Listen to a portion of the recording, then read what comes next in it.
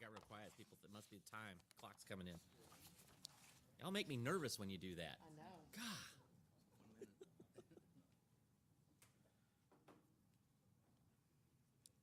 Put my phone in do not embarrass mode.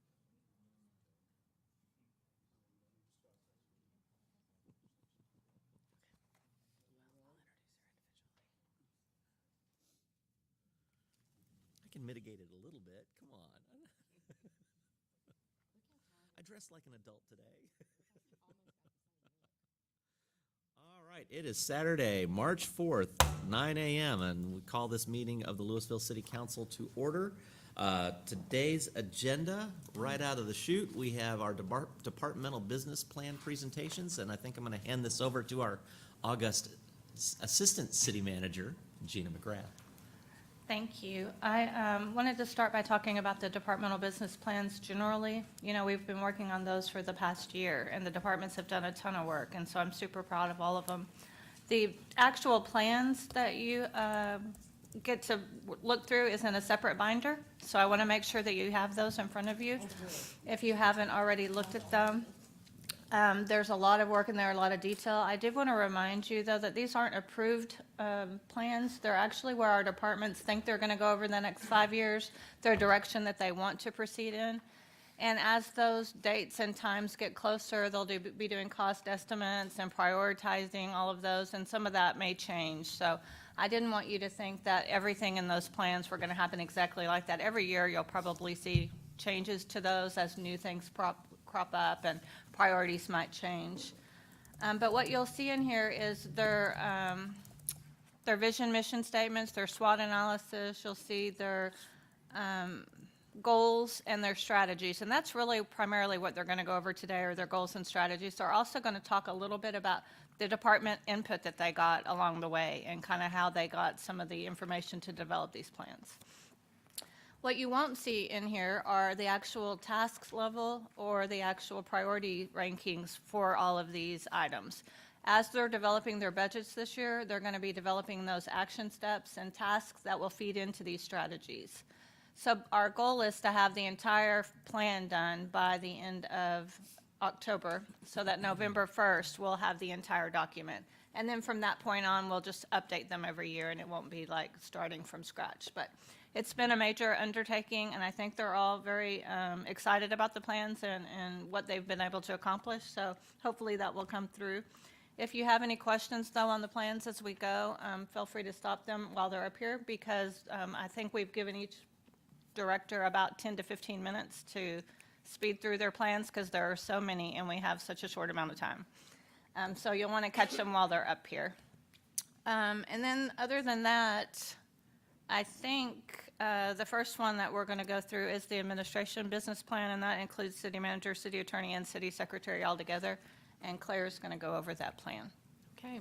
Good morning, council and mayor. So our input on this is a lot easier because we have a much smaller department. So we started off with our engagement was really coming up with a visioning for our vision and mission, working together with city secretary's office and city attorney's office. And then we did a SWOT analysis that ended up with our goals and strategies. So I'll go over that with you. So the mission of administration is to successfully execute the city council's vision and ensure a sustainable, bright future for the city of Lewisville. And the term sustainable is intended to be as broad a sense as possible. So intended to mean not just with green infrastructure and that alike, but talking about we are preparing for today as well as long into the future. The mission is achieved by implementing our adopted plans, supporting departmental operations, providing beneficial legal expertise, and effectively maintaining official city records. So our goals and strategies, the first of that is city operations are truly sustainable into the future. So as I discussed, that really is intended to be of its broadest sense. So when we talk about that, we talk not only about maintaining top-notch services now and into the future. That entails workforce, maintaining our workforce. It entails infrastructure, making sure that we are budgeting appropriately for infrastructure. We are an aging city, and the interesting thing about infrastructure is that when you grow at one specific time, that means all of your infrastructure needs to be replaced at one specific time. So maintaining our financial stability as well as business development. Our second goal is that residents, including city council members, are happy with the way the city is managed. Now, happy is a hard term, especially for government in these days. A lot of our public finds great fault in government. I like to think less in local government, but regardless, it gets lumped in together. That being said, our strategies for trying to maintain that people, including city council members, are happy is to really promote transparency, fairness, access to everyone, for everyone, and proactive engagement. That is one thing I think we do really well in Lewisville, and we have to ensure that we continue to do that. Examples of proactively engaging residents, of course, is our Citizens University has been a huge help, basically building our number of allies out there, but also our public engagement with 2025, and we will continue to do that as well. The next goal is that the city is diverse, all ideas are welcome, and employees feel appreciated and free to innovate and grow. So this aspect of diversity, again, is meant in its broadest sense. So there's outward-facing components to that, and there's also inward-facing. So from an outward-facing, there is a focus on equity in there. So but it's talking about the fair treatment, access, opportunity, advancement for all people, while at the same time striving to identify and eliminate barriers that have prevented the full participation of some groups. So as council knows, we do have our community inclusion task force. We have been actively trying to engage with certain key groups in our city that are less involved. That would continue. But this is an ongoing strategy that we will see change over the years. The other aspect to that is outward focusing, is focusing on low to moderate income. We talked earlier about affordable housing, but making sure that all residents, no matter what their income level, can get the services that they need. And then there's an aspect of inward facing, the diversity and having all ideas welcome and being free to innovate and grow. The interesting thing about local government is that we are not usually the most innovative organizations in the world, right? We are held accountable by our taxpayers, so that makes us very concerned about misusing taxpayer dollars, right? So a lot of time you find cities are less innovative because of that reason.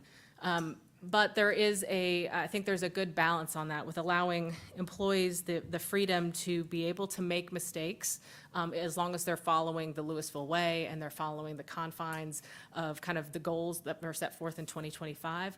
So that, I think, can help us grow with innovation. The other aspects are really focusing on employee growth, appreciation, training, and mentorship. So one of the things that I know I said in my interview was that my leadership style was one of mentorship, and that is something that we are starting right now. I think it has already been in the city, but really a hyper focus on a trickle-down mentorship philosophy. So my focus is mentoring my assistant city managers, theirs is their directors, and so on, hopefully where all employees feel that they are appreciated and are invested in our community. The next one is intentional, thoughtful decision-making occurs throughout the organization, and this is really focusing on data-driven decision-making. So we obviously want to make sure our performance dashboard is maintained. We have the personnel to keep metrics and reports. We have some departments that have administrative analysts that do that, some others do not. We create an atmosphere of continual evaluation of program success. I will say that data is really good for creating, and we've done a really good job of using data to support new programs. We are, Gina and I talk about this frequently, is using data to determine what's not an effective program. Government tends to seem to just get bigger and bigger with programs, and it's really assessing what we're doing. Are we spinning our wheels? Are our employees working on programs that just really are not impactful? And we need to look at that data to be able to support that if we're going to eliminate programs. My strong belief is that a yes is nothing without the no. And so to me, strategy, you need boundaries with that no to be able to focus all of your energies on what you want to do, the yes. So that's really using that data to determine that, because really you can put a lot on your plate and overcommit yourself. But if you really want to do things right, you have to be willing to say no to some things.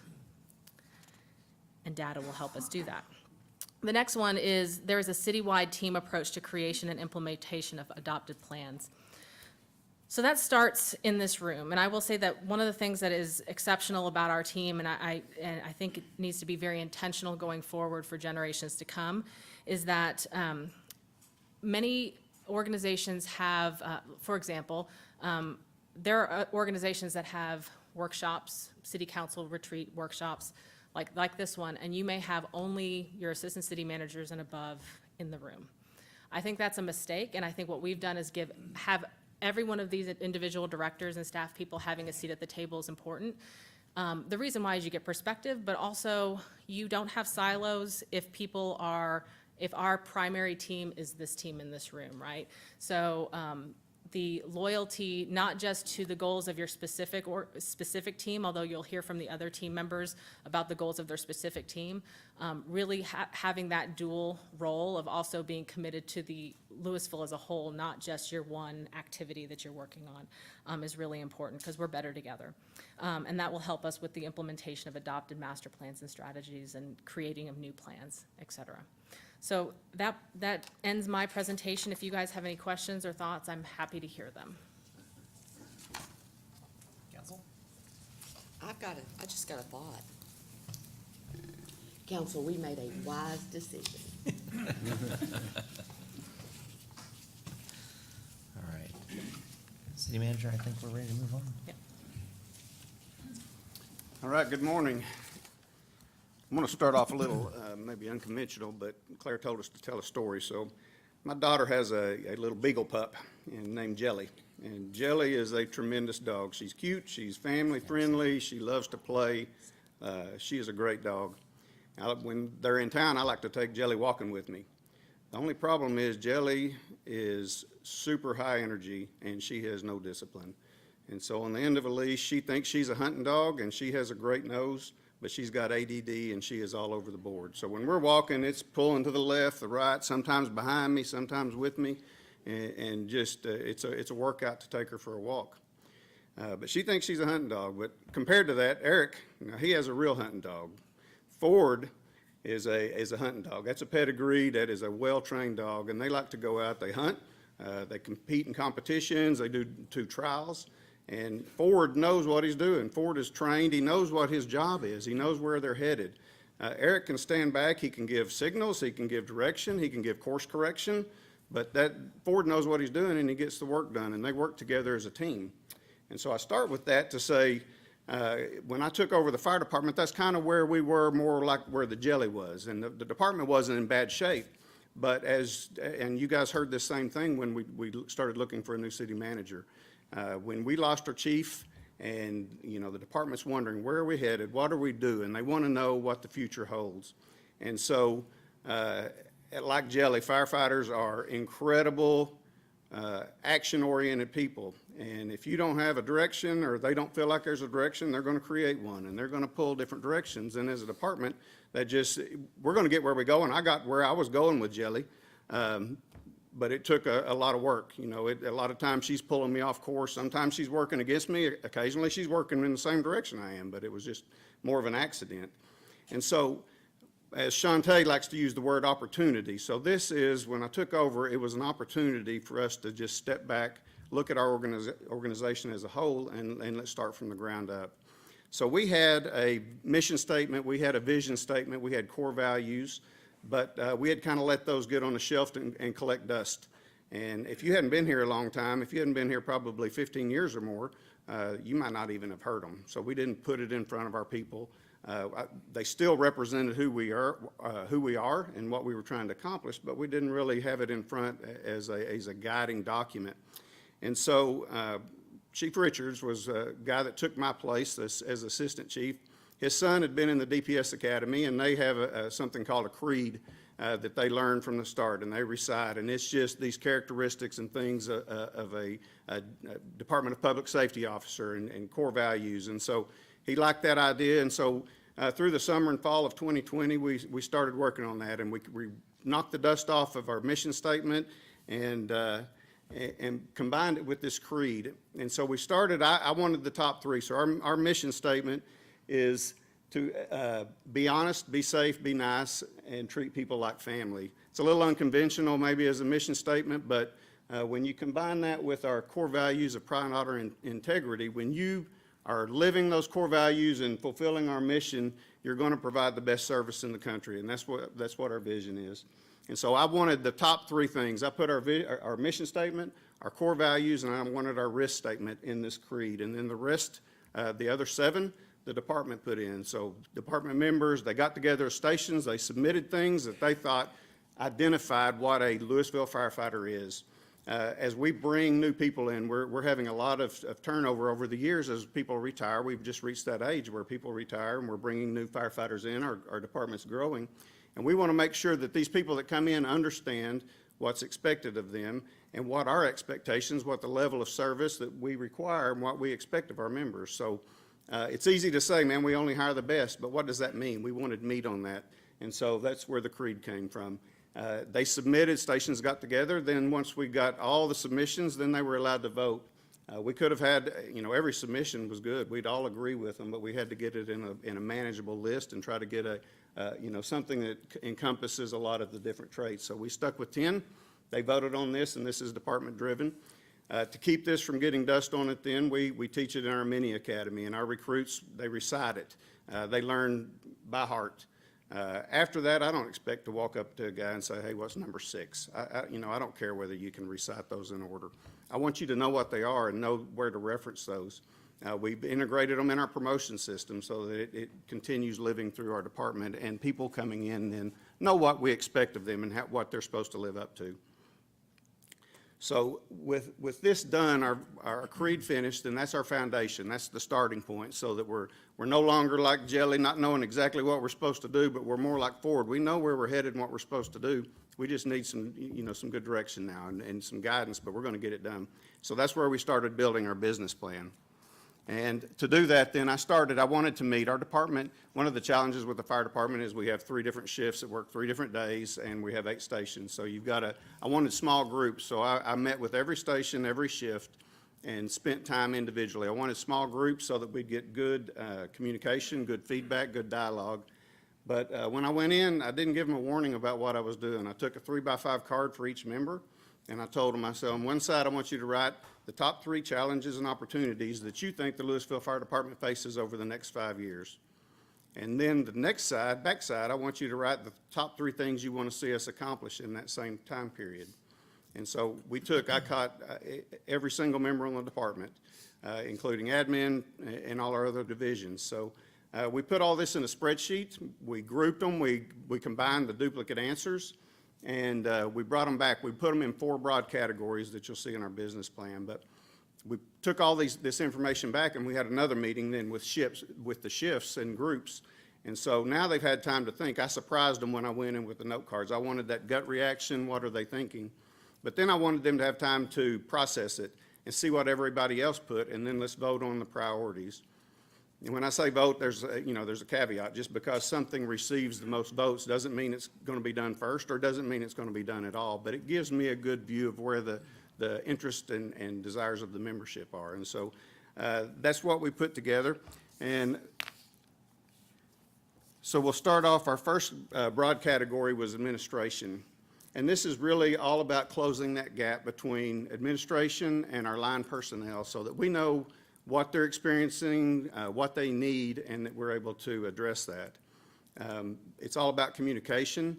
And so some of the things that we've done, we're working on committees that just gives engagement from different groups and different parts of the department to keep them engaged and get us good information and be able to disperse information. We're doing our staff meetings in the stations a couple times a month. So this is a magical time, weekly staff meeting, and I knew the guys were going to be really fired up to come and watch. Hey, here's where the magic happens on a Monday morning. But you know what?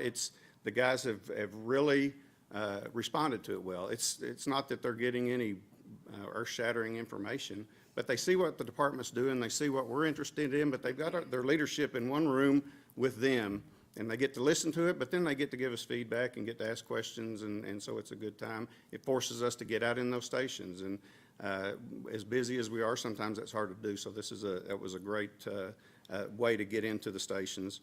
And then, so we want communication within department, but we also want communication outside the department. So our social media and our website are things that we need they're opportunities for improvement. We've done some things to start to engage those, but not only is it good for recognition, it's good for getting information out, but it's also a great recruiting tool. And so in today's world where we're struggling and to get enough candidates, it's another good tool. So we want to make sure that we're utilizing that. Our second category is personnel. So that's the people. That's our most valuable asset, and we want to make sure that we're taking care of them. And we talked in administration, we want that communication so we know what they need. This is the area where we're addressing those needs and make sure that we're giving it. It could be as basic as staffing needs, but it's more encompassing on our health and our wellness and make sure that they take care of them there. So the city provides a medical physical for our firefighters. It's geared to the risks that we face. That's incredible. The flip side of that, we want to make sure that we are doing our part. So we have equipment, and you fund equipment in all the stations, and workout is important. And we have a really strong participation within our group. But we want to implement that rowing physical like PD's doing. So it's just something for the few that may not be motivated to work out. It's something to get in there to make sure that they're doing their part to stay healthy and give their body what it needs to fight off illness and injury. And then the mental health aspect is really a growing, it's not a new thing, but the response to it is a growing thing in the fire service and in public safety in general. And so we want to make sure we have a peer support team, and we respond to mental health issues, but we want to make sure that we're staying on the forefront of that and taking care of our guys so that the stresses of the job, when combined with the stresses that all of us face in life, if we don't address those in a healthy way, then we end up with firefighters that are dysfunctional or have substance abuse. Industry-wide, there's a lot of suicide, so these are things that we need to stay on top of. And next is our service delivery. So this is where the rubber meets the road. This is our mission. This is what we're out there to do, is take care of our people. And our vision, I said, was to provide the best service and protection in the country. But to do that, we need to ensure that we're staying on top of technology and things. We want to use data. This is where that data comes in to help us make decisions, drive things that we do. We want to look at alternative ways. Don't be stuck. So there's an old saying from New York that the fire service is 100 years of tradition unimpeded by progress. Firefighters love tradition, and we love the tried and true. The industry and the things that we do, sometimes that's needed. You got to fall back on what you know works, but it also can lead you to get stuck in your way. So we want to make sure that we're not doing that, and that certainly doesn't reflect the modern fire service, but that is it's kind of a reminder to not be on the cutting edge. I don't think that I always want to be on the cutting edge of things, but I also want to make sure that we're open to new ideas and trying things and using that data then to make decisions.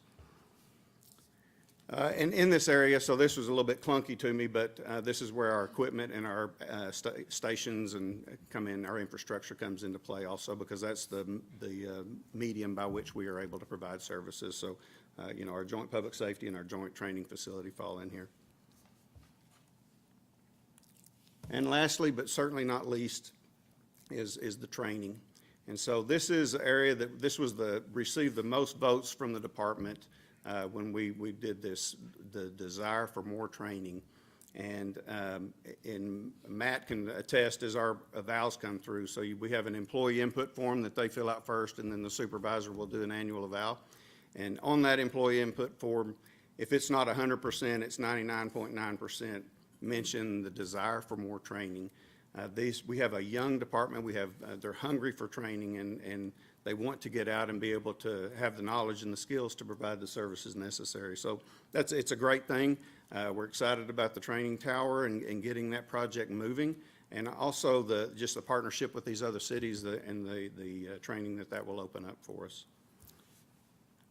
And within those, our mentorship is another big piece of that. Claire talked about that a lot, but as we talked about our new firefighters, we want to make sure that we're bringing them in and teaching them right and giving them what they need to move forward in the future and move up in our department. So mentorship plays a big role. And that is all I have. If I can answer any questions, I'll be happy to do that. This is great. I do have a question, but it's not necessarily you. You just inspired it. Sorry. What do we know about training dollars by department? and this is probably a question best answered outside of the four corners of this room, but I'd be really curious to see where departments like yours that require a tremendous amount of training because of the specialty that you are, how does that work with our other departments? Is there a funding goal for training within each department, those types of issues? So We don't have a goal, but we do, every year we have, in our budget action steps, people request training or not, but we have, like, I think 2 years ago, we added quite a bit of training dollars to police and fire to kind of make up a difference. So when we see that need and we get those comments back and forth, then that's when we go in, but we don't have a set percentage of your budget that goes towards training or a percent per employee goal for training. It really is specific to the department and what they request and need, and so. well, it's the old trainer hat that, my first career that kicks in, and training is usually the first thing to get cut, and it's the last thing to add it back. And we do that, we are guilty of doing that. Like 2 years ago when COVID hit, we cut back on training for everything except for certifications that required it. And then 6 months into it, we freed that back up and said, no, go back. And in last year's budget, we didn't increase that unless there was a specific need for it. So yeah, we're guilty of the same thing. And So so we try to get it individualized. back in there as quickly as we can, but we do that. Okay, that'd be great.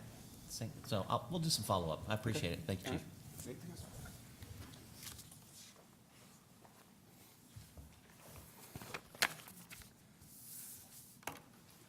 All right, up next, barring any other questions, we've got the Police Department. Chief Deaver?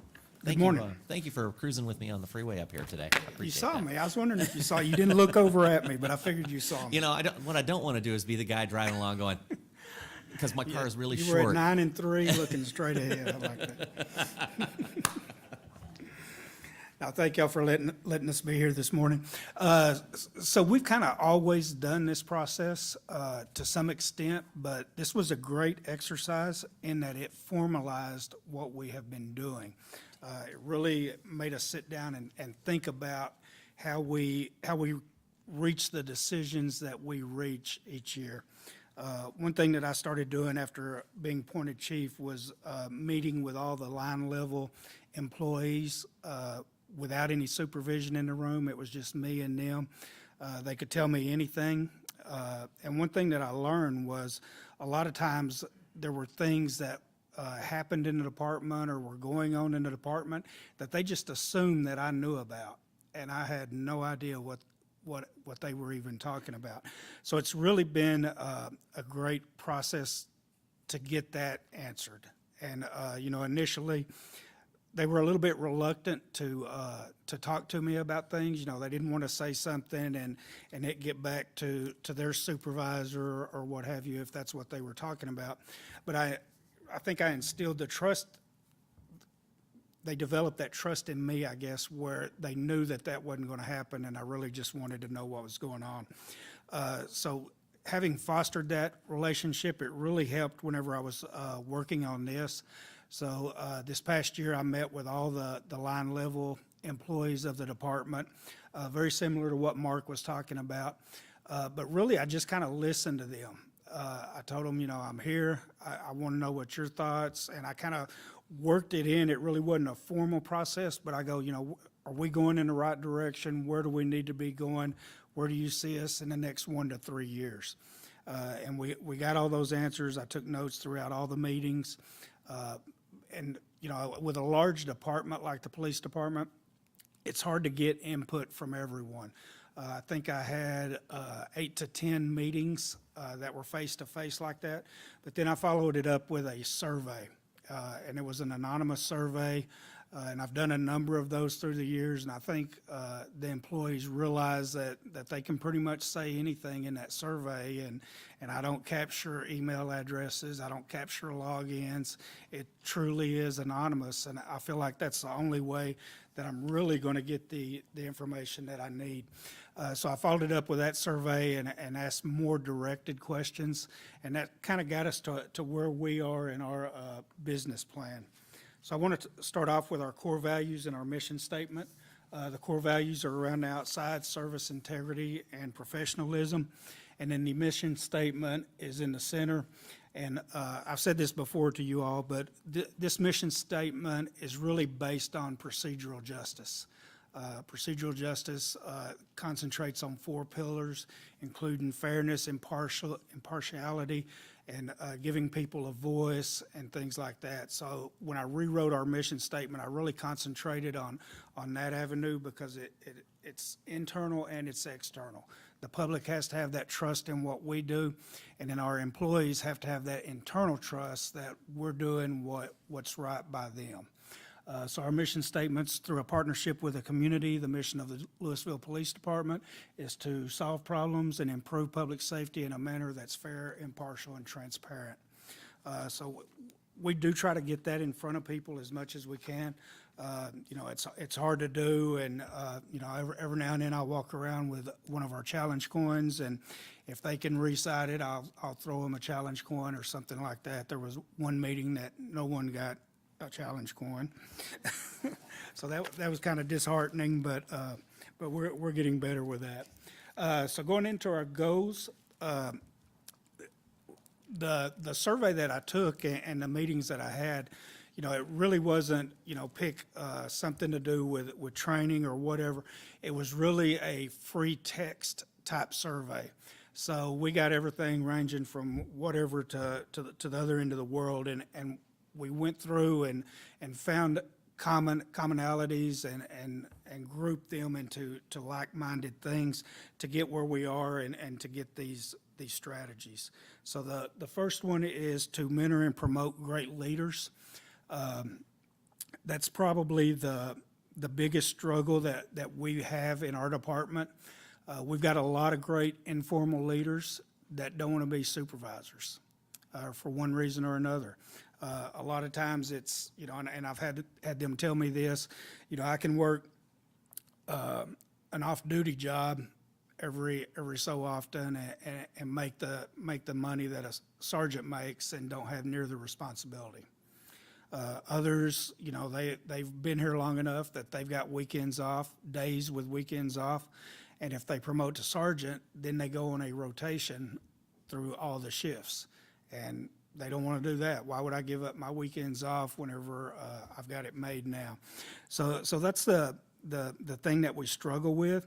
And, you know, if we just did it by seniority and assigned them shifts, then we've got new sergeants that are stuck on weekends, working weekends for the better part of 5-6 years until retirements. So there's no real good answer with that, but I think getting people outside of patrol and forcing that rotation is really going to help us, and that's something that I started 2 years ago. If you had been outside of patrol in a specialized unit for 5 or more years, then you were rotated out and sent back to patrol. We had people that were in different positions, whether it be a narcotics sergeant that had been in that position for, I believe, 18 years. We had a NRO sergeant that had been in that position for almost 15 years. And to a lot of people, that's their whole career. That's a job that someone during their whole career, they'll never get the opportunity to do because someone's filling that position. So we started rotating people every 5 years, and it's really been a great benefit to us. And I think that alone has opened up some of the doors that people that may have not wanted to promote previously now will consider promoting because they know there's going to be those opportunities outside of patrol. And not only that, but you get a lot of extra training in those jobs, and you bring that training back to patrol. I mean, it benefits everyone. They're able to pass that knowledge along to the officers. So promotion-wise, so probably the most important position that we can promote is the position of sergeant. Because you've got to get it right at the sergeant level, because that's where you draw your captains from, and then eventually your assistant chiefs and so on and so forth. So getting that right is hard, and we've been through several different processes.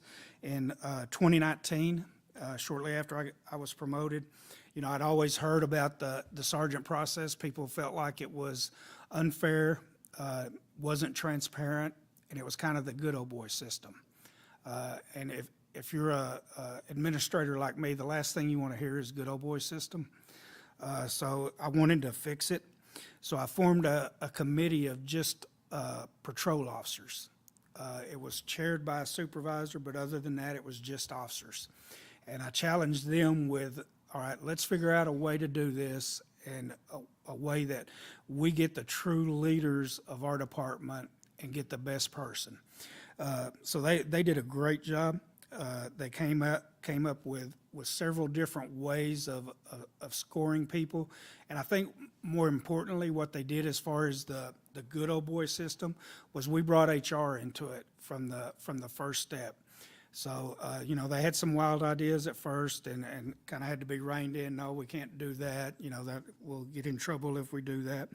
But they really came up with point systems to recognize people that had done a good job, and then negative points if there was discipline involved to knock people down a notch. But the written test, so it's kind of three phases. It starts off with a written test. That's done by a company that we contract with, and all the score or all the answer sheets are sent off to that company.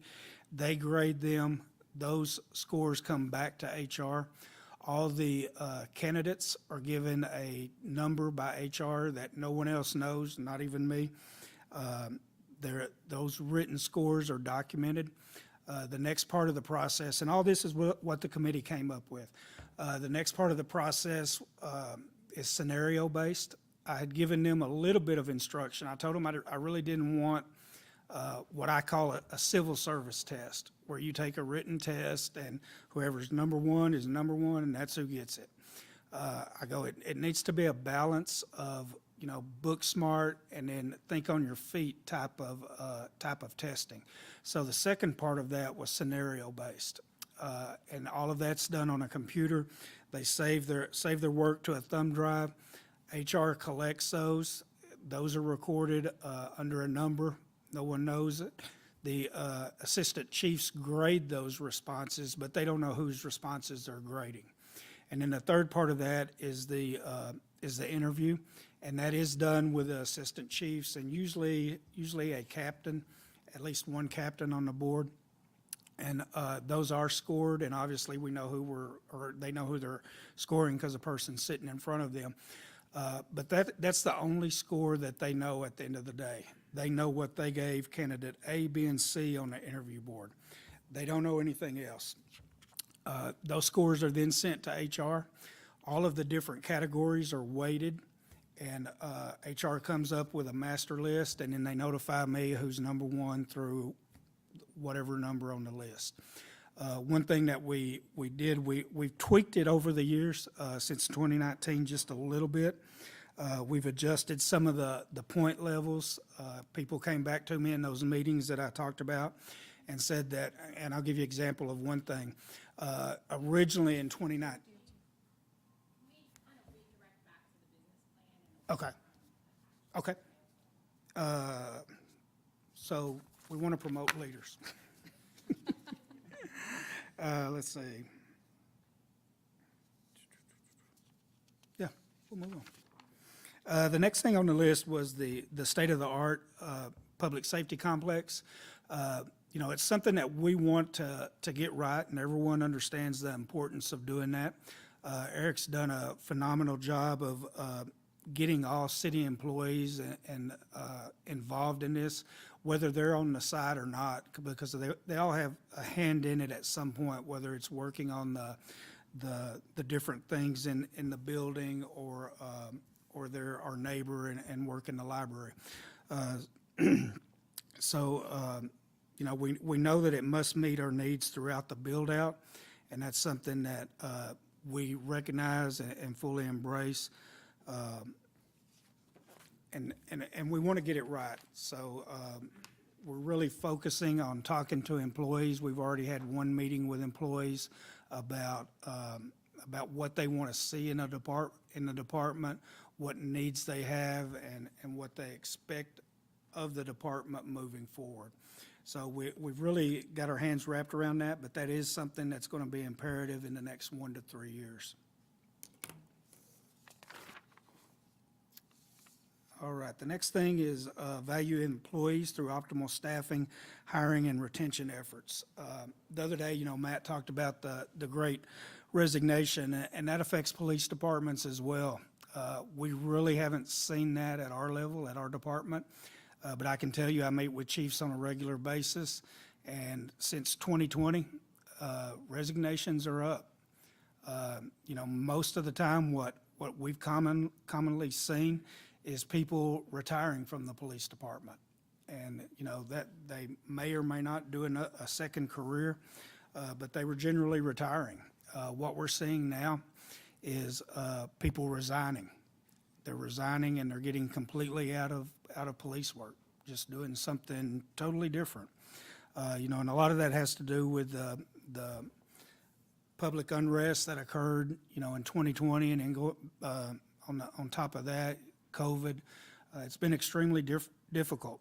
And I've got right now, I was giving Shantae a tour the other day, and it seems like everyone I introduced her to had about 26 to 28 years of service. So we've got 25% of our workforce that's eligible to retire any day now. They have reached that magic mark. So we've got to get people in to replace them. The hiring incentives that you guys passed a couple of weeks ago, that's going to certainly help, I think. But what we want to do, we want to get to the point, we've got positions outside of patrol that we haven't been able to fill. And whenever I met with the employees, that was probably the number one thing they asked about, was when are you going to fill the street crimes position? When are you going to fill this detective position? And, I can only drop patrol to a certain level. I've got to maintain that level because answering calls for service is the most important thing. So we got to get people hired, get them in those positions, get them out of training, so we can fill those positions as quickly as possible. To do that, I think if we continue to follow the matrix staffing study, if you'll remember during that presentation, or if you wasn't here, I developed a 10-year hiring plan to get us to where we needed to be at the end of that time period. And we've stuck with that for the most part. We had a little snafu with COVID last year, but I hope to get back on track with that and get all the positions that we can, and then maybe even get positions for years ahead if we're able to do so. So right now I have 6 police officers. I'm down 6 police officers and 8 dispatchers. And it's,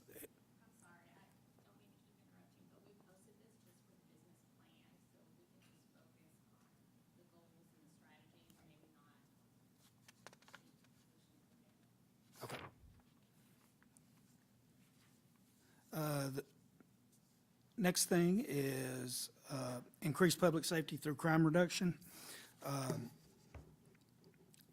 So what we want to do is continue to expand the use of license plate reading cameras. We just added 13 cameras to the southern portion of Lewisville. If you remember, our initial program was in the triangle, the corporate area.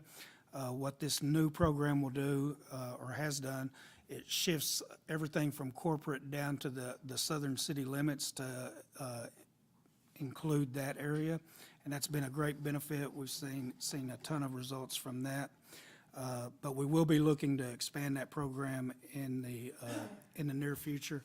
And we're also beta testing some crime detection software that the same company has developed. It's able to detect screeching tires, gunshots, glass breaking, saws, and you may ask, well, why saws? With catalytic converter thefts, people use saws to cut off the catalytic converters, and this will help detect those. And then lastly, replace our CAD RMS system. You all are aware of the issue with that. So we're working on a contract to get that done, and we want to make sure that we get that right. So we will be meeting with employees internally to make sure that all their needs are addressed, make sure that that they get the training that is necessary to utilize the software to its greatest benefit. And I think that's one of the things that we struggle with sometimes is we'll get software and it's got all these different modules and different things, and we never fully utilize it like it could be utilized. And that's something that we're going to work hard to do with the new software once we get it in place.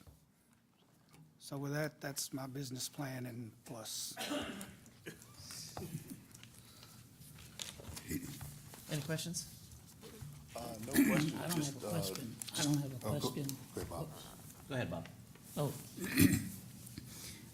your statement of developing leaders or using leaders, not managers, I really, really like that. That's tremendous. And it shows. Anyone else? I just wanted to say, one of the things that you mentioned that I thought was really, really great was, kind of working with the frontline employees, and I believe the fire chief did the same thing.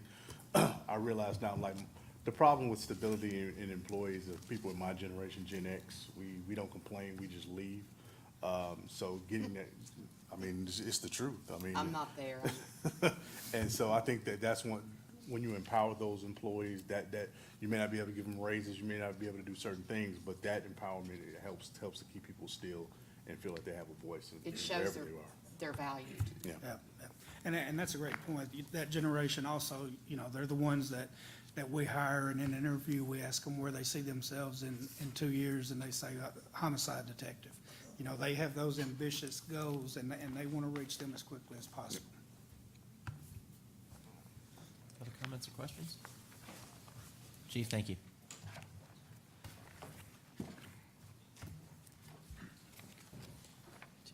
Well, good morning. So I'm going to talk to you about the Community Relations and Tourism Department Business Plan. And I thought Chief McNeil's story about the hunting dog was great. I was sitting there thinking, I don't have a cool story like that to start with, so I did a quick Google search about stories about dogs and communication. Found a story about a speech pathologist who taught her dog how to speak. Can say like 49 different words by pushing a button with his paws, and it just was totally useless for my purposes. But it was so cool, I kept reading about it, and all of a sudden it was my turn. So I don't have a cool dog story for you. That was, if you have a ham and cheese sandwich, all bets are off. He's wild. Well, same for me, frankly. But I want to tell you just very briefly that this vision and mission process is actually something that our department, and you'll hear this, I think every department has a similar story, this is something we've been looking at for a long time. In fact, as I was preparing our business plan, I also at the same time was getting a new phone, and that meant getting all the photos off my old phone to save them before they went away forever. And one of those photos was a picture I'd taken way back in 2014 when our department had a workshop. And at that workshop, we were trying to determine what is our purpose, the start with why type of scenario. And we had written on big white tablets, like you'll see later today, you see in the back of the room, various things that we were trying to do. And we ultimately came to the conclusion that you will see as our mission statement now, that you will see with our, what am I supposed to push? The right one. I did. Oh, I just didn't push it well. I mean the right one, I meant like the right one. I need remedial training in button pushing, apparently. The dog is good at it, but the story worked out. But our mission, ultimately, everything we do is designed to make people feel good about Lewisville. Whether they live here, work here, come here for recreation or for shopping or for business, we want their experience to be a positive experience so that they feel good about Lewisville, knowing that we'll never get 100%. There's always going to be people who are unhappy about something, but to the best of our ability, what we do through arts, through tourism, through communication, through special events, is trying to get people to feel good about Lewisville. And from there, back in 2014, we came up with basically one way in which each of our divisions would contribute to that, and we didn't go much farther during that process. But with this slide, I'm actually going to break one of my cardinal rules about PowerPoint presentations, which is don't read the slide to the audience. This one slide, I'm going to break my rule, Because as we started looking at this mission and try to develop a vision, and our idea is that the vision is, if we accomplish our mission, what's that going to look like? Describe what it will look like if we are able to make people feel good about Lewisville. And we couldn't find a single simple vision statement because our divisions are very diverse in how they go about things. There's a lot of interaction, a lot of crossover, but we do a lot of different things. And so our vision statement is bulleted. And I apologize for the fact that I use a lot of bullets, but I really could not get this any shorter. So our vision is that Lewisville will be a community that makes a positive impression on residents and visitors by uniting Lewisville's population across geographic, cultural, and economic boundaries through shared goals and values. I probably could have stopped right there, but I didn't. By engaging residents in active two-way communication with established and emerging tools, by using city facilities to create community gathering spaces and focal points, by documenting, preserving, and relating Lewisville's rich history, by offering a variety of art and cultural experiences, by enhancing the visual image of Lewisville with public art, by producing festivals and events that reach all segments of our population, by encouraging tourism in the leisure, sports, business, and meeting sectors, and finally, by working with city departments and local partner agencies to build a consistent community character. Two things stand out from this list for me. One is that's awfully ambitious, but I do believe it's achievable. And the second is that many of these require us to work closely with other departments. And quite frankly, our department in a lot of ways is a support department. We support the work that other departments do, but we could not accomplish our objectives, we could not accomplish our goals by ourselves. And so throughout our goals and strategies, you'll see a lot of reference of working with this department, working with that department, because we are not an island unto ourselves, and our organization does not have vertical silos. So we have to cross that boundary a lot, and I thank my colleagues for making that possible. So let's look at the 5 goals that we came up with. Oh, I have the button. Now my memory's bad too. I need that dog story. So our first one is Community and Relations and Tourism Department will serve as a professional communication resource that helps all city departments better serve their customers and employees. This is some of the crossover I talked about. And there's different elements of this. The first one is making sure that the people in our department are equipped to do that job, that they have the training, they have the education, they have the equipment, the resources, the relationships in order to do that job. Communication is a rapidly changing field, and as an example, I went through the Certified Public Communicator program about 5 years ago. It was in the first, no, 6 years ago now, oh my goodness. First class to complete that. There's only about 100 certified professional communicators right now. Matt is in that class right now, and what he's getting is different from what I got. The same depth, the same emphases, but there's new tools, there's new objectives, there's new research. And so we can't really compare some of those notes. I'm learning from him as he's learning from the people who taught me 6 years ago. So making sure that our department is prepared to serve in that role, but then also making sure that every employee understands what the city's operational mission and objectives are. I've been asked before, how many professional communicators do you have on staff? My answer is about 950. Because if some guy's out there mowing a field in a park, or out there, looking down a manhole, or inspecting a building project, the moment somebody asks them a question about the city, they just became a professional communicator.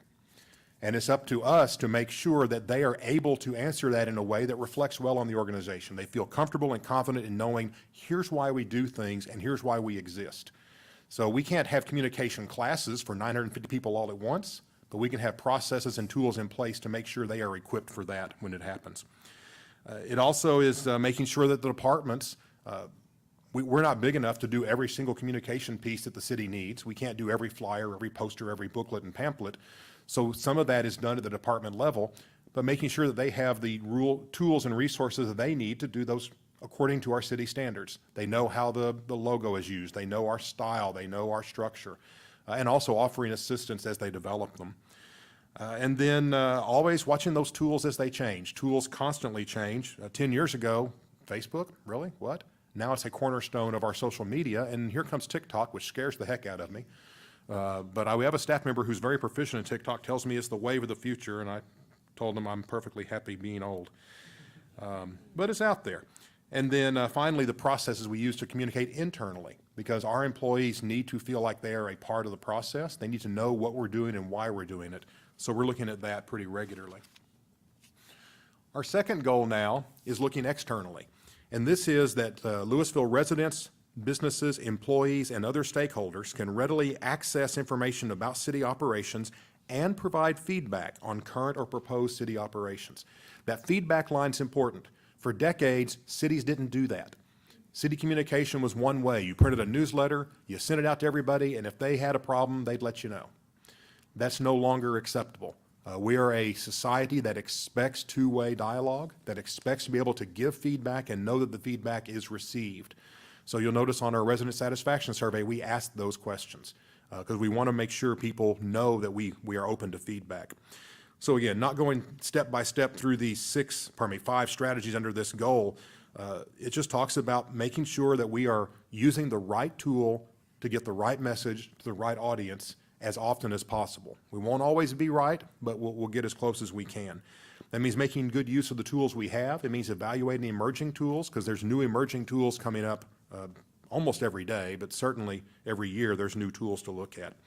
I want to point out the fourth, I'm adding a bullet here. New glasses, I'm blurry. The fourth bullet on here that says use current and emerging communication tools to effectively engage with multifamily residents in Lewisville. This is one of the hardest things every city has in terms of communication. Apartment residents tend to be less engaged in their community. A lot of times they think of themselves as temporary residents, 6 months, 12 months, maybe a couple of years. So they'll participate in activities, but they don't participate in the governing process in many cases. The voter rate for apartment residents is less than half that of single-family residents. It's about 35 to 38%, according to the most recent numbers I've seen. And getting apartment residents to come to our meetings, our 2025 meetings, was very difficult. So we want to be very intentional about targeting those residents. That is about half of our population. And even if they don't feel like they have an important role, they have an important role, and we can't afford to ignore them. So we wanted to really be focused on that with the fourth bullet here. Goal number 3 is wrapping in several of our divisions, but it is that residents would feel an emotional connection to Lewisville and to their neighbors through shared experiences of art, culture, and history. And I will tell you that we are fortunate in Lewisville that our base population does have a strong emotional connection. If you're not sure about that, join me at 3 o'clock at the water tower. There will be tears shed. That's one of those cases where we had a very hard decision to make, but there's an emotional connection we have to recognize. So we have an advantage that there's already some emotional ties, but a lot of those apartment residents, a lot of newer residents, don't have those ties. They're here for the first generation. And so we need to find a way to connect with them on an emotional level. We want them to love Lewisville. And to do that, they have to feel connected to it.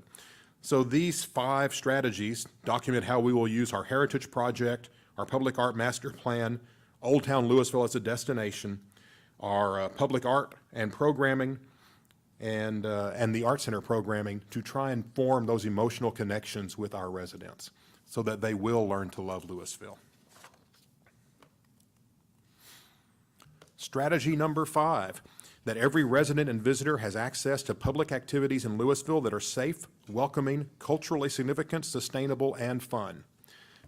Fun, to me, really is the most important one. If it's not fun, they might not come back. But they also have to be safe, have to be welcoming, and be culturally significant, and be sustainable. So we have 3 strategies. We have 3 strategies under this goal. I switched that word a moment ago. And one is that people in Lewisville can enjoy the fine and cultural arts without leaving Lewisville. That's already possible, not just through the Art Center, but through the private organizations that provide some amazing quality programming. Symphony, ballet, theater, fine arts, it's all out there. And even so, we know that a lot of people, when they want to see a symphony, they drive to Dallas. When they want to see a ballet, they drive to Fort Worth. They want to see a play, they go out of town to do that. It's up to us to make sure that not only do they not have to, but they know they don't have to. And then capital improvements at the Grand Theater. Lewisville Grand Theater is a wonderful facility. It's now 10 years old. And in some areas, showing a little bit of age, so we have to continually maintain the facility and the equipment so that it doesn't become an old, rundown facility. Competition is growing. Coppell opened an art center 2 years ago. Flower Mound is talking about one. The Colony's been talking about one for a long, long time. I don't know if that'll ever happen or not, but it might. Frisco was going to do one, then they weren't, now they are. So we have to make sure we stay competitive in that set so that our residents don't feel like they have to go to Flower Mound or Coppell or Frisco for that experience. And then it talks about special events, concerts, and other city-produced programming. And this is for both engagement and also civic pride. I recall when we had Leonard Skinnard at Western Days a few years ago. How many people on social media said, Leonard Skinnard in Lewisville, are you kidding? It's like, well, we had Led Zeppelin, but that was way before our time. But they felt pride in their community that we were doing something big. And sometimes that's what people look for from their city, is they want us to be doing big things in their name. Goal number 5. Ooh, we're at the end. This is my last slide. I'll have to slow down. So this goal is that Lewisville is seen as a comfortable and welcoming visitor destination for leisure, sports, business, and meeting travelers. Whenever I talk to, say, a Citizens University group or a chamber group, and we get to the tourism topic, I tell them, yes, indeed, there is tourism in Lewisville. People might not think of it, but there is. About 650,000 paid hotel room nights a year. Pandemic year notwithstanding. Take that one out. But other than that, we have tourism in Lewisville. We're not Orlando. We're not San Antonio. We don't have people that say, hey, kids, pack up the car. We're going to Lewisville. But they come to North Texas because North Texas is a destination point. And when they get here, we have our chance to capture them. And especially in the youth sports, which has been a very strong market for us and is proven to be recession-proof and largely pandemic-proof. Business has always been our strongest. Right now it's weak, but leisure's picked up. So this goal says that we're going to be a welcoming destination for all of those markets so that they don't feel like they have to stay somewhere else, that they feel like they can come to Lewisville, stay in Lewisville. You can drive to Dallas, Fort Worth, Arlington. We're close to all of those. We have highways, but then come back and rest your head on a pillow at a Lewisville hotel room, eat at our restaurants, shop at our stores. That's the goal here. And this one has 6 strategies that I won't read all of, but it talks about having an annual marketing, communication, advertising plan. It talks about building up the use of the Visitor Information Center, which doesn't get a lot of foot traffic right now, but we've taken some steps to increase the awareness of it, especially among residents, because there is use of that building for residents. The history rooms and the information has value. To actively recruit group travel, to work closely with our neighboring cities. If you've seen our visitor's guide, it's not a Lewisville visitor's guide, it's the Southern Denton County visitor's guide. And we created that years ago when Flower Mound had no hotels, Highland Village had no hotels, the Colony had 4 hotels. The Colony has a lot more now. Flower Mound has one, looking at a second. But we wanted it to be a regional destination because people coming to Lewisville might want to go golf in the Colony. They got some great golf courses there. They want to go experience, the cowboy culture over at Circle R Ranch in Flower Mound. They want to go, go to one of the parks up in Highland Village. And we're fine with that. We want to be a regional destination. Ultimately, we have the bulk of the hotel rooms, bulk of the hotel stock. We're going to benefit from that. Our restaurants will benefit, our businesses will benefit. So we're competing with non-Southern Denton County markets. We're competing somewhat with Grapevine, some with Frisco, some with Denton, but we try to be partners with the cities that are adjacent to us, and that partnership has worked out well. It has brought business to all of our cities. And then this is one we're actually actively working on this week, is try to recruit existing events and market to existing event promoters to bring their events to Lewisville.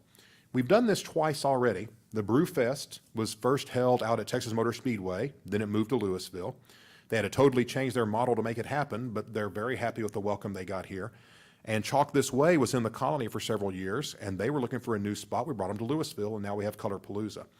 So there are events out there that are unhappy with where they are. They don't feel like they're getting treated with respect, not getting the support. Maybe they've outgrown the venue, or maybe the venue's not quite suited. We have a lot to offer in Lewisville, partly because of our venues and because of the support that support is multi-departmental support. So we have a lot to offer here, and there are events out there that are interested in finding a new home, so we're just going to make sure that they know that we are open to that. And we've had somebody talking to us this week, so yay. And then finally, state designation as music-friendly and film-friendly communities. We've looked at this before. We didn't quite meet the standard for film-friendly. Music-friendly is relatively new. We're just now looking at it. They don't do a lot for you physically, but it's a reputation thing. It's again, that civic pride. Hey, we're a music city, we're a film-friendly city, something you can put on your material, something you can put on your website, something that filmmakers and musicians and bookers will recognize and know. There's a few others out there that we didn't list here specifically, because these are the two that are probably the most accessible and have the most visibility.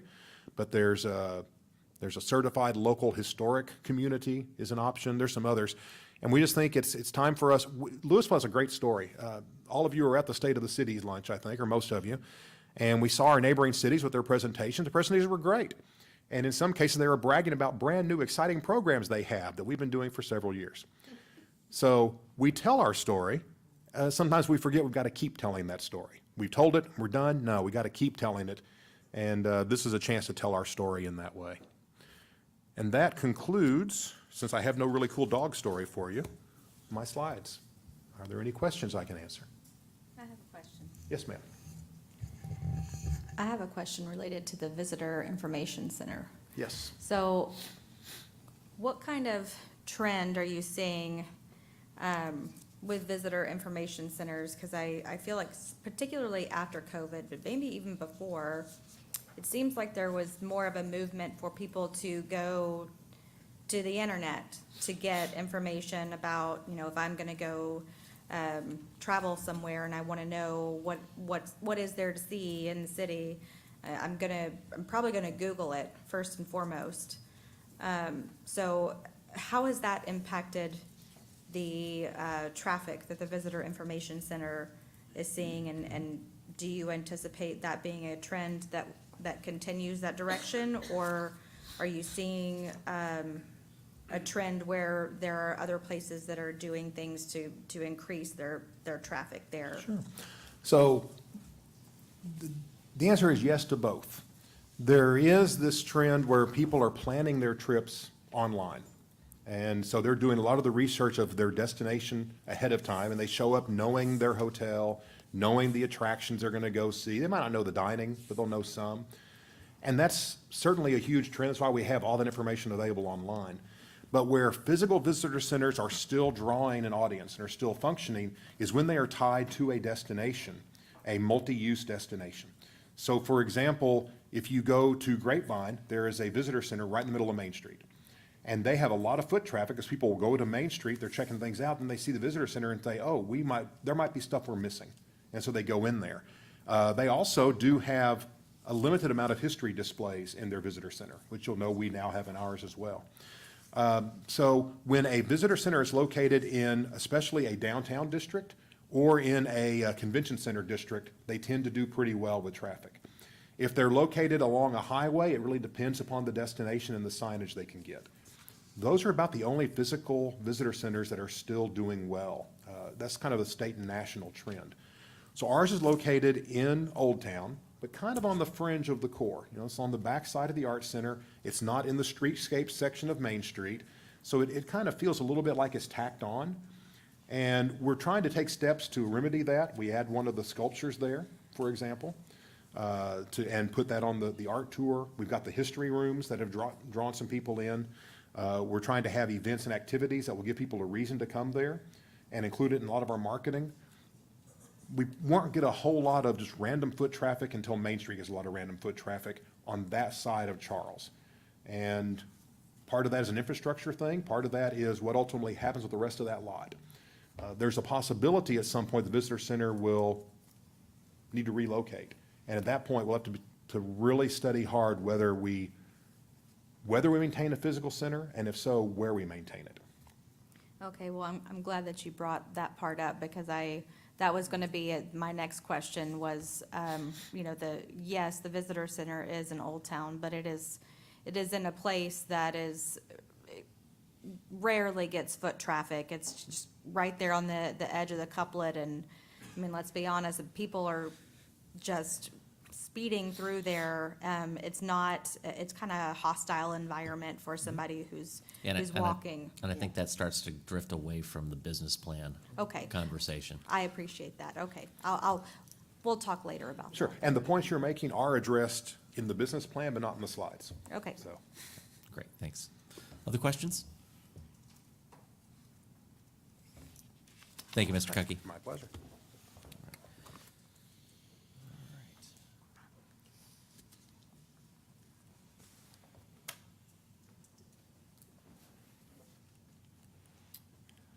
So for neighborhood and inspection services, we had a lot of fun with this, getting together with the group outside of a normal staff meeting. I think it was good for us to work on, what are our common goals, common themes that you see through neighborhood and inspection services. One of the challenges that we faced is that, the 7 divisions are pretty diverse. And so getting to a point where, we came up with 4 common goals took a little bit of work. And so there was a lot of thought up front on, how do we design this so that we come out with the right information at the very end. And so involved with this, we had several different parts. There was the employee survey where we got employee input. We had managers and supervisors that we alternated, business meetings. We had a writing team.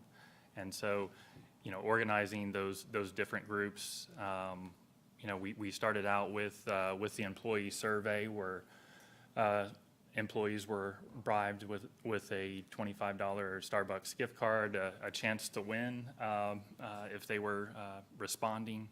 And we asked questions in that survey like, what's one word to describe the mission of neighborhood inspection services, or words or phrases that describe what you do in your job, and then finally, what you're most proud or most excited about the work that you do for the city of Lewisville. And those phrases and those words, initially those words were actually put into a word cloud. So those common responses that we saw, they're larger in the word cloud, and provided that information to the managers and supervisors to help us put together what our vision and mission would look like. And so had really great input and insight from the employees to move forward with the business plan, and then providing that information to the managers and supervisors to say, okay, here's the material that you start with, and how do we move forward with this? And so, the information that we saw in the word cloud, words started to come up like community, service, education, equity, and so you see those words in the vision and mission statements. The managers and supervisors took that information. They designed the vision and mission statements, and also at the same time, as we had finally made it through vision and mission design, we had the vision plan, the Lewisville way, our SWOT analysis, all these things floating out there to kind of put together what our goals were going to be for the department. And so just really proud of how the team came together to put these things into play and to design some of these goals and our strategies.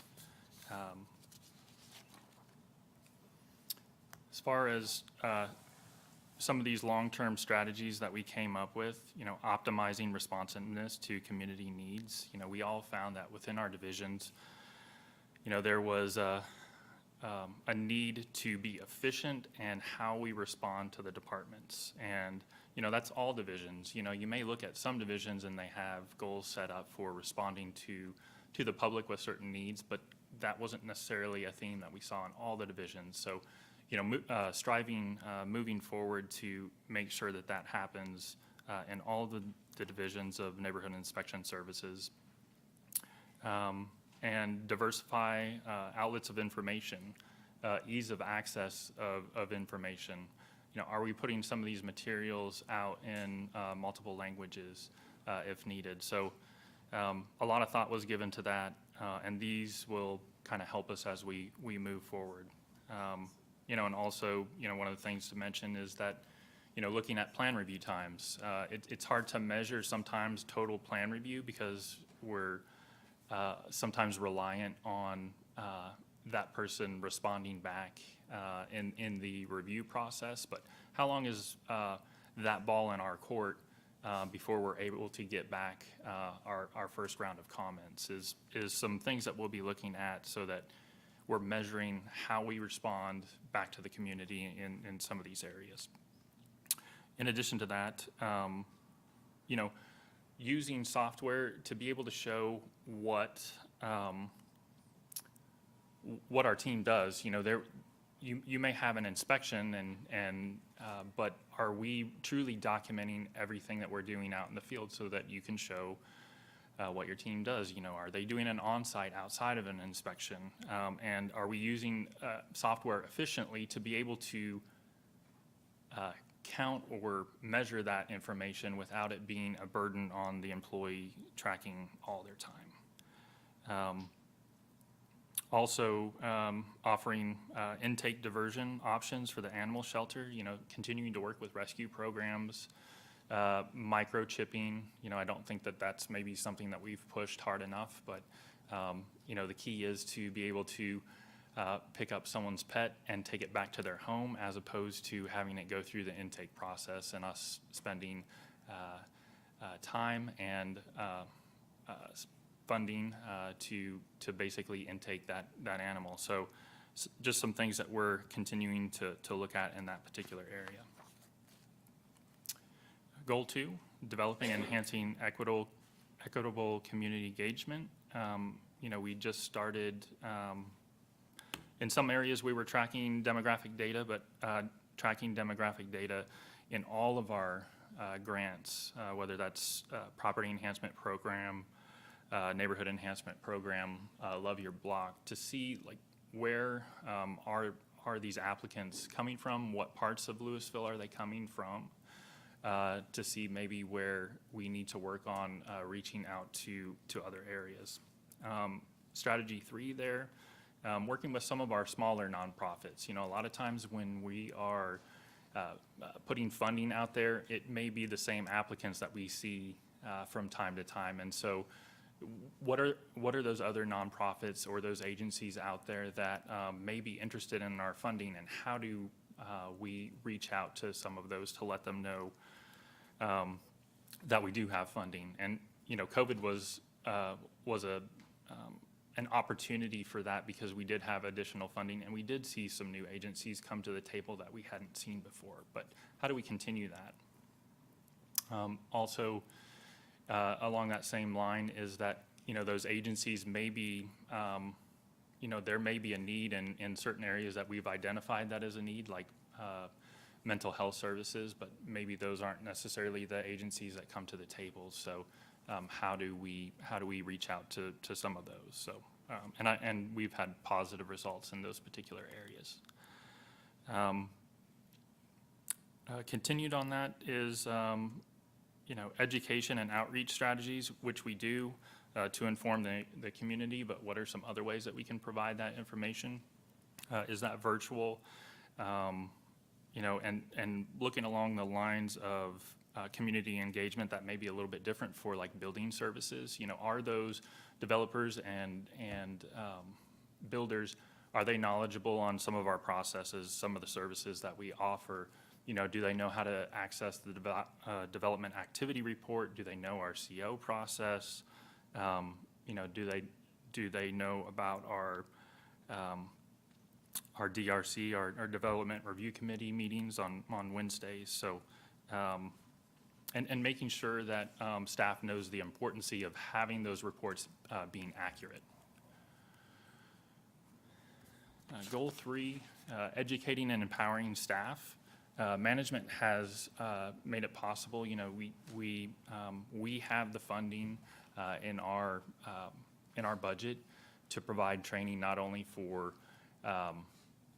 staff that requires continuing education units, but for all staff. And so, what are some things that we can continue as we kind of move out of the pandemic?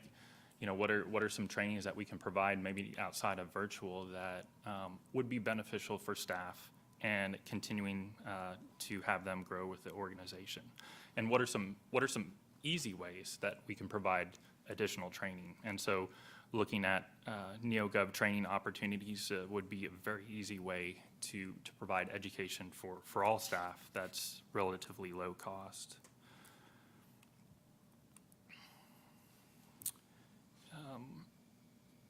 Also,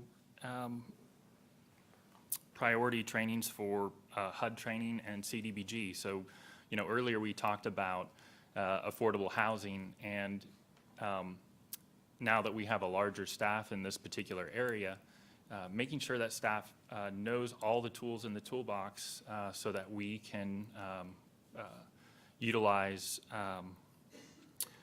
all of our opportunities that we have before us, I think is very important, and continuing to do that. Identifying areas for cross-training,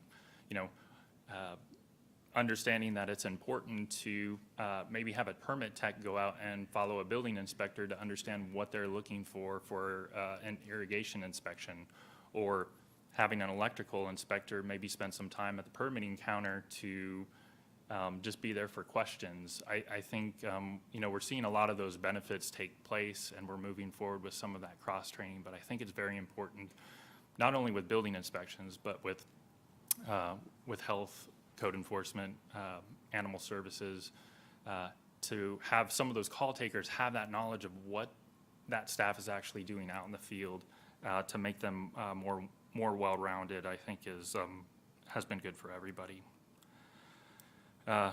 And strategy 9 there, looking at developing staff's technical and administrative knowledge. We have, at this point in time, we have all the positions that we need, not only necessary for annexation, but to allow employees to get out for training. Prior to that, if you were, you had 2-3 building inspectors and they were assigned 100 inspections for the day, somebody's out sick or somebody wants to get out for training, that was very difficult. Now, as we're working to staff those vacant positions, we have an opportunity for staff to get out, get training, and still be able to handle the day-to-day requirements of the job. And so not only just building services, but in all areas of neighborhood inspection services. Goal 4, innovation and stewardship in creating sustainable, resilient community. I'm especially excited about the results of our feasibility study for Serve Denton and what all that means, and to find, sustainable. You're talking about trying to have a building where multiple nonprofits would be, and managing that space at a discount where agencies would be interested in being under one roof. I think is super important, and I'm excited to see where that goes. In addition to that, we have our consolidated plan and our housing strategy plan, and I always feel like maybe there was a kind of a disconnect with kind of the results of the survey, and look forward to these new plans coming out and these new strategies coming out to really be our guidebook as we move forward with a team in that particular area.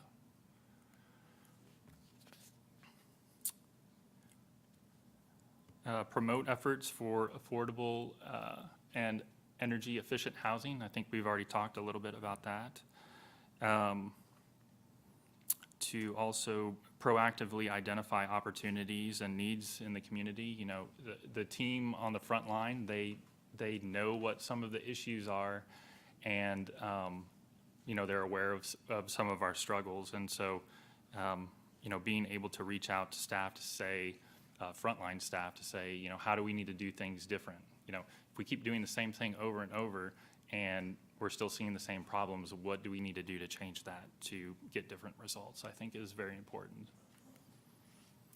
But, I think, with the business plan moving forward, it'll be something that we do to kind of promote the vision and mission to all the employees, whether that's putting that information on the HR portal, and so that when a new employee is hired, they see what those vision and mission statements are for the department, and also posting that information up in the employee office area, so it's something that you see on the wall every day. I think it's important that staff knows why we're, coming to work every day and what we're striving for, and that we're all one department, even though the divisions are very different. Any questions? Council, any questions on the business plan? I did have a quick question, just very, very high level. Resiliency Hub, can you explain what that means in that bullet in the last page?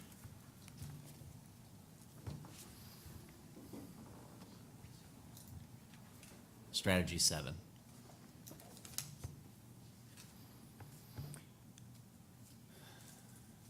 I think basically Resiliency Hub, a lot of different divisions in the city are kind of striving towards the same goal. How do you provide outreach to the community, whether that's emergency management wanting to reach out to the community, or is that neighborhood engagement wanting to reach out to the community, or is that tourism trying to get information out into the community, and maybe streamlining the way that we do that or the way that we collect that information, so that a lot of times that we're not spending our energy in different directions. Okay, thank you. Excellent. All right, we're about 90 minutes in, so I think we're going to take about a 10-minute bio break, if that's okay. We will reconvene at 10:36.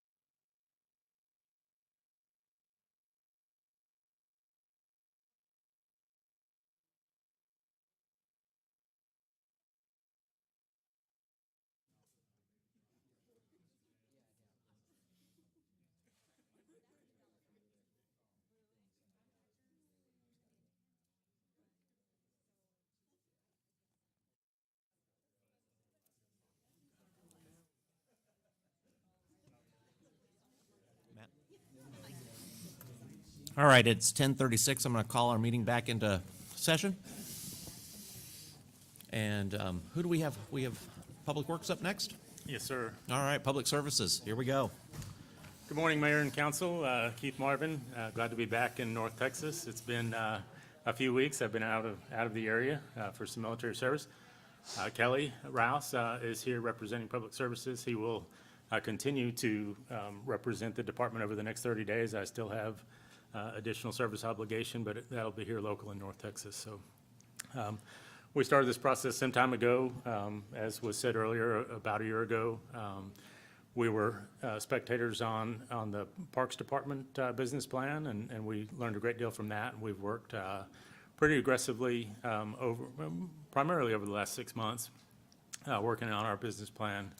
I'm going to let Kelly lead the discussion this morning, as he's done a great job over the last 5 weeks as I've been out. I do want to recognize Caitlin Herron is also here from Public Services in the back. She's also had a great deal of impact on this plan. So Caitlin and I would be happy to answer any questions but we'll let Kelly take the primary lead on the discussion. So I'm a standard talker, that's why I'm up here today. So our process of building our business plan, so kind of like the chief said, we're not reinventing the wheel here. We've been doing a lot of these actions and items here that are laid down in this plan. The problem was the issue is we're now formalizing it, capturing it, getting it on black and white. So looking at parks and the good job that they did, looking at their plan, the hardest part, or at least the meat and potatoes of their plan, were those 5-year plans, those projections for needs on people, equipment, and whatnot. So Public Services does that annually as part of the budget process. We have a facility CIP, a street CIP, a water sewer CIP, and a utilities equipment replacement plan that we submit every single year. So when we looked at it, we were like, hey, this is going to be pretty easy. Until we had to get to that 2-sentence statement right there. So we had a number of meetings. I think we had probably just 4 meetings alone over 2 months, just at the manager level, talking about the mission statement up here. So I'm not going to read it. You can read it yourself. But the themes that crossovered between all of our individual divisions was obviously infrastructure maintenance. That's a kind of a no-brainer. But it's the customer service component. So we have multiple outward-facing divisions as well as internal-facing divisions, and our customers consist of not only the residents, but the traveling public that move through Lewisville, that come into work in Lewisville, and obviously the employees. The employees are customers as well. So I guess going into the goals and strategies here. So once again, and then you're gonna hear, I'm kind of repeating what some of the other departments have actually said already, but building a sustainable and resilient future. So the key word there is future. How can you have a future if you don't know what it looks like? You have to plan for it. So one thing that we do already as it is, and we want to continue to do, is have and utilize these long-range planning and studies that we do, master planning. On the CIP presentation that we had, that water and sewer report card. It's not only looking at new infrastructure, but also existing infrastructure and how we're going to handle that. So, asset management approach. Asset management 101 is really, really simple. I'm going to simplify it. I guess it's not really simple. Inventory everything you have. Condition assess it. Determine what kind of criticality it plays. If this fails, what is the consequence of that failure? And then what's the replacement plan or the decommissioning process to get this asset out of the ground, or demolished and then ultimately replaced with as little as service interruption as possible. So we wanted to get this asset management approach across all of our divisions. And you can probably just go to the next one. Employees, so we have planning, we have employees, and just spoiler alert, we have public education, and then just doing what we do on a daily basis, as well as the sustainability piece. So growing employees, we can have all the funding in the world, and we can replace all the structures in the world, but if we don't have the people at the end of the day to do it, we're in trouble, right? So we need to be more proactive in recruiting strategies, hiring strategies. We need to be focused on training to individuals, and effectively growing them from the bottom and then moving them up into the organization. Go to the next one. So this was one that we didn't really come up with initially, but we quickly realized that for the longest time, and maybe this is just this is across maybe all organizations as well, but the public services or the public works component doesn't really get a lot of advocacy, statewide, nationwide, as much as we feel that it should, and that's definitely on us. That is definitely something that we have to absolutely work on. And so what does that require? That requires us to be advocates for the public services and the jobs that we do, joining those outside organizations. Keith, you're on the Public Works Council for the COG. I'm on the Water Resources Council for the COG. Caitlin, wastewater quality management for the COG as well. So getting out and networking and finding out what other cities and groups are doing, and becoming better advocates for what we specifically do. And then finally, educating residents. So we did a really good job. Julie does a really good job on the Citizens University piece, where we bring citizens in, we educate them on specifically what we do departmentally wide. And then obviously the Youth Action Council. So the issue is that people are coming into Lewisville and seeking that information.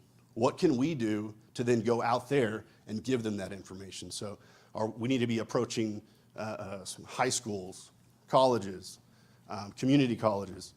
What can we do to educate the students, general public, on what we specifically do?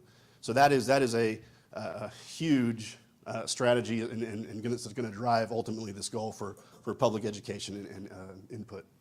I'm going to jump in here real quick, Kelly, and talk about that previous goal for a second, that grow employees and create those opportunities.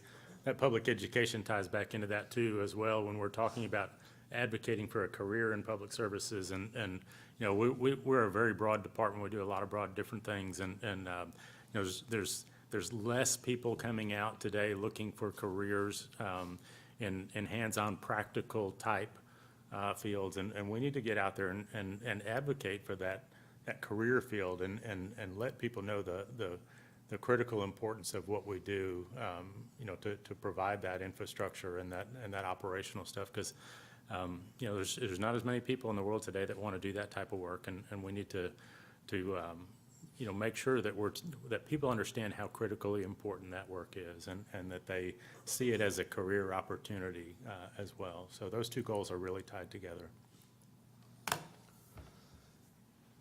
So goal number 4, just maintaining the city's infrastructure and following those state, federal, local guidelines that allow us to operate.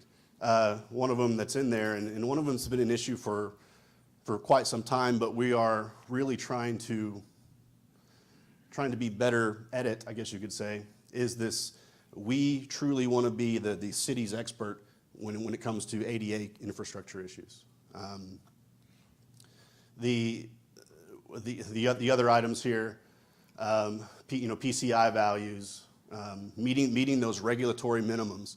One of the things about the water plant that we've done, and frankly we've done since 1999, is we're part of that TOPS program, that Texas Optimization Program, where TCEQ says we have certain minimum standards that we have to abide by. But being on part of the TOPS program, is a voluntary program, we say that not only we're going to meet those, but we're actually going to exceed those specific targets. So that is you get an award at a 5-year interval, a 10-year interval. Anytime that we don't hit the tops, or we bust the tops limit, I guess you could say, that actually starts the process over. So everybody remembers the winter weather event. So because of the need to push that water plant and get it online, we actually had an exceedance on the top side. We still stayed in the minimum mandatory requirements from TCEQ, but we had to start down that program over. So we're actually at, now would be the start of year 2 of the TOPS program again. So we've done this since 1999. And we'll just go to number 5. So sustainability. This is a big move, number 9 on the 2025 plan. Public services has a huge component as far as the tasks that we do that ultimately meet that sustainability goal. You know, Francis, our internal services manager, has had a huge effort in replacing LED lights, having motion sensor activated lights, the roofing systems that we talked about on the CIP presentation. Just overall becoming more efficient and smarter with what we have. We replaced all the HVAC units. Energy efficiency at the wastewater plant, which is the city's largest consumer of electricity. How can we be smarter with that operation there? We'll bring in more efficient motors, bring in variable frequency drives, and if you can look at the actual cost or what was budgeted for electricity over the last 10 years, and every year we're getting a little bit better because we're spending a little bit less. And finally, right-sizing all of our operations. So, you know, there's a balance there. You don't want to be in need of equipment and materials, but you also don't want to have equipment and materials just kind of sitting there not being used. So we got to find that happy medium and balance and right-size all of our specific operations. It's not just fleet, but also plant, also lab, also streets. So those are our 5 goals. This is once again, last 6 months have been really heavy into developing this, and we still have a lot of work to do to really finalize these items and develop some of these tasks that we're going to do to meet these strategies. But I'm available to answer any questions you may have. I had a quick comment. I'm really excited to see the public education and advocacy components to your business plan because, you know, not everyone finds infrastructure as fascinating as I do and we do, but it is what supports everything we do on a daily basis. And so I know it can easily kind of get overlooked until it's not working. And so, you know, I think it's a great goal to be getting out there and promoting not only what the city does itself, but also the importance of a career in public services because we need that. That's a huge need. So I can appreciate that. And the mayor's going to slap my hand if I ask you what the lake level is, so I'm not going to do that. But what is it? I should know Hands this. closer. I strike that. Other comments or questions? Yeah, what is pavement condition index? So Ron is the PCI value guy, but Keith, you can probably answer the PCI values that we apply to our index here. So about every 3 years, we have a third-party outside vendor come out and drive all of the lane miles of the streets. And actually, the most recent one, we did all the alleys as well. So they come up with a pavement condition index. They're looking for things like cracks in the pavement, separations, uneven surfaces as they're driving around, all of those different components, their video cameras and sensors on their vans, they go into this PCI value. And that PCI value is anywhere from 0 to 100, with 100 being, you know, a brand-new street with no defects, and 0 basically being a dirt road, you know. And so we try to be at 70% or better.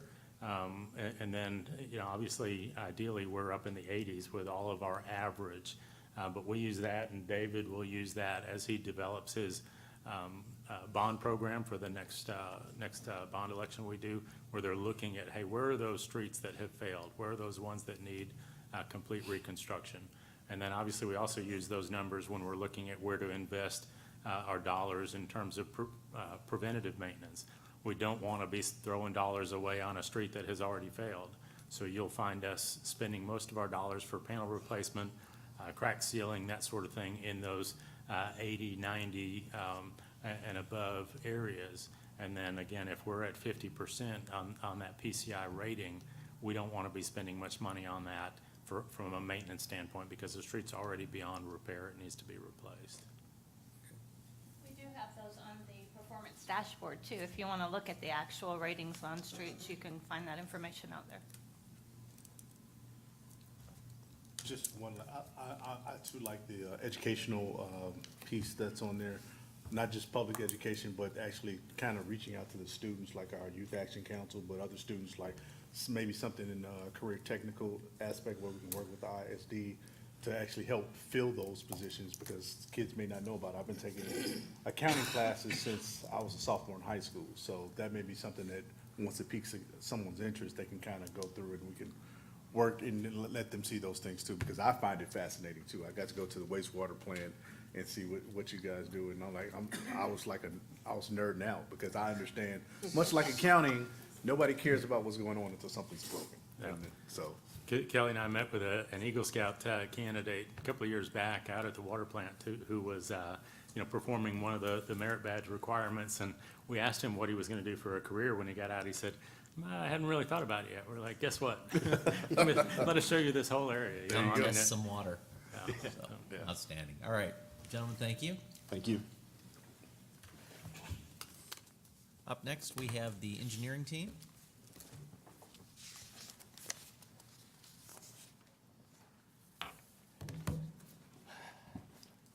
Good morning.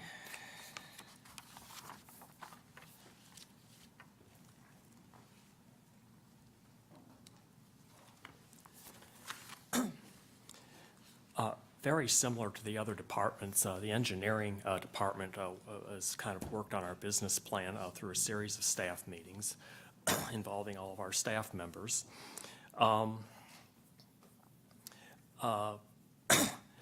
Erring on the side of honesty, though, for engineers, a business plan is not necessarily a top priority. Engineers tend to be very focused on tasks and projects, and so sometimes things like business plans, although I think everyone realizes how important they are and that they're a guiding document, sometimes fall by the wayside. So this has really been a good exercise for us, because it sort of forced us to take a look at some of the things that we were kind of looking at all along, but again, like some of the others have said, formalizing it and turning it into a document that we're going to need to follow. So, we started out by just basically listing all the tasks that we do. Secondly, we took a look at the 2025 plan and the big moves and the strategic moves and tried to tie those tasks to that document. And we do that, we actually do that quite often, but it was a good time to review all that. The other thing that was important for my team was to take a look at the engineering code of ethics. And if you'll indulge me for just a minute, I wanted to read some of that and how you'll see how that ties into our business plan.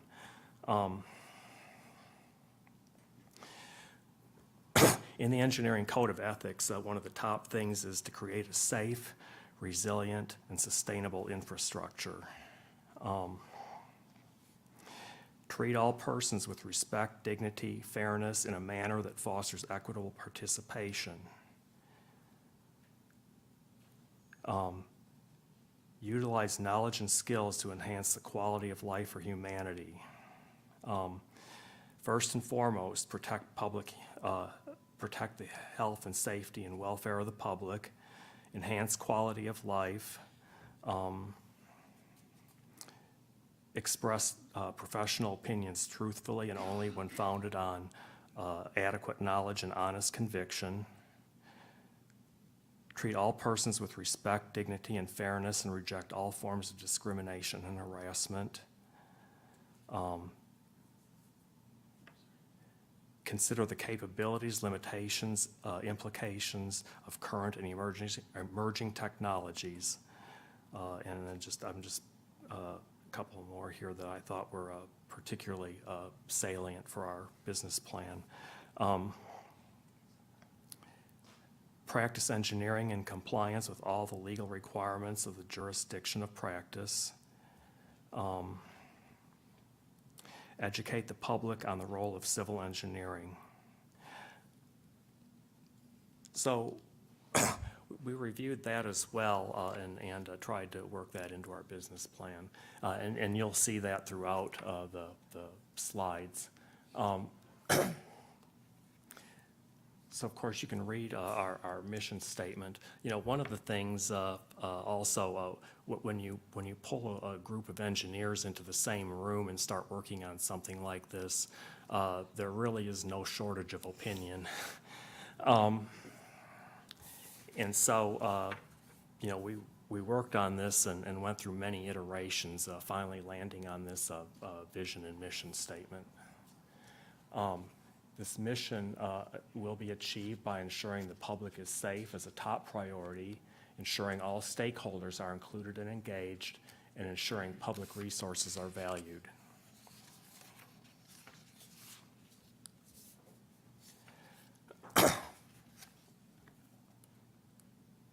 We want to start out with the first goal, which is the public is safe.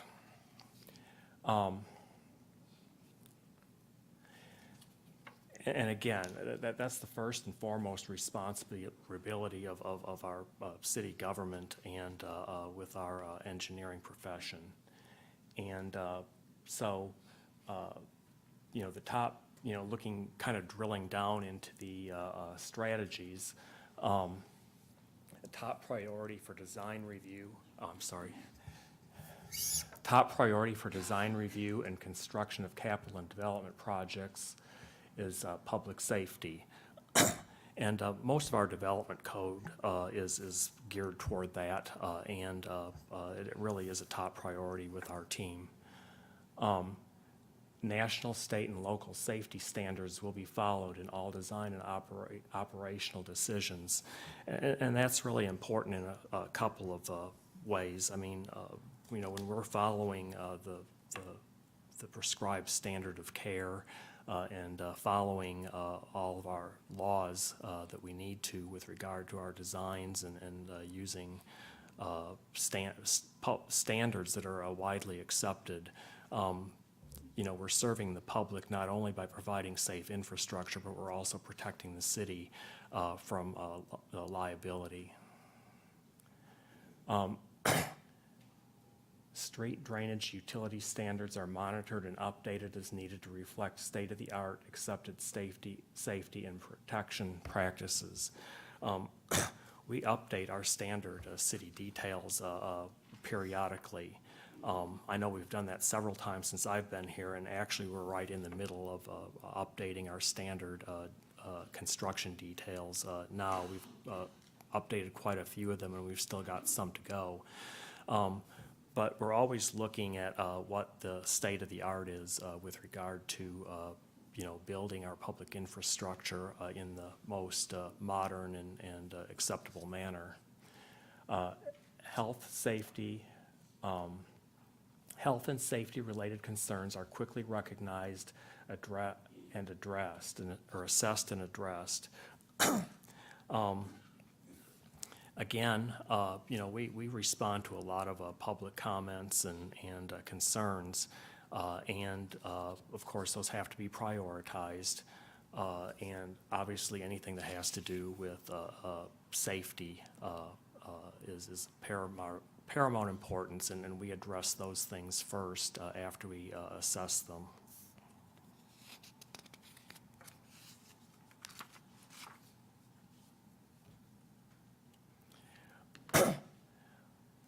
The second goal is all stakeholders are included and engaged. I think our department has made some pretty big strides in this over the last couple of years.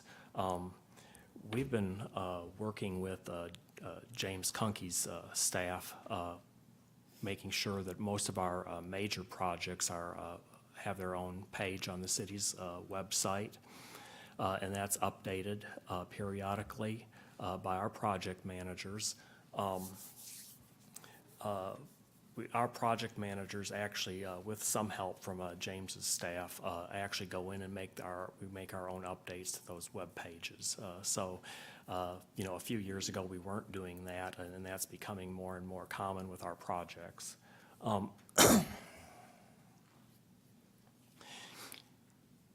You know, what's important, the important thing is that all affected stakeholders are identified.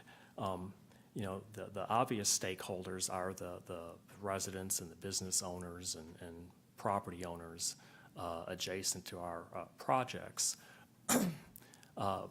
We also have to be mindful that a lot of what we do affects other departments. And in our case, almost in every case for us, it involves our public services department. So, you know, when we're working with our consultants to develop our plans, the Public Services Department is almost always included in the discussion. Oftentimes, we have to include planning. Now that we're working on some complete streets projects, we usually bring planning in on some of those. Chris McGinn's team often gets pulled in on some aspects of our projects. You know, Parks and Recreation are often part of our discussion, you know, with regard to landscaping and irrigation. You know, I think we've gotten a lot better at including other departments in the discussion and plan review. Affected stakeholders are actively invited to participate, and that's important. Simply posting a public notice or putting something on the website is good, but it doesn't engage your stakeholders. It's a passive way to let the public know what we're doing. So when we have a project, one of the first things we do is come up with a contact list for everybody, the public, that are going to be affected. And you know, we use various methods, you know, next door, we put out door hangers, we create email lists. We use about 4 or 5 different methods to make personal contact with people that we know are going to be affected during the design. You know, one of the good things that came out of our COVID pandemic is the use of our virtual meetings. You know, we sort of found out by accident that when we hold a neighborhood meeting via Zoom, we actually get much more participation than we used to get when we used to have public meetings in person in the city council chambers. I mean, you know, people can stay home and they don't have to drive anywhere, and they can log on, and if they're not interested, decide they're not interested, they can log off. And but we found that we have a lot more participation. The comments are just as good, and you know, obviously we're able to share plans on the screen when people have questions. It's really worked out well.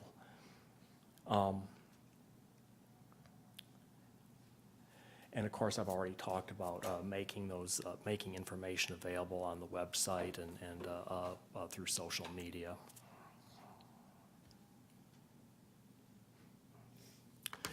Public resources are valued as the third goal.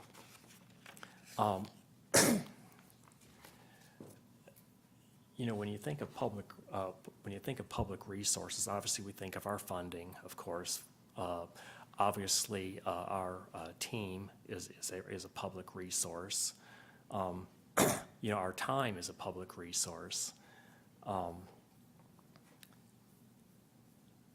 We've really started focusing a lot more on making sure that our designs are sustainable, not only from a cost standpoint, from a maintenance standpoint, and from an environmental standpoint. Capital project management and associated decision-making is approached in a holistic manner. When you're in the throes of construction, and something happens in the field and you've got a contractor sort of stuck there waiting for you to make a decision, the easy thing to do is to make a decision based on expediency or cost. And sometimes that's not the right answer. One of the things that we've really been working on is when those issues come up, understanding that time is of the essence, we really need to go back, take at least a half a step back and look, and decide, okay, is the most expedient or least expensive way to fix this problem really the best for us in the long run? And we have to look at that truthfully. Staff is valued and provided with sufficient latitude, resources, and training to perform their tasks professionally and provide a sense of ownership in their work. And that's really important. Engineers tend to become attached to their projects, and it's personal for them. And so that they really need to have the latitude to manage their projects in their own way to at least to some extent. And they have to feel like that project is theirs and they own it. That they have the ability to make decisions, on their own when they need to. We also need to make sure that they've got the resources to do that, the training, and the tools.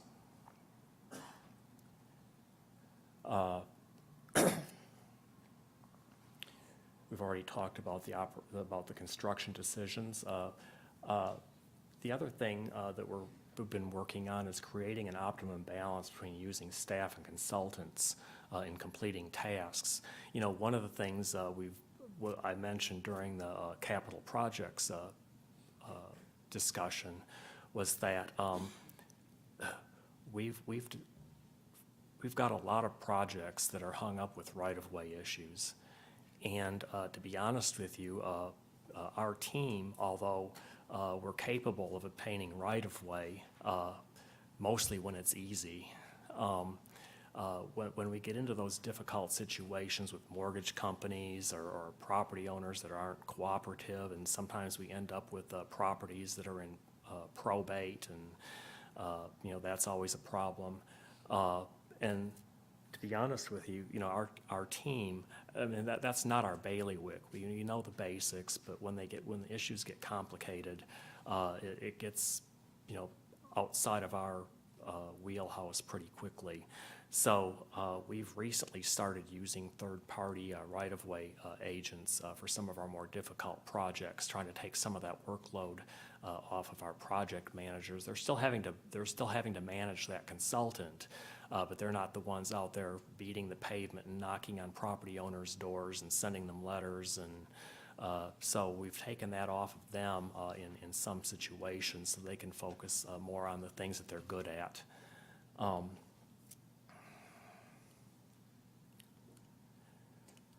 So with that, I'll take any questions.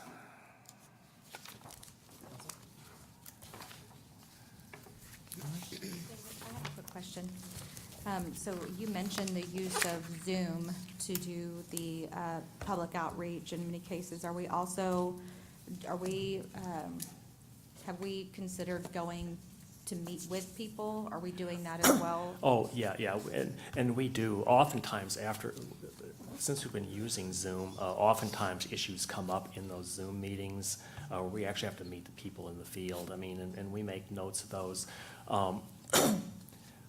For instance, using Indian Oaks as an example, we had a number of issues where people had questions about their borrow ditches or their lead walks and drainage and what their drainage inlets were going to look like. And we actually met all those people individually out in the field after that meeting. And we do that in any event, but that's the one thing we have found is with the virtual meetings, there's often a lot of follow-up that needs to be conducted. Okay. Well, and I also feel like maybe in some places, just making sure that we're being sensitive to some places are going to get a higher participation with a Zoom meeting and some places are not. Right. Because there are some barriers to internet or whatever. So just, I just wanted to ask if that was something that was also part of the plan, just the equity piece of it, making sure that we're equally able to get access to the stakeholders, or that they have equal access to us as well. Well, the other thing we do as well, I mean, in addition to the Zoom neighborhood meetings, I mean, even during the design process, you know, we're out there. We typically send notices to all the residents or property owners, business owners in the scope of the project when we're doing surveying, to let them know that we're going to be doing surveying and what it's for. And obviously, we get into contacting property owners during the right-of-way process. And you know, we feel, you know, usually once those survey letters go out, we start getting participation by the public with regard to, you know, just wanting to know what's going on, how it's going to affect them. You know, I think we've got a mindset going now where we understand that this is where people live and work, and you know, so at the end of the day, we obviously want our infrastructure to work well, but it has to be something that the public wants as well, and that they're going to be happy with, because they're the ones that are going to live with it when we're gone. Okay. Thank you.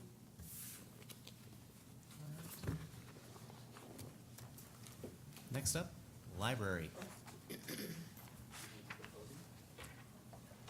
Is the podium lonely?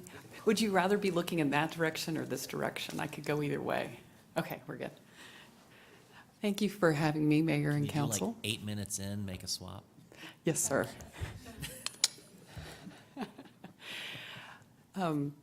So thank you for having me. Last year, I did give a presentation at Council Retreat on the library's strategic design. So much of what you're going to see here today was discussed last year. And that was, of course, gathered as part of the 2025 update process.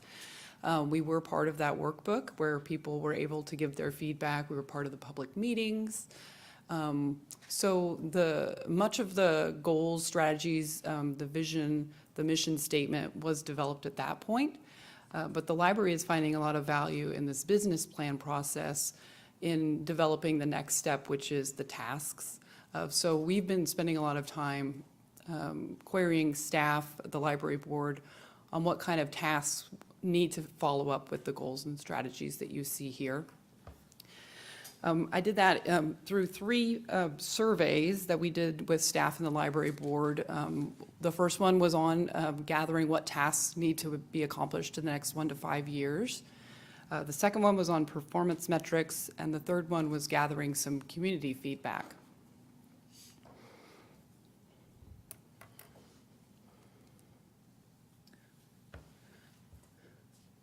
So you'll see here the mission statement, which was developed with staff and the library board, emphasizes the place of the library, the space that we have, the resources that we have, the experiences that people get when they come to the library, in order to inspire and encourage personal enjoyment and growth. And we do this through the 4 major goals of inspiring reading, cultivating learning, connecting people, and partnering for success. So the first goal is to inspire reading and to educate and to delight our community. So one key improvement to this strategy is the diversity that we offer. We not only offer a diversity in the topics that we cover, a diversity in materials, a diversity in format. Basically, what kind of information and entertainment people are looking for and where they're looking for it is very important. We're very open to expanding the platforms that we have available for people to receive that information or that cultural learning experience. But we are dependent on what is available to libraries, so not everything is in a platform that works for the library setting. So we're very open to seeing what is developed for library platforms. The second goal you'll see here is cultivate learning through resources, experiences, environment, and technology. You'll see here that we proactively offer programming and opportunities for people to learn, but we're also responsive. So like while Public Services was talking about educating the public, I was making a note on, oh, we need to look into library programs about public services. But we do have some specific topics that we highlighted in this as strategies that we want to go after. And some of these do tie into sustainability as well. So cultivating learning is not only through our programming that we offer for adults, for children, for teens, all ages. It's story times, it's classes, it's ESL, it's GED, all wonderful things that happen in the library. But it's also a space. We want to provide the space in the library for all types of uses. We want people to be able to relax, to collaborate, to work together, to have a meeting, just to sit and read. It takes a variety of places in the library for people to enjoy a library. And it takes a lot of technology where somebody can learn a new skill, where somebody can come in and just do basic work, where they can do business tasks. It's very important to have a variety of technology and ways for people to work. Third goal is connect people. And under this one, we have with one another, to ideas, to our global community, and a new addition is to the library. When we did the strategic design, one area that we noticed was lacking was marketing and communications about the library. So with this business plan, you're going to see a section in there about connecting people to the library. It's obviously something we already do. We have very active social media. We have lots of notifications. We're going out there in the community, but it's something we definitely need to emphasize more in the business plan that we did in the strategic design. So that last bullet point there is new on being a visible community partner.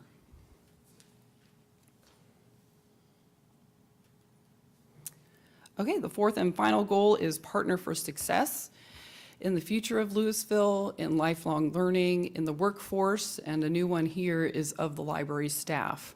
So the departmental business plan had more, not only an external focus like the strategic design did, but an internal focus as well.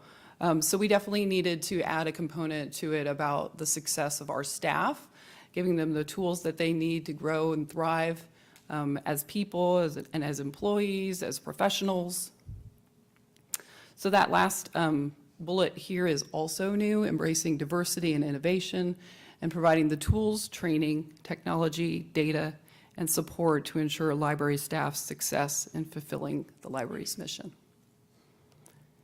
And with that, I'll take any questions about the library's plan. Yes. As a kid, which wasn't that long ago, I would say first grade and under was my first introduction to the library in New Orleans. And not once did we go to the library. We had the bookmobile and stuff that came around and really captured all of our imaginations.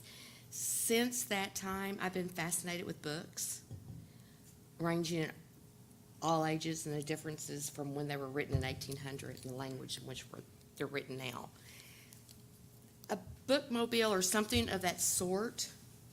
We're gonna be stepping into if you're gonna request that. No, I'm not. Okay. I'm saying, would that not fall under every single one of these? Could you achieve all of the goals with a bookmobile? Yes. Yes, that would be a new way to connect with people, inspire reading, Yeah, cultivate learning. I think it's so important to instill that at a young age. First part of elementary, toddler, but those socioeconomic barriers may not lend itself to those parents or caregivers getting that child to the library. So they're missing this critical development step. So I love what I'm seeing here. Okay. Like it. Comments, questions? Thank you, Ms. Booker. Thank you.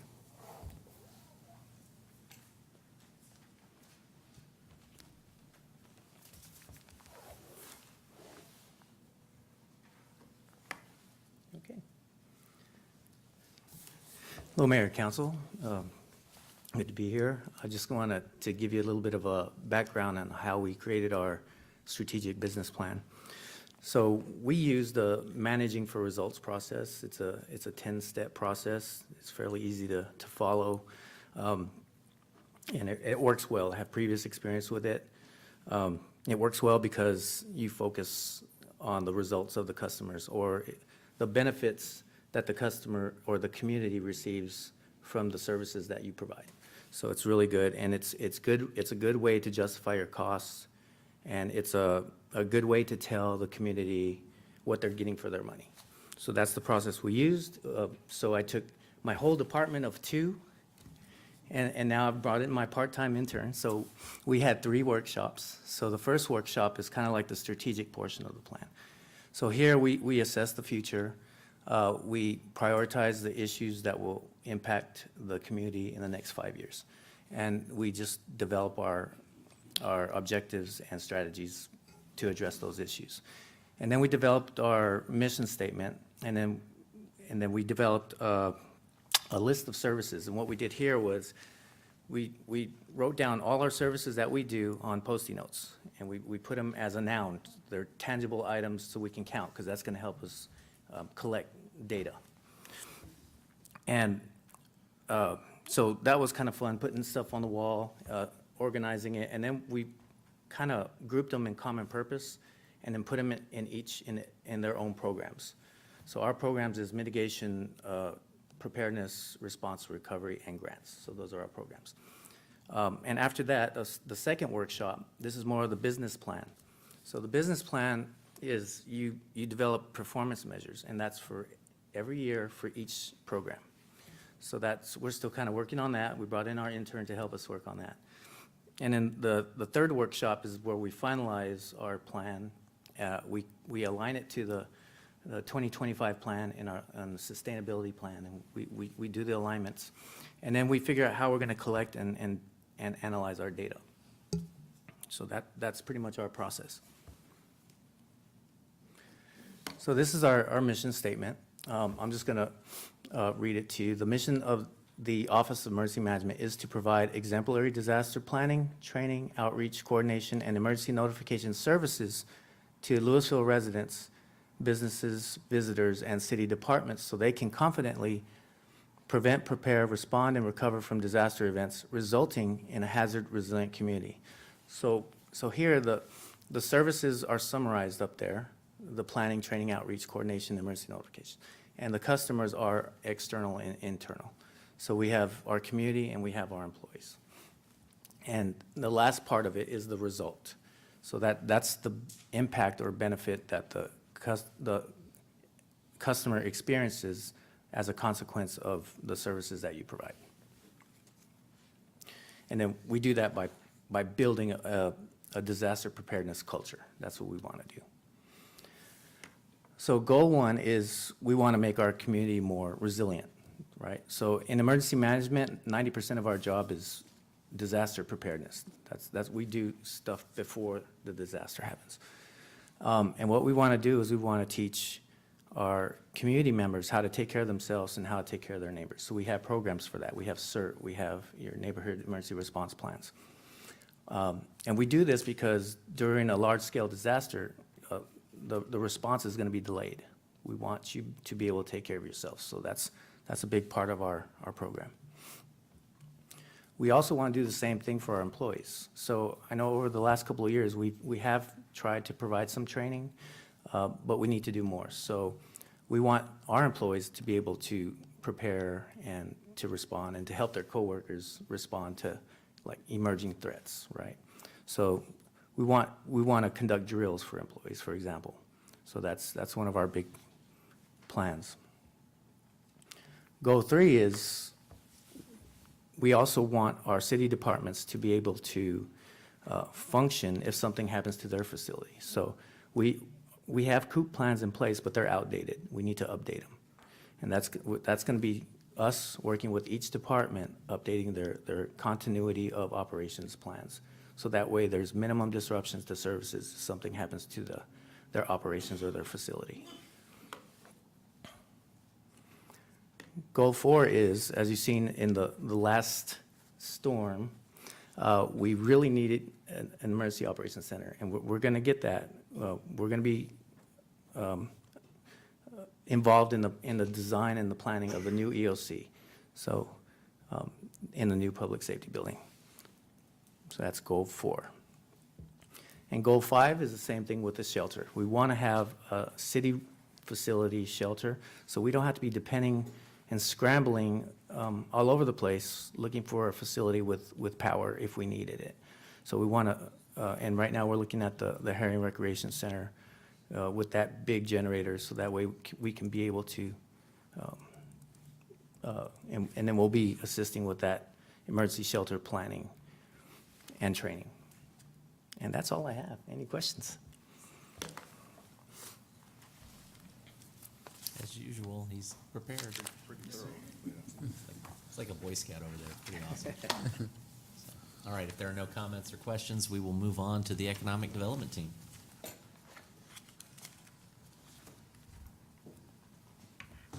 All right, good morning. So my story's a little different. So this is actually my 2nd-month anniversary today. And so we were already into some of the initial stages when I started. So Christina Williams, who was our Economic Development Coordinator, who's now been promoted to the Economic Development Manager, she spent a lot of time on this working with Gina and Claire. And so I really credit her for taking the initial steps and putting the work and thought into the initial stages of this. So when I started, we had identified the goals, and so I met with Christina. We're a small team, so it's Christina and I, and then now we have an open coordinator position, and then we have 2 support staff that we share with other departments. So it was a small team, so we met whenever I first started, and we went over the goals. We talked through them, and then we just sat and strategized on how we were going to meet those goals. So the way that, when in talking to Christina about how she went through it, she looked at the 2025 plan, and then she also just kept in mind just, what has been going on in the department over the years and the direction that, she felt as, time went on that it wanted to go. So at one point, we were very focused on bringing business in, being a business attraction, and then shifting priority to incorporating economic development into more of a community-based. And so we want to make sure that ED also means aspects of your community as well. So it wasn't just bringing businesses here, but also being a part of our business community and our business culture. So with that, I won't read it to you, but basically our vision is to continue to attract new businesses and opportunities, as well as retaining that relationship with our business partners, and to also be a community resource. And we want to achieve this mission by providing a business climate that fosters healthy economic growth for both smaller and larger businesses, and again, just being there for our business community and being able to provide information to help them to continue to achieve success. So sorry for the sizing here, but our first goal is to be a community resource that encourages growth, collaboration, and partnerships. So we want to provide information to potential business partners and existing business partners to help them continue to achieve success. We want to partner with the Chamber of Commerce, which we already are doing, so it's something that we're going to continue to do to provide our community a resource for both growth and retention. And so we also want to collaborate with other entities. You want to collaborate with interdepartmental as well, just to ensure that we are reaching out to our business community, that they have the information available to them, so that we can provide that support. We want to be a community where residents can live and play where they work, so we don't want everyone to commute. We want everyone, as much as we can anyways, we want people to live and work and play here. And so we want to encourage ways that that can be achieved. So we want to ensure that we are meeting the housing needs of the residents on every level. And so we're having that conversation with the employers to ensure that we're meeting the needs of their employees and their business partners. And of course, we want to aim to incorporate parks and recreation activities and things of that nature into our projects when possible as well, because again, going into making economic development not just about attraction, but creating a community. So we want to include sustainability and innovation in our projects as well. So we want to be forward-thinking, we want to gain knowledge to best serve our business and other organizations. And so we want to retain and attract high-tech companies. We want to partner with them on initiatives so that we can also help with training as well and having that resource there. We want to be a diverse community, so we don't want to just focus on the larger communities. We want to focus on the entrepreneurs. We want to focus on the small businesses as well, so that everyone has the ability to achieve no matter how big or small you are. And we also want to prioritize fiscal responsibility. So what we're going to do is try to develop a standard for reviewing applications, and we want to do that based on specific data and metrics. And then, of course, seeking professional development opportunities, so we're more enabled to continue to be up to date on what is going on in the economic development industry, and so that we can evaluate projects and make sure that we are not over-investing and that we are, bringing top projects to you all. And that's it. I have a question. Sure. Am I on? Okay. So you mentioned retaining and attracting and then retaining businesses. What about recruiting businesses? Is that a component of it as well? Yes, it is. Okay. So we want to make sure that we're looking at it from different levels. So definitely recruiting, but also retaining. Okay, perfect. Other comments? 2 months in, awesome. Thank you. All right, up. Next is the planning business plan, which is like an Ouroboros of, yeah. All yours, sir. Good morning, Mayor and Council. It's a pleasure to be here today. First, I just have to recognize my team. I know most of the departments shared, how did we put our plan together? And with my team, we don't have staff meetings. Every Thursday morning, we have a planning team collaborative where I call it my brain trust. We've got such a talented team of planners. Michelle Berry, John Beckham, Joe Decay, and who just started in January, and our planning tech, Patty Dominguez, she started in December. So we got a very, very talented team, a very well-oiled machine. And we spent several of our PTCs, that's what we call it, discussing our business plan, and it's things that we've discussed before. It was just really an opportunity for us to really just put it on paper. And one thing that we're so proud of is that we are in Lewisville, that our planning model is completely different than a normal, typical city.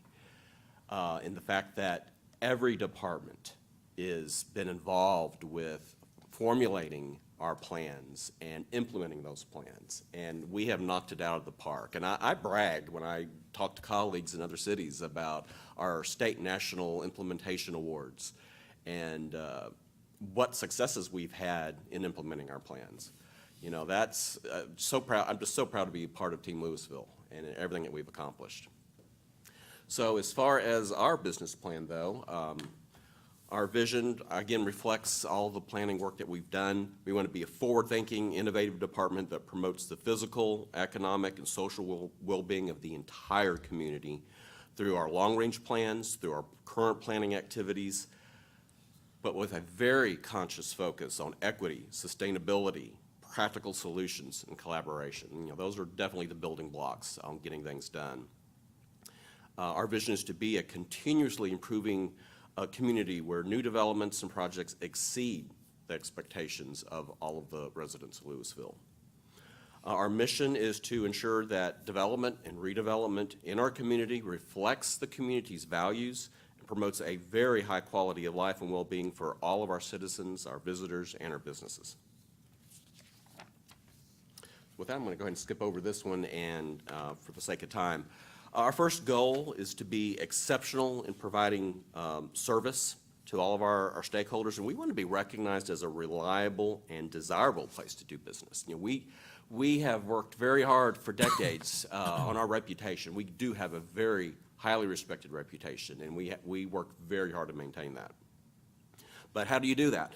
We do that by being very timely with information and in the quality of the work that we do, especially our plan reviews with the development community.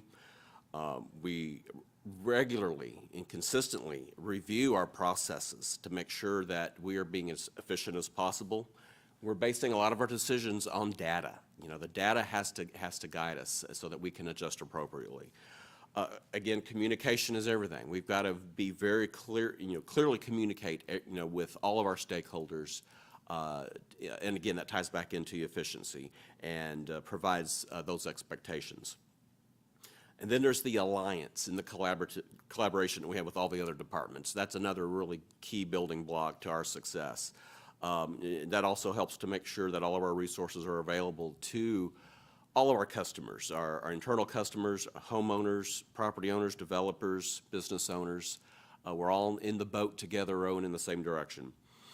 And then kind of a new area that we've been looking at is partnerships with the new generation, with area universities. They have heard about the great things we're doing in Lewisville, and they want a part of the action. They want to get their hands wet. So we just hired a new intern, and gonna have him hit the ground running. And we're discussing some other possibilities to partner with the universities and with all of the resources that they have and leverage that to create more tools to help us continue implementing our plans here in Lewisville.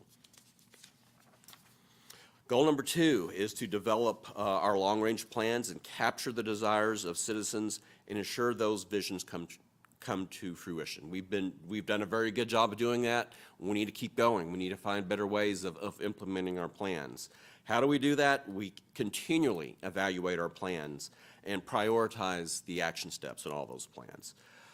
We want to, continue on the path of small area plans. We think that's a better way of focusing the overall goals of the 2025 into more localized portions of the community. And then again, it's very important to keep updating those plans. About every 5 years, I think we've been doing a really good job getting on those cycles of updating all of our plans. Number 3 is to unite our long-range plans and our current plans through implementation of those adopted plans. That's really where the rubber meets the road. And again, we'll regularly review our ordinances to make sure they meet the goals. One of probably the biggest steps we've taken is our new Unified Development Code that you'll be updated on Monday night. And again, big focus on implementation of our plans and our small area plans. And then I want to touch again with partnerships with the universities. Some ideas that we have is, we're going to be introducing more flexible regulations on backyard cottages. And we've found some examples of some other cities that have been really successful in partnering with their universities to kind of create pattern books that will help our residents basically just pick a plan, do a lot of the work for them that ahead of time so that they won't have to go at it by themselves. There's also possibility, utilizing architecture students as we look at different aspects of Old Town and celebrating our historic culture of Old Town. So a lot of possibilities there. I think we've just kind of hit the tip of the iceberg. Then goal number 4 is to provide a great atmosphere in which staff is respected, supported, and has opportunity for professional growth. So again, a lot of that involves just collaboration and coordination with all of the departments as it relates to planning. And again, we've knocked it out of the park working together as Team Lewisville, and that's why we've been so successful. We want to maintain our planning excellence recognition. That we have received that recognition consistently for over 20 years. And it's just not by accident. Those requirements are set pretty high, and we want to make sure we maintain those. And then finally, we want to make sure that our staff always has access to relevant training. As planners, we are charged to constantly learn and improve our abilities and our skills for the betterment of our community. And that's our sole purpose of being planners. A lot of the times we feel like we're teachers, teaching our community, teaching our peers. So we just want to keep that momentum going is really the bottom line. So with that, I'd be glad to answer any questions. Council? I have a comment.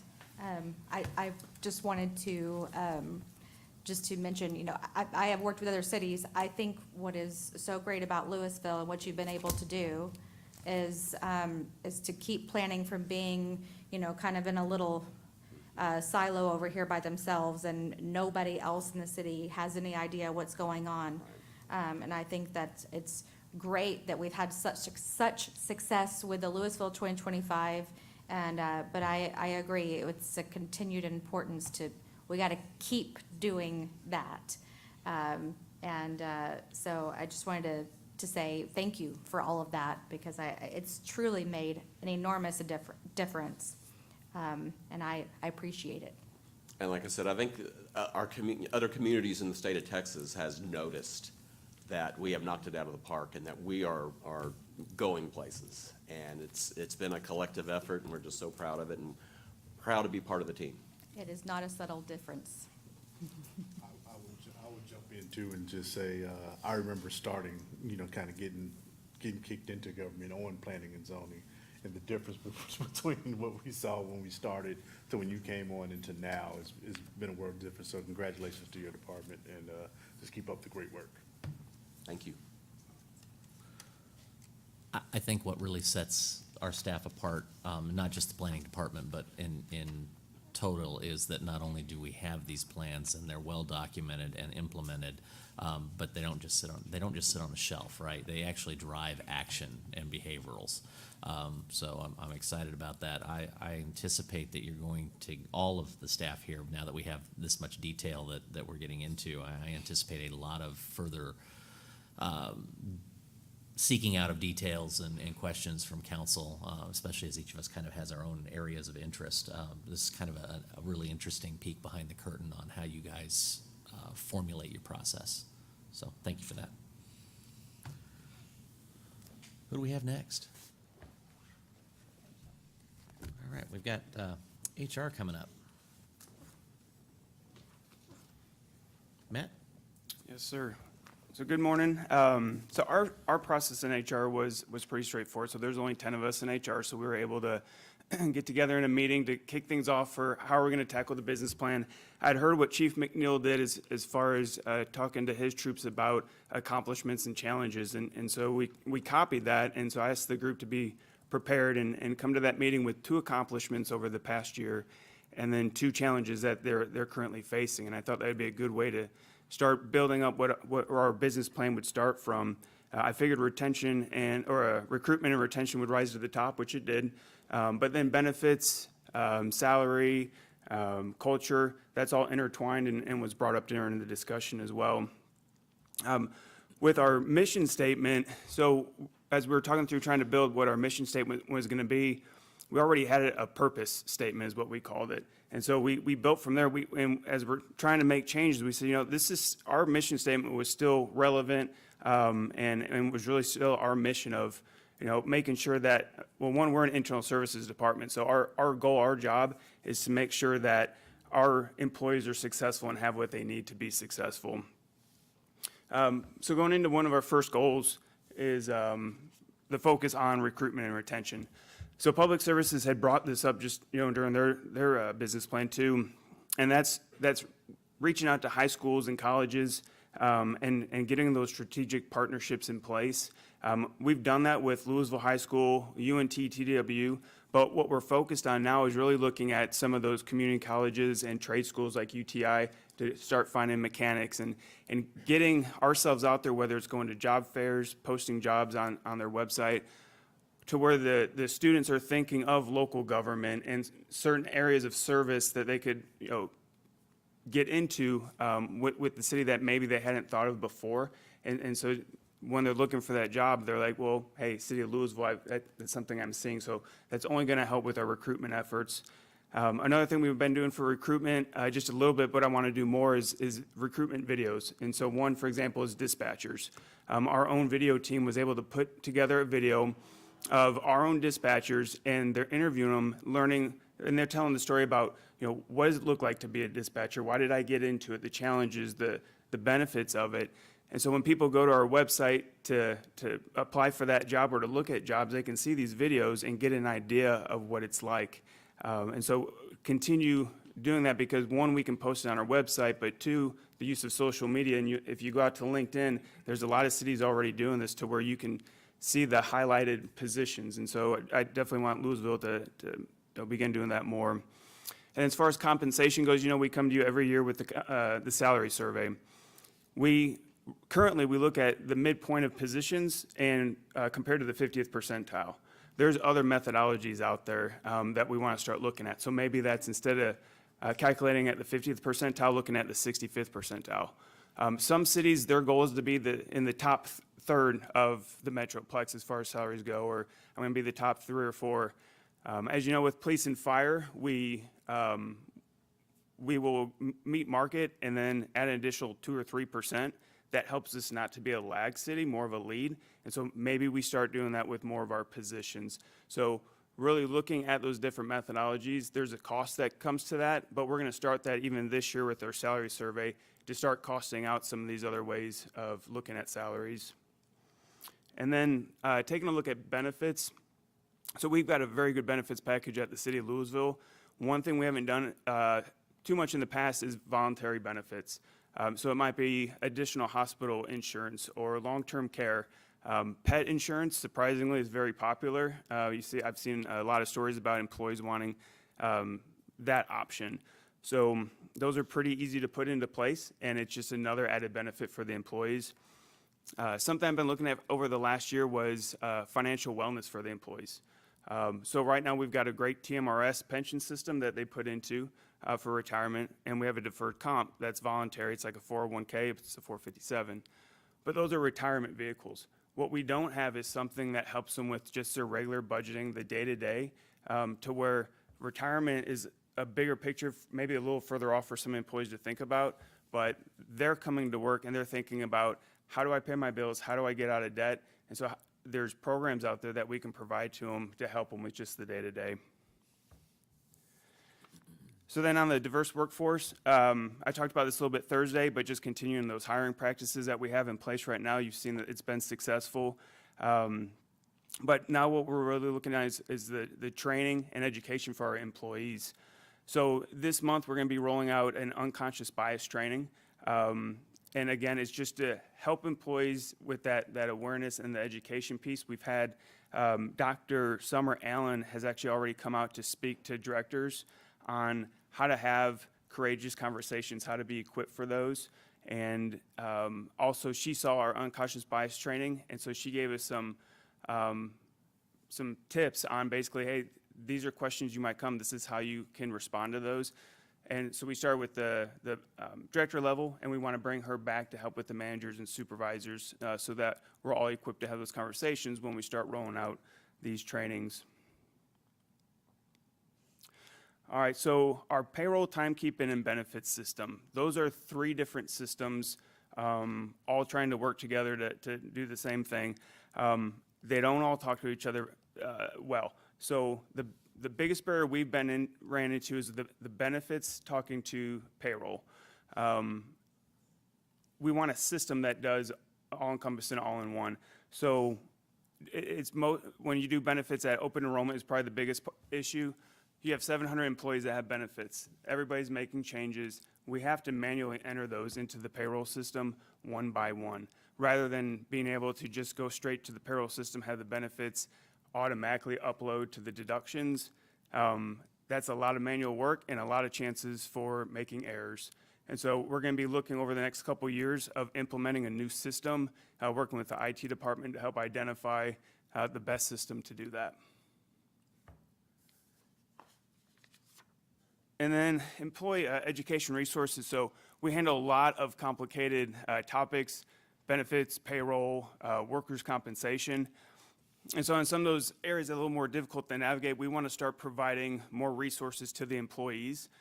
We already have like a new supervisor orientation where it's a 2-day training, help supervisors learn just a lot of the topics that they're going to deal with. We do special payroll training for the supervisors so they know how to enter time correctly and what that looks for on our side. But, in areas workers' comp is very complicated. Not all employees have to deal with a workers' comp claim, but when they do, there's a series of steps that have to happen. No two workers' comp claims are the same, so it's hard to come up with a checklist of this is the order it's going to go in every time because it's not going to. But give them a general outline of this is a process for workers' comp, this is what you may have to face, these are what the different forms are. But just have those different resources to help our employees in those areas that are a little more difficult to navigate through. And then the last one, this one is really important. So we need to do an appraisal of our city facilities. Our insurance is through TML, Texas Municipal League, and we met with them about a year and a half ago, and they said, you probably want to take a look at doing an appraisal. You haven't done it since the early 2000s. And so our insurance is on a replacement cost, not on what the market value is. And so, for example, we have some older fire stations. If the value on the schedule is around $4 million, to build a new fire station, if something were to come wipe that station out, it's probably going to cost closer to $6 million to build a station. That's what we've seen with our newer ones. So there's something called margin clause. So TML will pay up to 150% of the value. And so in that fire station's example, we are right on that brink of that 150%.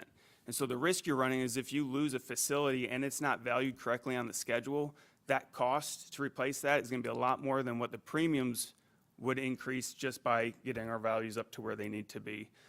That's not a project that we can do just in 1 year. There is a cost to it. It is expensive, but we have a lot of facilities that need to be looked at. So that's certainly something that we need to find a vendor to partner with and to make sure that our coverage is adequate. So with that, I can take any questions. Council? Matt, thank you. Appreciate it.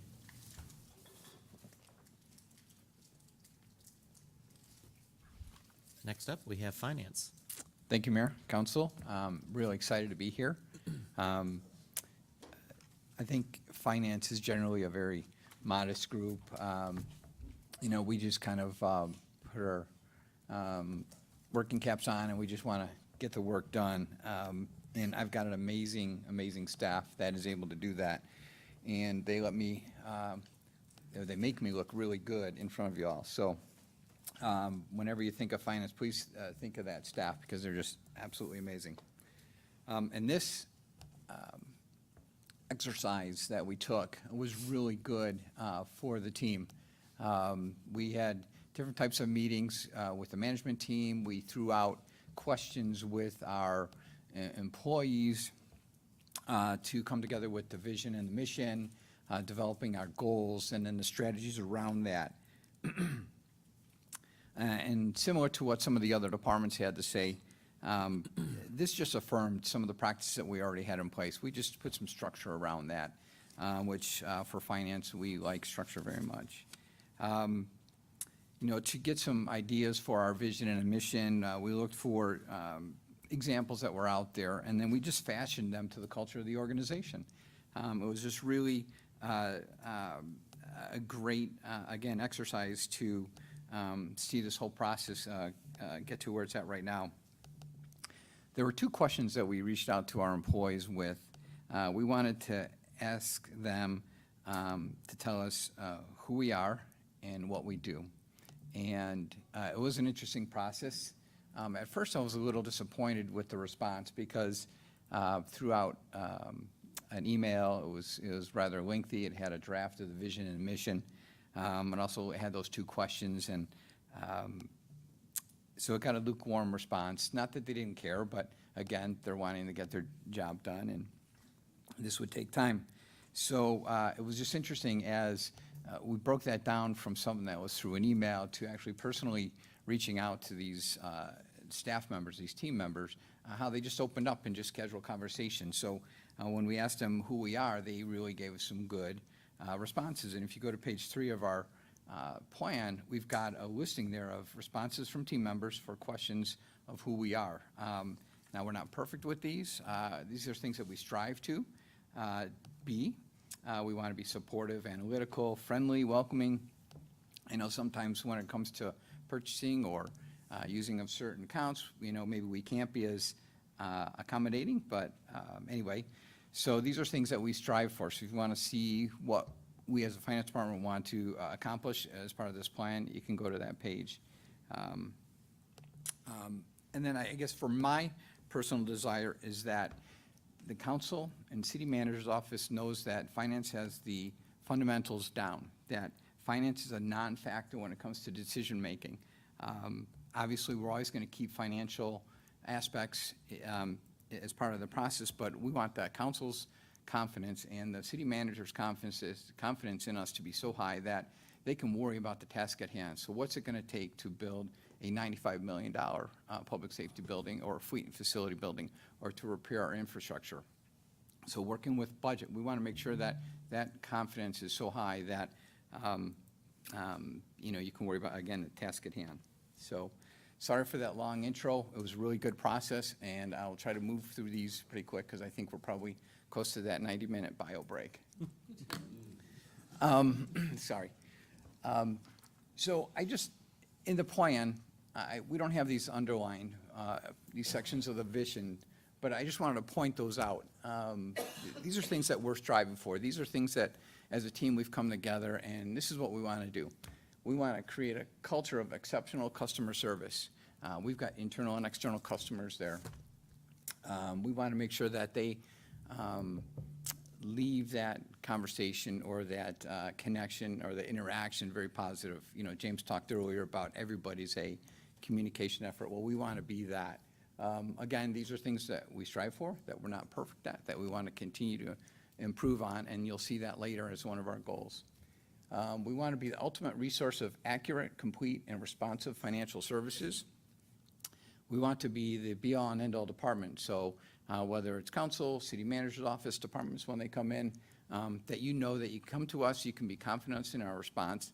And hopefully we have a staff that is comfortable with that if we don't know the answer, we tell you, and then we'll go research it.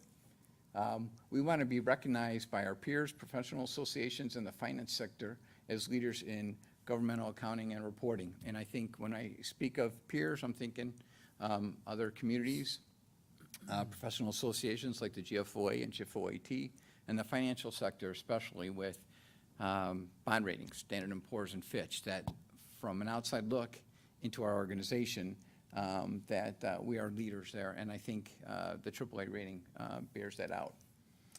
And then lastly, we want to utilize sound practices in meeting our duties and responsibilities. So use best practices, incorporate it into everything that we do, and meeting our duties and responsibilities to complete tasks timely, to pay bills timely, to report to state and federal agencies timely. So that's our vision. That's our grand vision there. And how are we going to do that? How are we going to get there? We want to provide exemplary services in support of attained shared goals and objectives for the city. We're not going to do this in a vacuum. We want to make sure that we keep the 2025 plan and the sustainability plan and any other individual department's plan front and center because we are an internal services department. We want to perform these services in a collaborative environment. You've heard from a lot of departments about interaction with one another, and I think probably more so than any other department, finance works with everybody, probably next to IT. So we want to make sure we do that in a collaborative environment We want to hold the values of the organization, value, serve, and build throughout all that we do, use best practices, and on and on and on. Anyway, so it's a mouthful, and it's a big challenge for our department, but I think with this plan, we've given them something to rally around and be proud of and to move forward with. So how are we going to do that? Well, we have some goals and strategies. We have 4 specifically. Similar to what everybody else did, we just put brainstorming session, lists of things that we do down, and we narrowed them down to these 4 areas. And I want to thank Gina especially for some of the work in helping us get focused on some of these, because we were kind of all over the mat at first. We want to, first and foremost, provide timely and accurate financial information useful for decision-making that is easy to understand and prepared in an environment that conveys integrity, trust, transparency, and confidence. Again, you're probably seeing some of these terms pulled from the vision and the mission. So that was the whole idea, to tie it all in there. So for this first goal, we want to provide timely and accurate information delivered at a high level of confidence. We want to assist in your decision-making efforts, and we want to add value as a finance department. We can provide numbers out there all day long, but if they're not going to be helpful in you all doing your job, they're really not beneficial, so we're wasting our time there. How are we going to do this? We're going to utilize third parties, acknowledging that we've got limitations. So I can't be an expert in the financial services sector like a Jason Hughes from Hilltop. So we're going to reach out to those to make our team stronger. We're going to seek public input. You've got one of the bullet points here about the blue ribbon community. I think in everything that we've done, the 2025 plan, bond issues, bond elections, we've sought outside input into what we're doing. So we will continue to do that. I've been involved in some decisions that were made in a vacuum, and they typically don't turn out as well as if you seek input from outside folks. And then just basically continue with our current practices and continue to evaluate and assess and improve on those. Our second goal, we want to mitigate risk in safeguarding the city's assets through the use of financial best practices and education to ensure the integrity of financial accounting information, promote accountability, and prevent fraud. Gina shared something with me yesterday, and Tracy O'Gurk, our purchasing manager, shared it the day before. I don't know if you read about the issues that they were having with the city of Grapevine. You know, I talked earlier about wanting to be a non-issue. I don't ever want to have Lewisville front and center with a news article like that.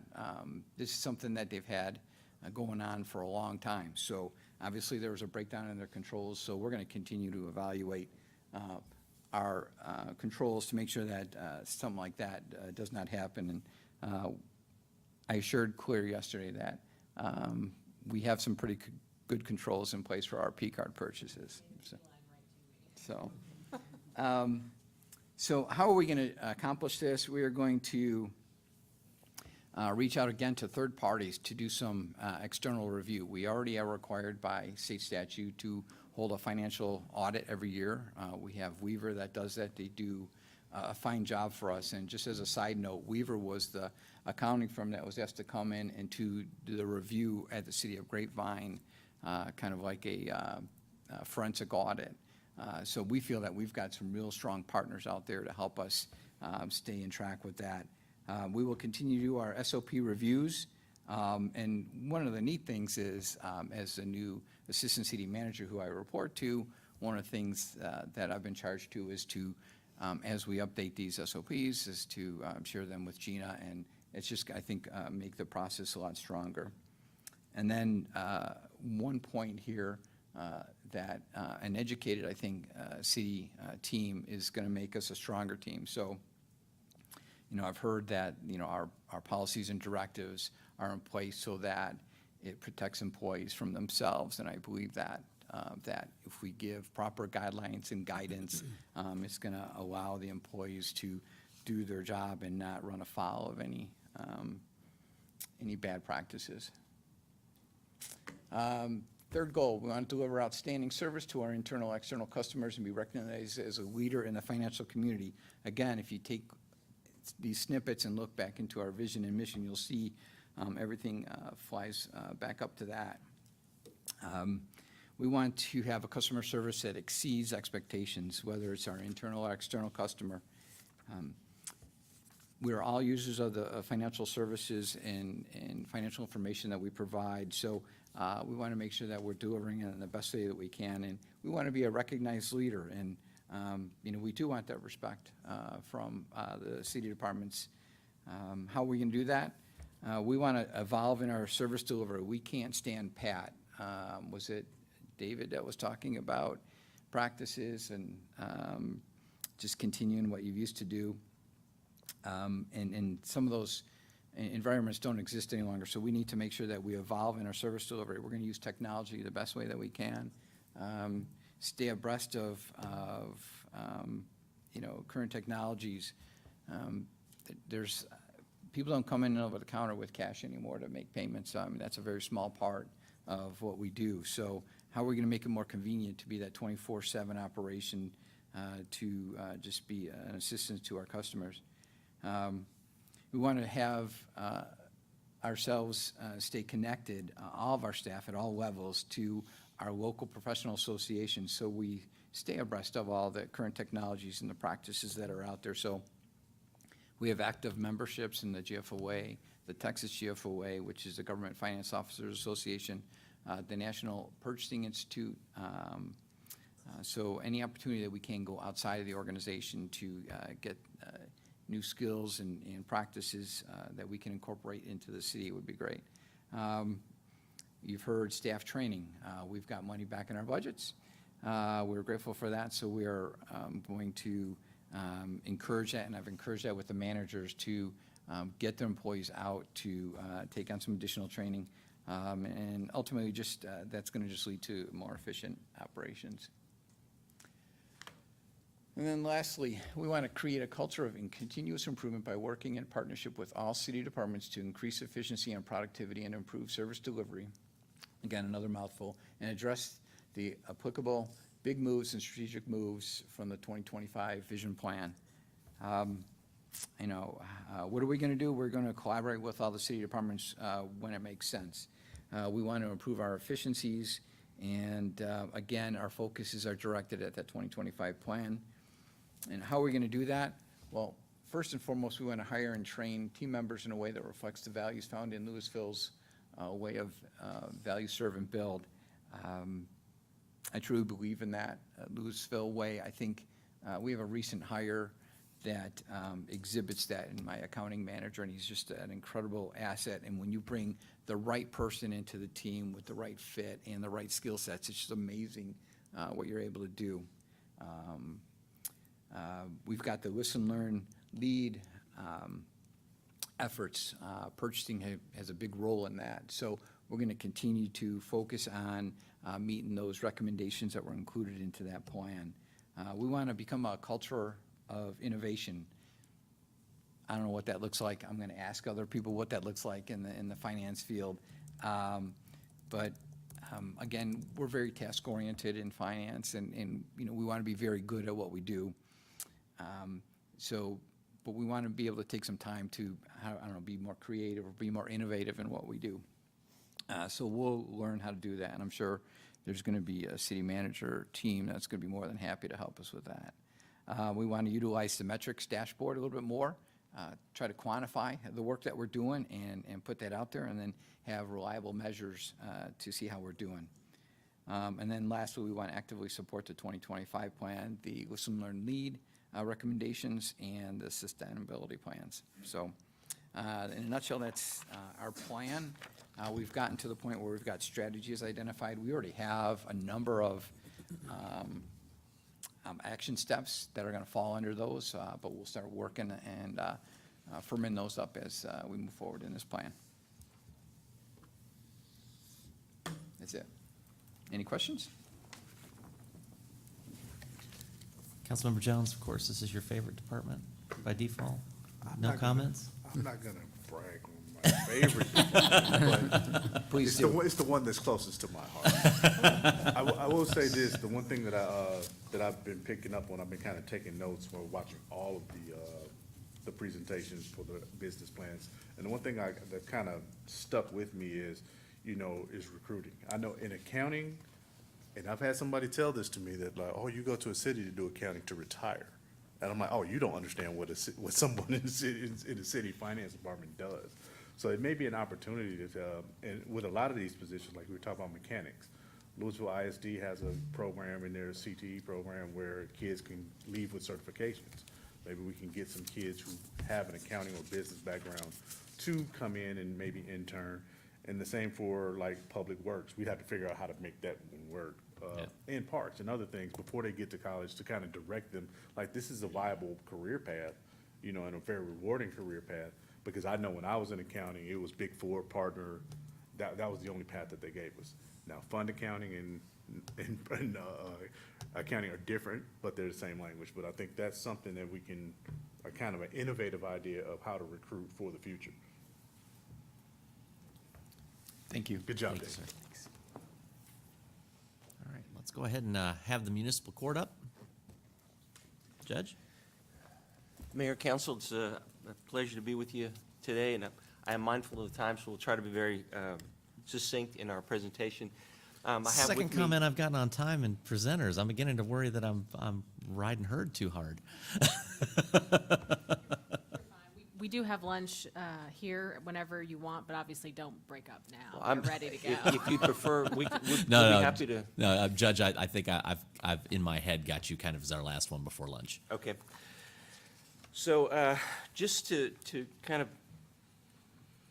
briefly talk about our mission, and our mission statement is to strive for excellence by impartially administering justice and treating everyone with integrity, fairness, and respect. And that's something that we've really focused on for many years. My primary focus, I guess, would be, and I'd like to focus on integrity. And the definition that I've tried to follow is that we're doing the right thing at the right time for the right reason. And if we do that, then I think that everything pretty much falls into place. We treat people with fairness, and we're going to be respectful to them and their needs. It's municipal court, or court in general, is not a place where people want to be. But if we're treating them with that fairness and with that respect, then the experience, while it may be not a pleasurable experience, might not be unpleasant, and that's part of our goal.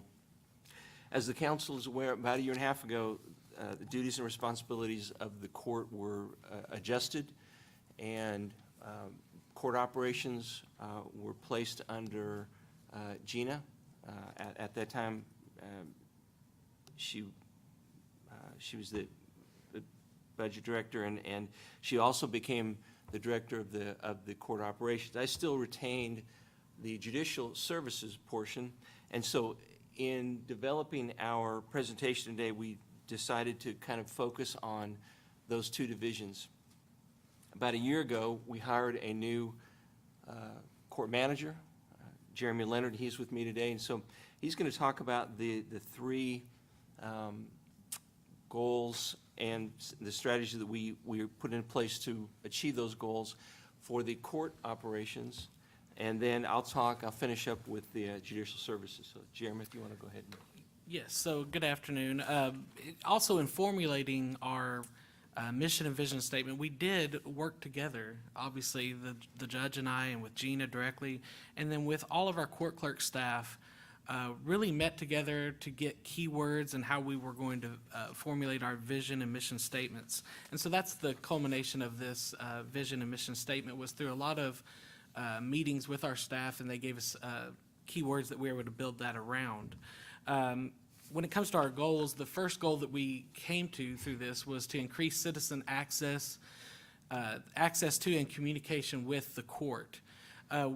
Obviously, with COVID, it impacted the courts greatly in our ability to meet and to hold court. And so it taught us a lot of things. I was fortunate I've been here for 1 year now. I was fortunate to be part of another city where we were able to innovate, and we were actually one of the first courts to use Zoom. And we did that in 2015, 5 years before COVID hit. So I've had experience with this in trying to basically beef up our ability to have defendants be able to access the court. And we'll continue to research that through a lot of these action steps, and it leads us to providing convenient access to the court and also improving two-way communications. A lot of our communications can be one-way, the court communicating to the defendant or the defendant communicating to the court. We really want to seek out ways in which we can speed up that communication, make it more of a two-way communication that's coming back and forth and helping defendants resolve their cases. Our second goal was enhance public trust and confidence in the justice system. Obviously, a defendant's view or perception of the court a lot of times is not based on whether or not they win their case or not. It's about were they handled or treated fairly. And so we want to enhance that public trust, and we can do that through a lot of emphasizing staff training and development. We currently have 5 clerks that hold some level of court clerk certification, but we want to increase that. We want to continue to encourage training, encourage their development as court clerks. We also want to improve accountability and transparency. Much like finance was talking about, we want to be able to improve our dashboard to be able to report how we're doing as a department. And then our third goal is enhance infrastructure. For us to accomplish those first 2 goals, and all of our goals really, we have to enhance our structure with the technology, with facilities, and with security. So through enhancing our technology, continuing to find new ways to enhance our software, continue to find new ways, new softwares that we can integrate with our current court software that would allow us to communicate and have access, defendants to have access with us. Also enhancing our facility structure, obviously increasing the functionality of our office layouts and our building layout, and then our security infrastructure, providing that security for a defendant, for all court staff, for all court users really. Improving our court security as a whole will help us to accomplish our goals. And kind of riding on the topic of technology, Jeremy came into the court with a very strong technology background. He's really, we're grateful to have him, and he was very involved with the being a beta site for our court software. And he's continued to do that, and we are hoping that that relationship will continue. We are in the process of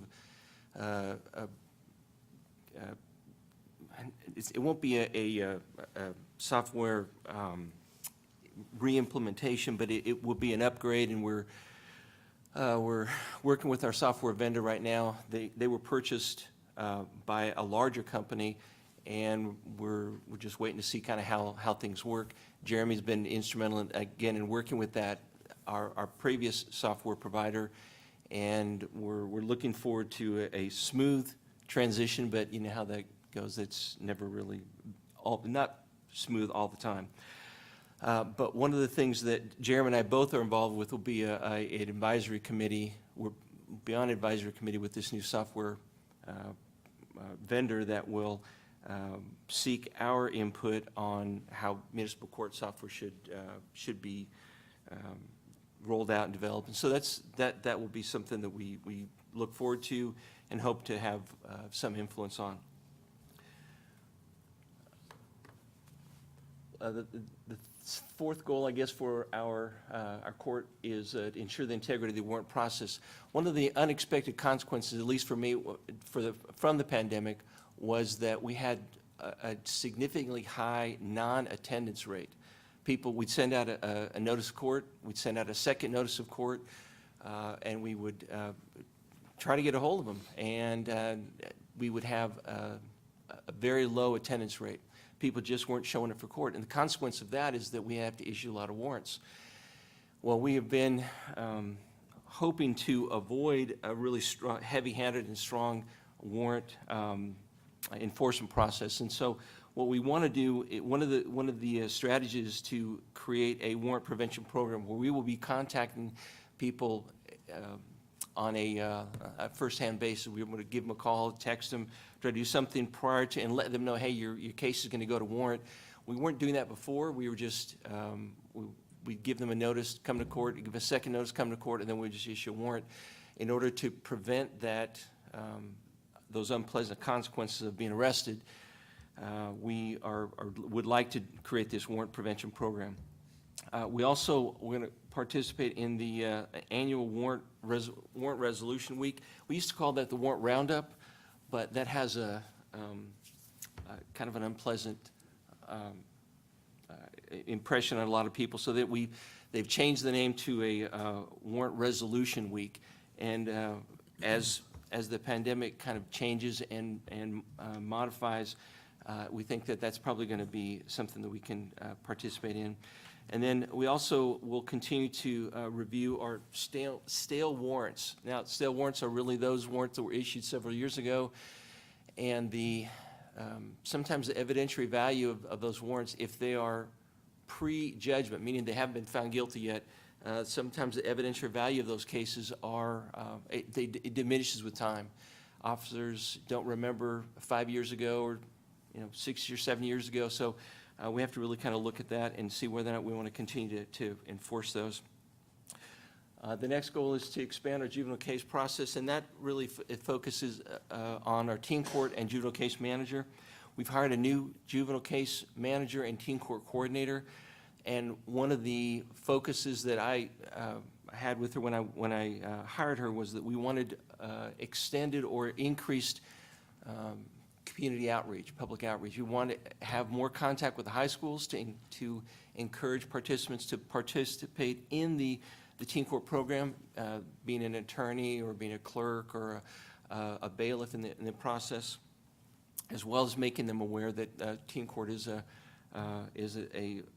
important resolution option if and when they get into trouble.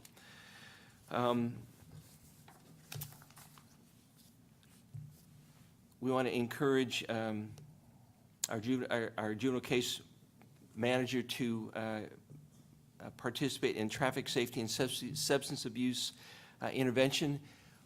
There's a lot of material out there. One of the things that we're trying to do is to have a moot court competition or presentation within the schools, and that's one of the things this year that and in the next couple of years we're trying to implement is to, at the high school level at least, is to perhaps get that going and have that available.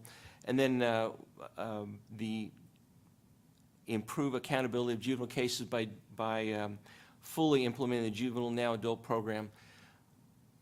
If a person as a juvenile gets a ticket or gets a citation, we can't issue a warrant for them unless you take certain steps. So when they get older, if they get a ticket, or if they get a ticket for an alcohol offense or a theft offense, they don't take care of it. When they're juvenile, the only thing we can do is hold on to their driver's license or put a hold on their driver's license. When they become an adult, we can't issue a warrant for them because the offense occurred when they were a juvenile. What we can do, and what we have not done up to this point, is to implement this juvenile now adult enforcement program to really make sure that those juveniles who had an incident when they're younger take care of their circumstance when they're older and perhaps more able to, in essence, pay their fine and respond to their cases. And then finally, the last one is maintain judicial and magistrate excellence. The last legislative session, and I'm going to focus primarily on the kind of the magistrate part of this. The last legislative session imposed several responsibilities on magistrates, particularly when our duties in the jail. We have to use a public safety reporting system that has not been rolled out yet, but we're supposed to use that by April 1st. And that requires a magistrate to review this report prior to setting bail on any Class B and above offense. And it does change the way we do the jail a little bit, changes the way and the amount of time in the jail, and it's just making sure that we implement the procedure properly to ensure that we're complying with the legislative mandate and ensure that we don't keep people in jail any longer than we need to. And so with that, and there's several other strategies that we have offered, but in out of the respect for time, I'm going to go ahead and conclude. Any questions I'll be happy to take? Hearing none. We'll step away. I thought for sure he was going to adjourn court. Thank you, appreciate the update. It's a very important part of our community that I don't think gets quite the attention it deserves, because it's always on people's bad days. So, you know, whatever we can do to mitigate that and help people move through the process, I think is important. With that, I think we're going to take, let's do 20 minutes for lunch. Lunch is in the back room there, so that'll put us back at 12:46.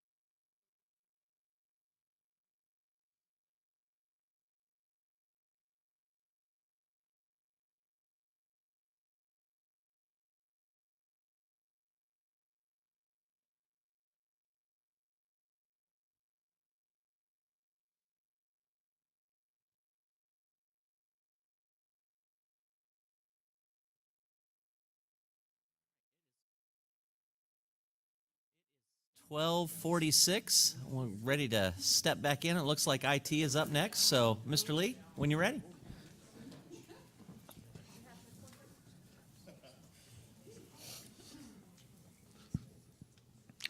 So, good afternoon, Mayor, Council, City staff.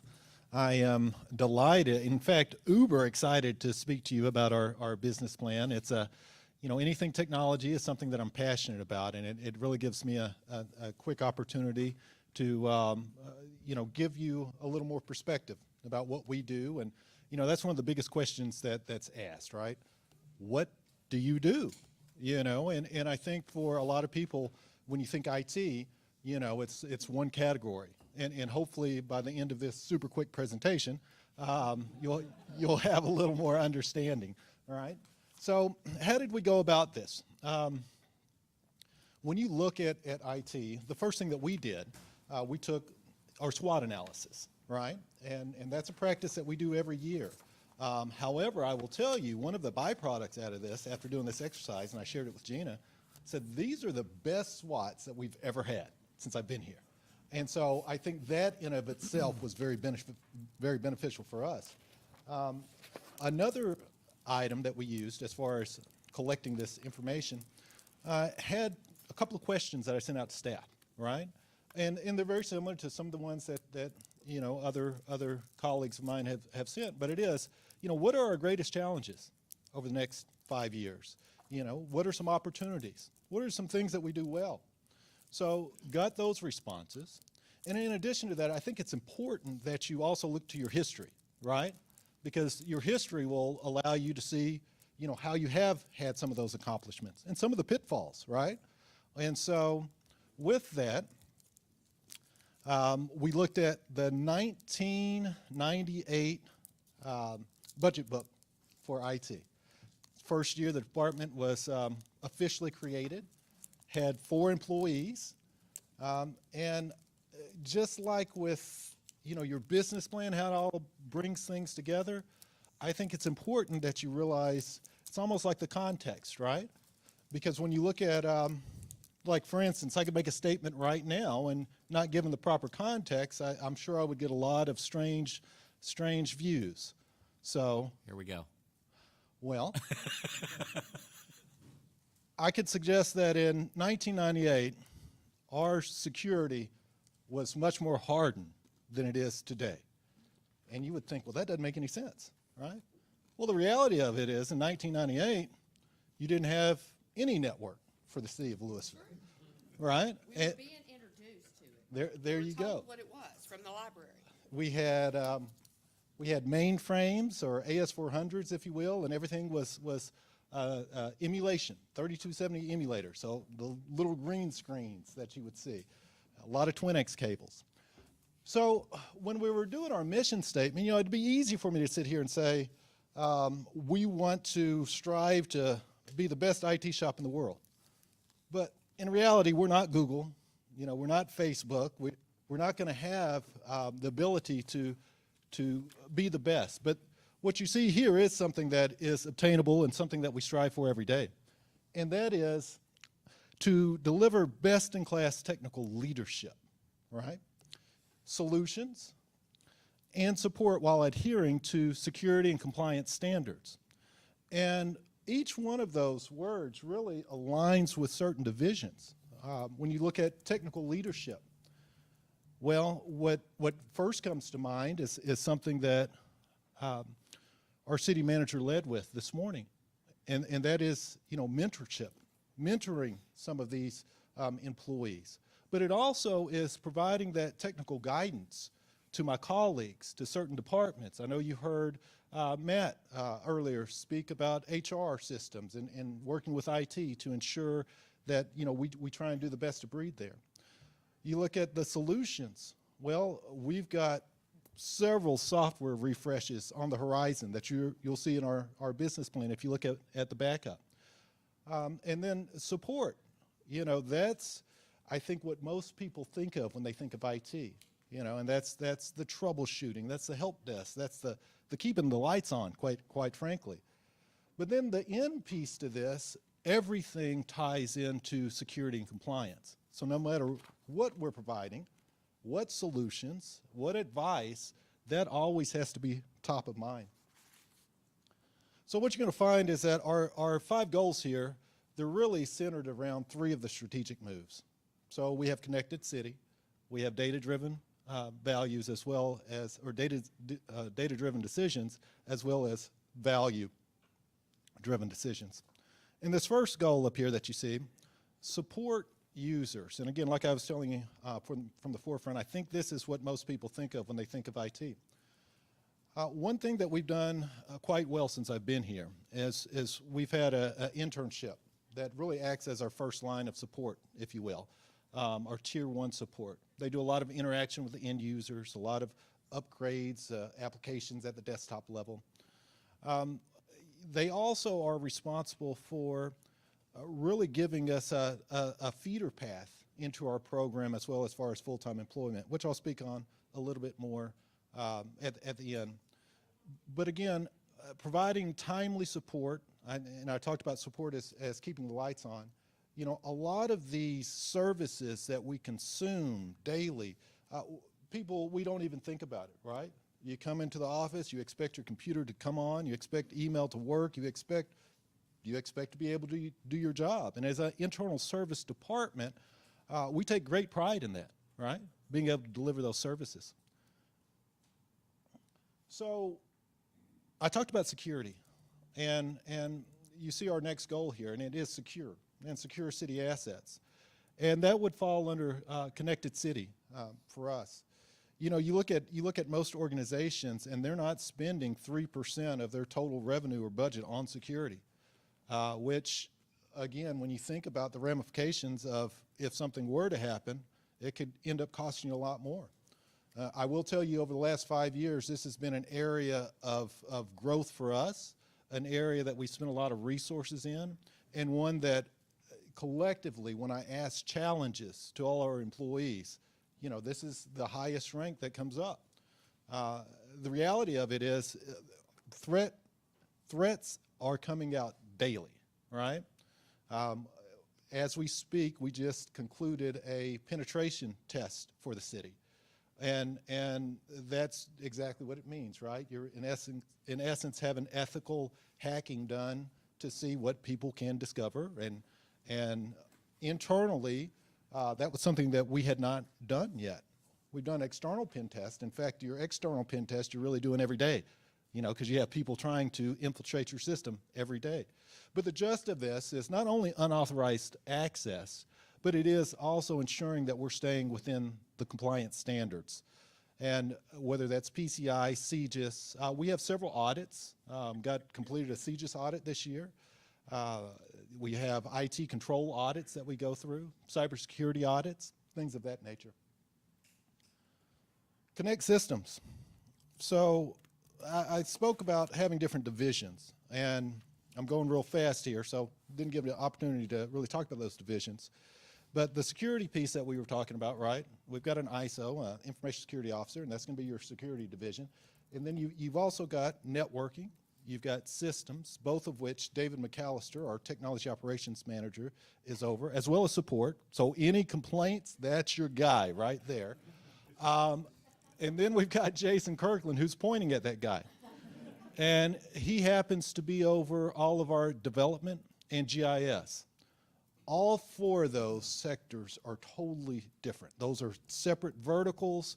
And so, you know, if your expectation was that, well, David should be able to do what Jason does, and Jason should be able to do what David does, well, that's an incorrect assumption. Very, very unique when it comes to those particular skill sets. But again, connected. So we've got over 50 different sites that we connect. I know that seems like a lot, and you're probably like, 50? We don't have 50 campuses, but when you're looking at pump stations and different locations, in fact, we'll have 5 more parks that we're going to bring online this year. And with that, that's a highly valued skill set, because all organizations have to have networking. Going back to when I first came, I've had the privilege to really see this maturation through the department, right, from our humble beginnings. And, you know, back in the early 2000s, we did not have that expertise in-house.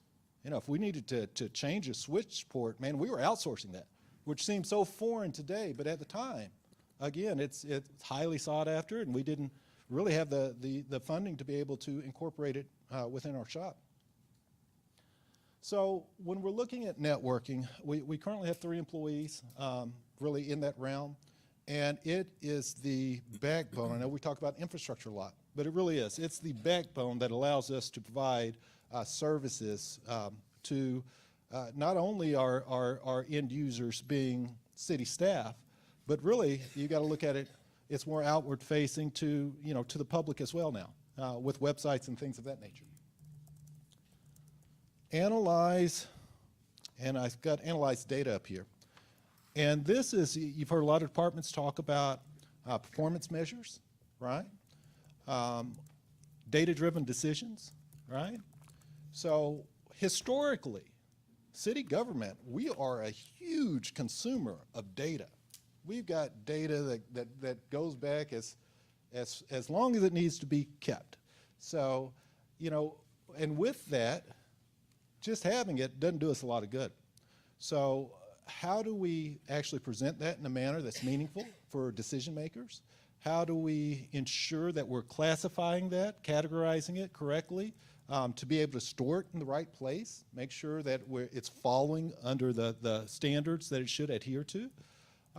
How do we actually take that data, if you will, and ensure that what we're doing as far as metrics or performance measures or KPIs, or how do we know that we're hitting the mark there?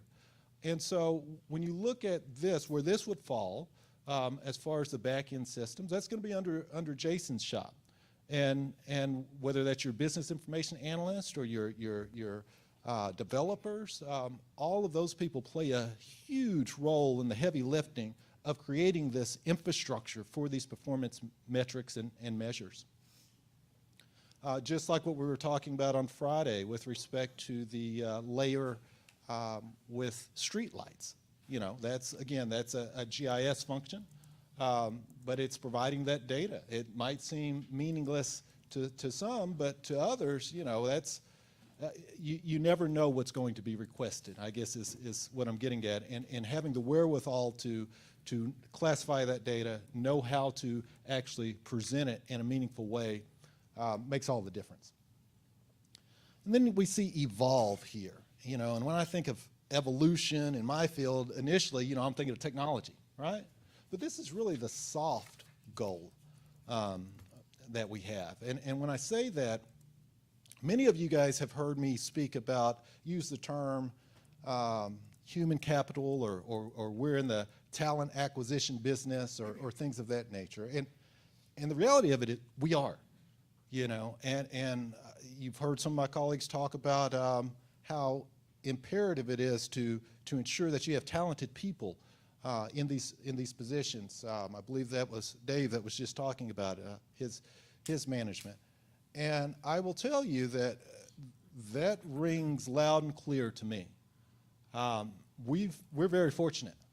You know, we are, I believe, again, from our humble beginnings, 1998, 4 employees. I believe we're your 6th largest department now.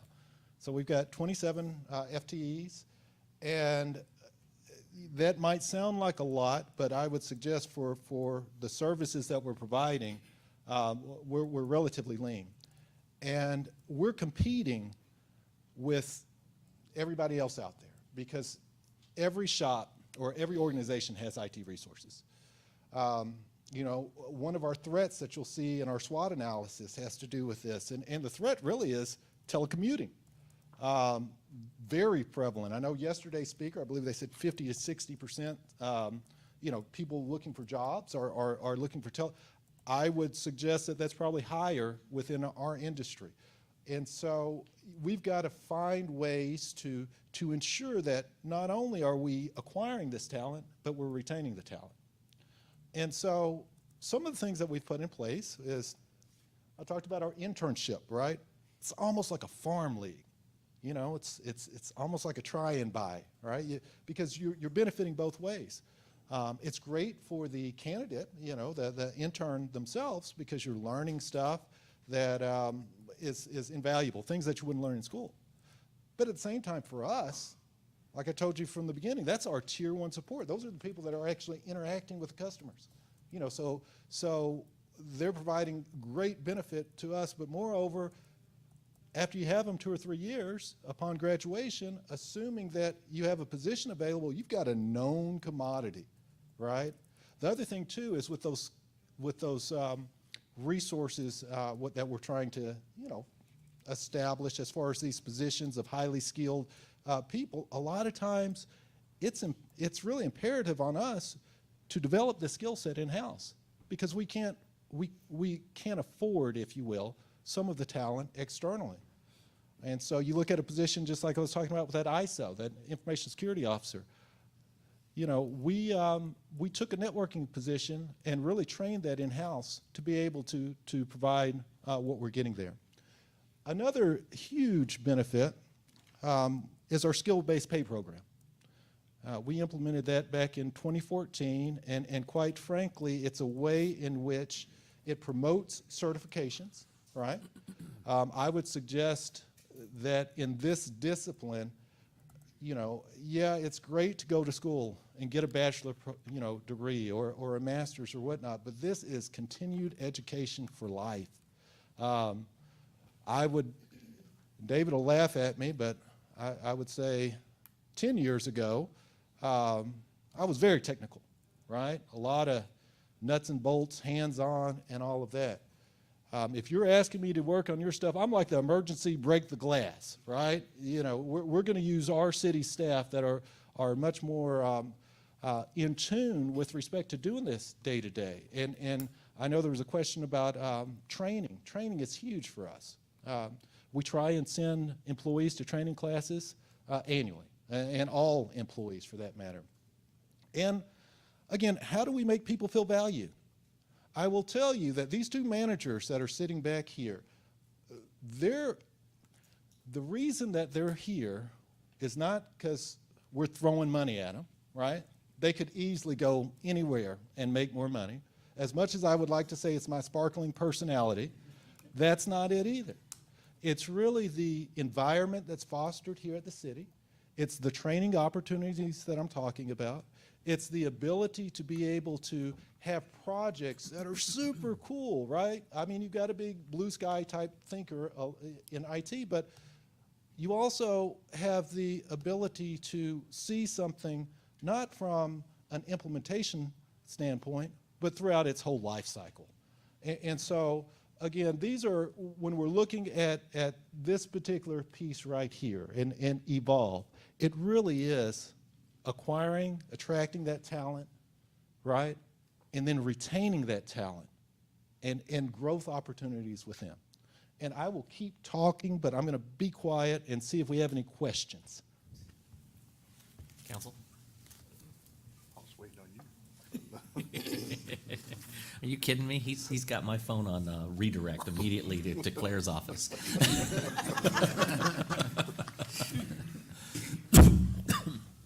Pardon me. As I inhale lunch. I think the key here is that, you're constantly innovating, but you always have to be looking backwards to make sure things are secure and whole. You guys have done a great job. We see in the media all the time the threats that are out there, and it's cities, it's municipalities. It's because of the amount of data that we hold and the criticality of that data. It's not going to get any easier. So I appreciate management's effort to grow the department and make sure that it's doing what it needs to do, and your guys' effort for being on that front edge. So, well done. Thank you, sir. And then we have batting cleanup, and Parks and Recreation. Mayor, council members, park fans, going to go quickly over ours. We talked last year about how we got to our effort, and for those of y'all who weren't in the room, this really was a culmination of the previous 3.5 years of since I had arrived, is we really had to change our culture in Parks and Recreation. When I arrived, our mission statement had the word adequate in it. And I laughed because Claire, who at a previous director's staff meeting, said, "Stacy, you're just outside our comfort zone." So you can imagine what reading the word adequate in a mission statement, an aspirational statement for the department, crushed my soul. And so we had to change that, right? But we had to change it as a group, right? Because it couldn't be my vision. It had to be our vision because we have to tackle some really big things. And so this is what we came up with, is that we were going to create a thriving community by making sure that everybody was connected to nature and play, and that we were going to do that by becoming the best park system in the state of Texas, by providing places to play, educational opportunities for you to get to know your neighbors, for you to get outside and be active, creating these spaces and places that we could be connected and together, and then preserving what makes Lewisville very, very unique, which is those 3 ecosystems that converge in one place, which is amazing. And so we knew that we needed to do that for everyone, right? We talk about, no matter what you bring to the table, we are your parks and recreation system, right? We don't care what your background has been, what you look like, who you love, what you know, you belong in our system. And how do we make sure that everyone can play, everybody feels welcome and safe, and everybody knows about it? And we talk about what the challenges are in each one of those areas, right? And y'all know very well that we're working for that 10-minute walk to a park goal, and we hope that to get there by 2035.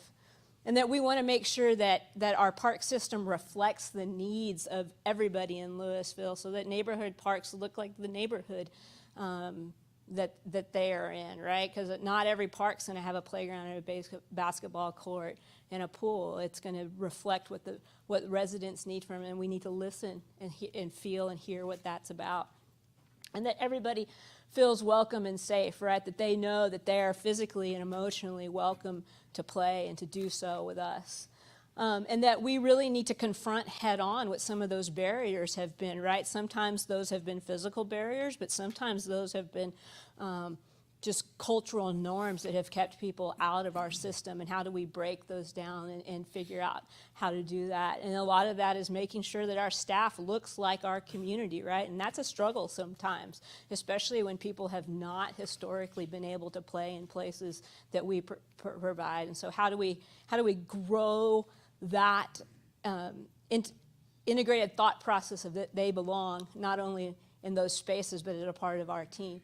And that sometimes starts from itty bitties, right? It's always interesting to be in this industry where you have led summer camps, where the kids in summer camps are then the people that we hire to run them, right? And so, Coach Stacy, blah, blah, blah, and I go back to places that where I had that part of my career. And you talk to some of our staff members, and that's pretty cool too. And then how does everybody know, right? And this is really a challenge for us. And James spoke about, the idea of TikTok, and that scares him. Well, the reason that we don't have any teens in our programs right now is because we don't use the systems and manners of way to communicate with them. And we've got to make sure that we're not scared to use those things in manners to communicate with the people who might not be in our programs, right? So how do people take information? But this also has to go back to our staff. Everyone knows what we're doing on a daily basis. Everybody understands the why. And we do those things about training.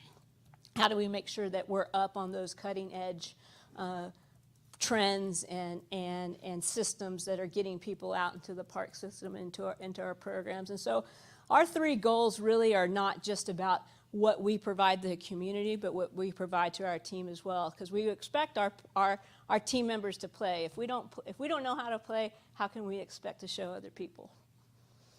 So how we did those is we put together strategies on each one of those. And so obviously we talked about the 10-minute walk to a park, and we have our plans that are going to get us there.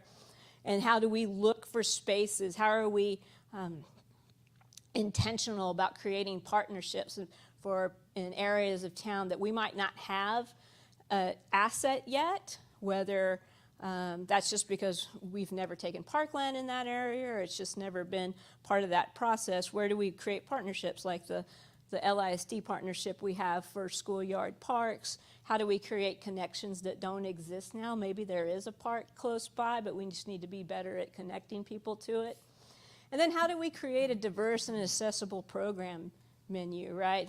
That means that we have to go through that analysis that everybody's been talking about, looking at what programs we've had and not be married to them just because we've had them for 30 years, right? Everything has its life cycle.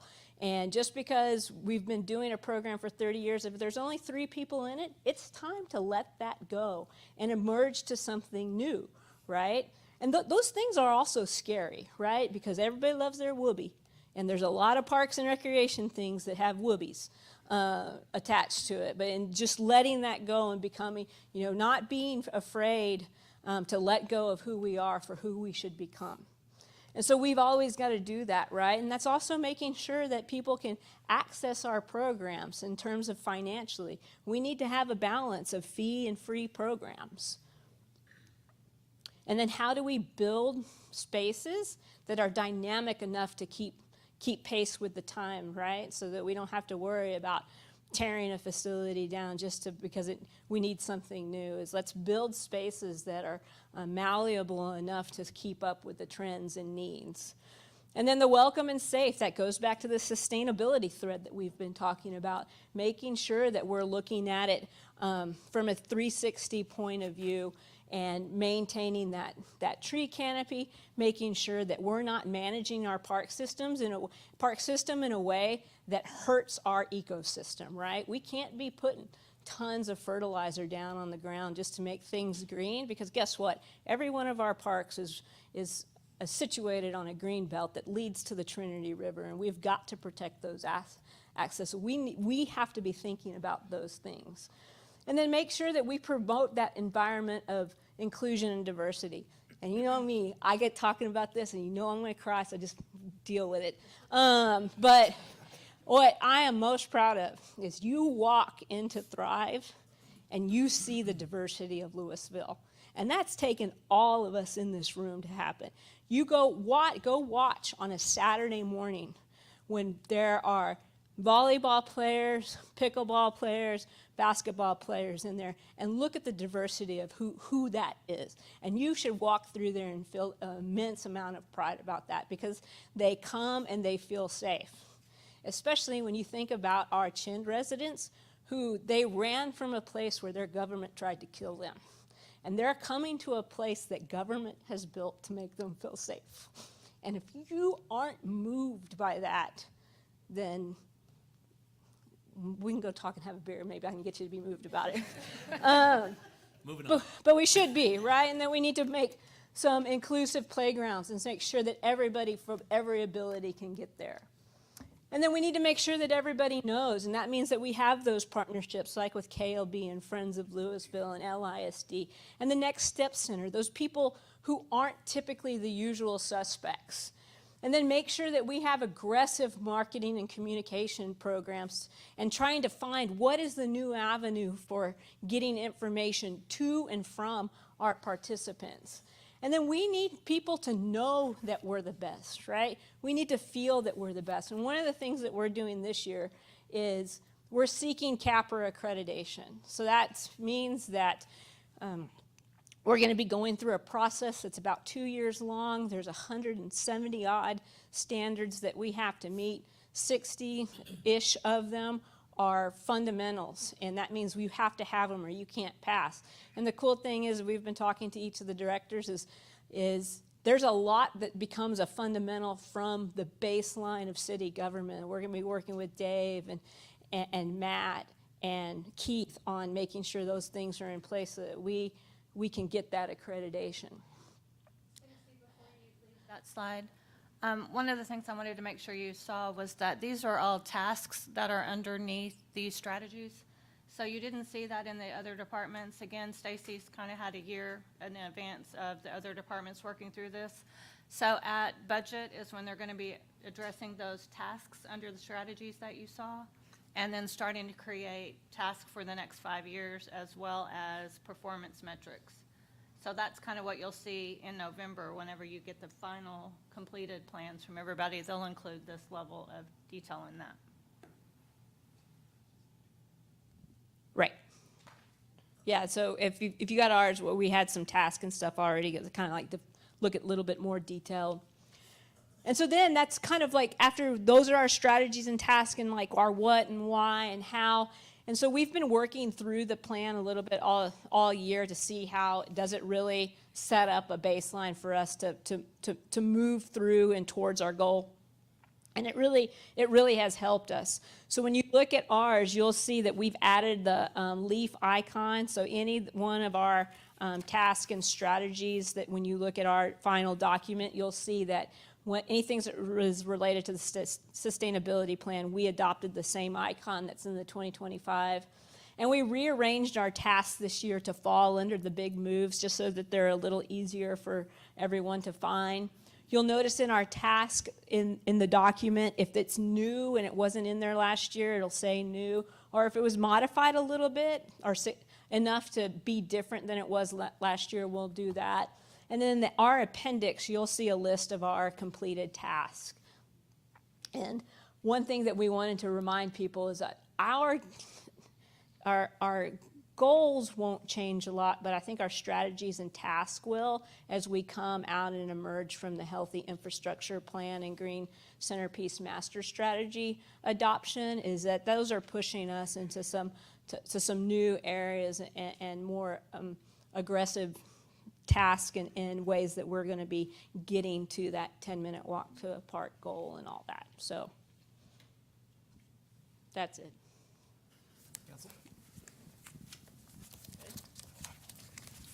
I just had an idea strike me though while we were talking about it, the parks system. Yes. I love that we are using that word because we have a water system, we have an IT system. I mean, it's a network, it's connections, it's like a circulatory system, and I kind of like that framing. So other than that, have a great afternoon. You too.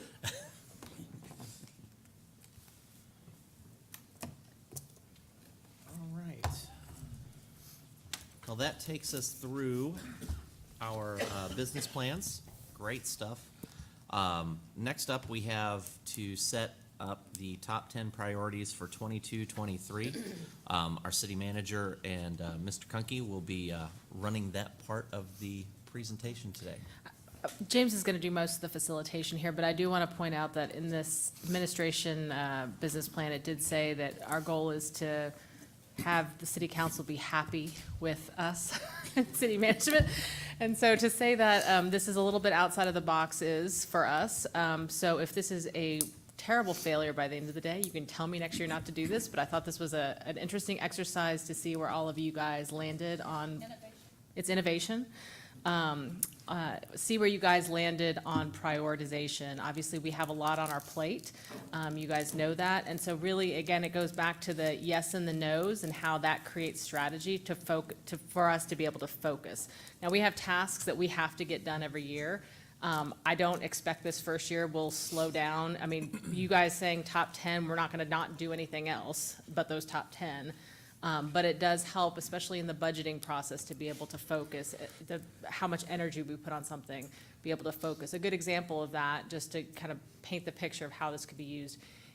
If someone were to say that their priority was, or you guys agree, the top priority was Northern Gateway development, let's just hypothetically say that. But Southern Gateway never got on that list. Well, economic development now knows that they don't have to, and I can tell you with the prior economic development director, he was working both at the same time. So then he knows, okay, in this year, I really need to focus on the Northern Gateway and not worry about the Southern Gateway this first year. If a big project comes in, great, but if not, that's okay. Council really is focused on this. So those are the type of examples I want you guys to think about why these prioritizations are important. But with that, I'll hand it off to James. Thank you, Claire. And in the spirit of Thomas Edison, we don't actually fail in this organization. We just learn ways not to do things. So then we can figure out the right way. I want to start off. The bar lowering credential was really impressive. Just said it way. You like it? You like it? You like it? Under promise, over deliver. Before we get into this discussion, staff, I need your help on this part. We're going to pair up these tables into squares, and then we'll have 3 of you seated at each square. So you can be moving around and doing that, and we'll need 1 easel at each square also. So as they're doing that, so council, this is a new exercise for us. it's an exciting exercise. I think we're going to get a lot of good information out of this. I think you're going to like the direction that comes out of it. I think the direction will help Claire and her team during the budgeting process and help all the departments as we move into this, the rest of this fiscal year and on into and through the next fiscal year to try and make sure that the things we're focusing our attention on are the things that you want us to focus our attention on. So that's what we're going to do here. We're going to do some prioritization. Now, you've had an opportunity over the past 2.5 days to have a lot of information thrown your way. A lot of projects, a lot of programs, a lot of plans that are in the works, that are making progress and moving forward. But we're going to put you to work during this exercise. So I'm going to walk you quickly through what we're going to do. And by then, the tables will be ready and we're going to get our action going. So in a minute, we're going to ask you to move one to each of the 6 tables back there, where there will be 3 staff members at that table. We actually might have 1 extra. There might be 4 at one table, but pick a table, and that's going to be your workstation for the first phase of the exercise. You'd received an email from Claire earlier this week talking about this, that we're going to try and come up with these ideas, these priorities as we move forward. So you probably already have in your mind some things, maybe some things you've seen presented up here, maybe some things you brought with you going in. But when you get to your group, we're going to ask you to come up with your list of top 5 priorities for the city to accomplish in the short term, in the immediate future. And when we talk about priorities, we're not talking about an individual single task, fill a pothole on Main Street. That's just a task, right? And we're not talking about some pie in the sky that is not attainable, like make every street a 100 on the ranking and keep it there forever. I think Keith would tell you that we need a lot more resources to do that. But it might be reasonable to focus on an area and say this area needs to have the street quality improved. That is the example of what we're looking for, something that is more than just a task, but is attainable within a reasonable period of time. Now, these priorities could carry over from fiscal year to fiscal year. Frisco does this, and there are some priorities they have that are every year priorities. So don't worry about if it's something that you think, well, it won't be done by the end of the year. That's okay. It still is a priority. So it's important to you. It's obviously important to us.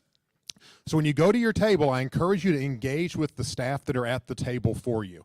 Bounce your ideas off of them. They might have some perspective that can help you to focus or fine-tune that idea a little bit if you want, or if you're not sure about something, they can help you with that. Claire and Gina and I are being walking around the tables just in case additional resources needed. If you need an expert, we can shift some people around as needed. Each group, by the way, in the back staff, each group's going to have 1 scribe, and that scribe is going to use the white pads to just keep notes as council members are putting out their ideas.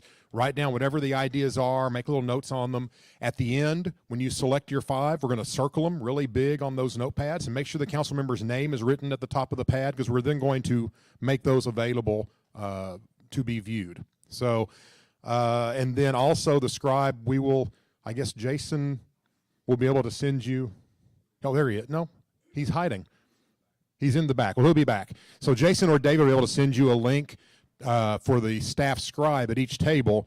It's a very simple form. You put in the council member's name, you type in their 5 ideas, you click submit, and then your part of scribing is done. So once we've done that, we'll take a little break so that we can aggregate those results. We can put together a single list of all of your priorities. Now, there's 6 of you, 5 each, that's 30. We do anticipate there being some duplication, some items that multiple people on the council have as a priority. So we're going to go through and weed those out so we have a single list of 20 to 30, as many as 30 priorities.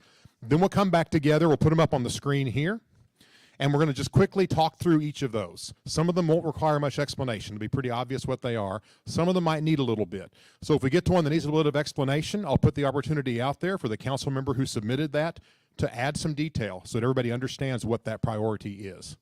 We'll go through that list fairly quickly, but we'll go through that list, give you a chance to make sure you understand everything on there. And then we are going to go old school and pass you out a piece of paper that has all the priorities listed.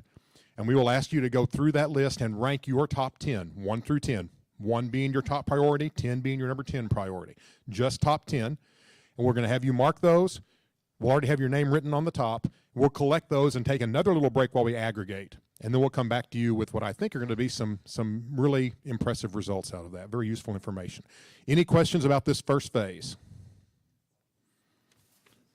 Okay, seeing none, it looks like our stations are set up. So again, 1 council member at each station, 1 staff scribe at each station.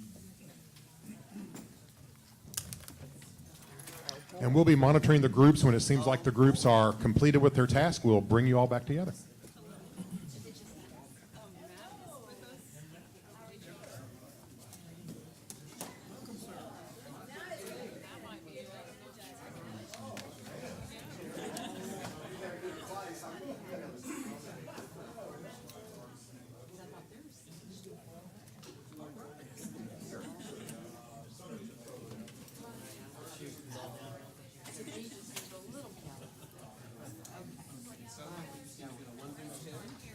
We are. Directors and managers, you should now have received an email that has the link to the Google form that you'll use at the end for the scribes. So if your scribe happens to not be a director or manager, well, shame on you, but also make sure a director or manager can pull up that form.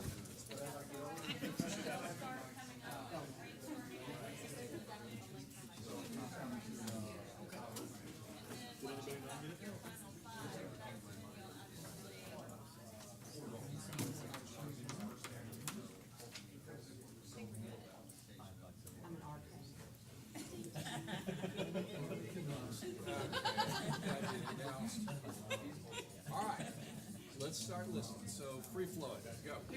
This is Nate. No, the staff will move from table to table.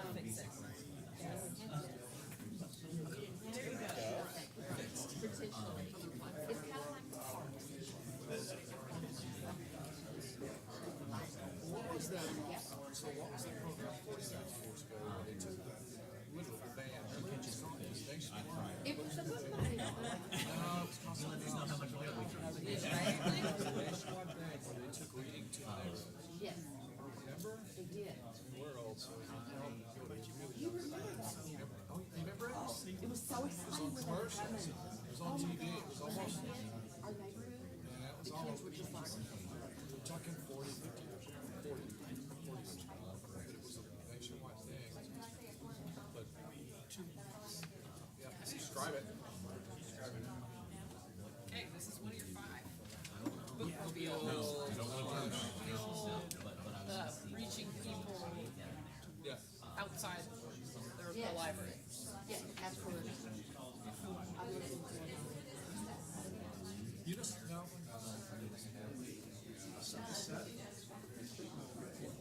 SRA, that was when we were kids. Oh my God. Oh, wait.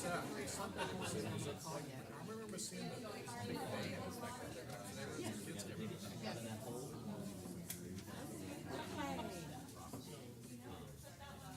Think about all of our top 7 or 8 massive facilities that are going on right now that are going to last for the next 4 or 5 years. Successful design, construction, retention, movement. I'm going to say it's the big 7. There's 8. It's a little bit different. The big 7 that are on that Gantt chart that we showed out. Fleet, public services, hedges, herring, basement, water supply, blah, blah, blah, yeah, all that. So it's all of our capital successful. We got like the top 7 of those that are really unique and they're going on right now for the last 4 or 5 years. That's a goal. Something you want to see through.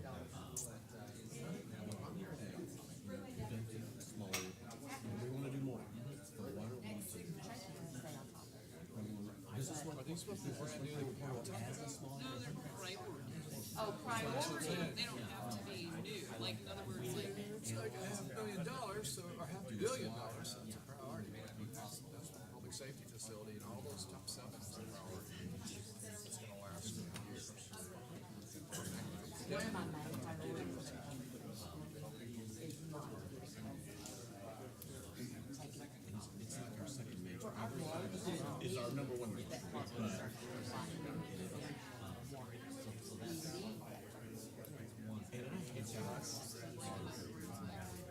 Ensure that it's hitting the mark. Ensure that it is the final.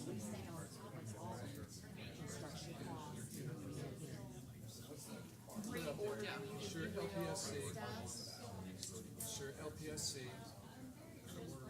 hitting the mark.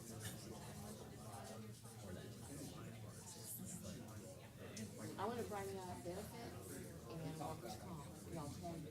Ready? I had That's a little bit further out. you would have thought I had a leak coming up the floor, coming out of the floor. And I'm talking parks, I'm talking public safety, I'm talking they hate me. And I'm telling you, I'm gonna be perfectly honest. With everything. Do you not like their benefits? It's all tied together. And then you got the I little pieces that can be tremendous potential. Not one that looks at eyes. So it's gotta wait for the upper hand. For the third party administration, one part through them, navigate those through the course. Much like I had. Is the new bridge. And that, the employee.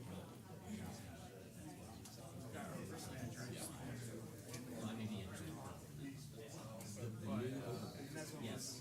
Look like the 407. It's exactly. You can get anything done. Once that was completed.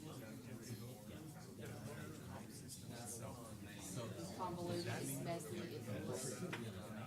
But I would like to have some workshops on them. Instead of the same old workers' comp code administrators. I would like to look outside the box, other things that are going on as far as workers' comp. Before we order. Well, we're trying to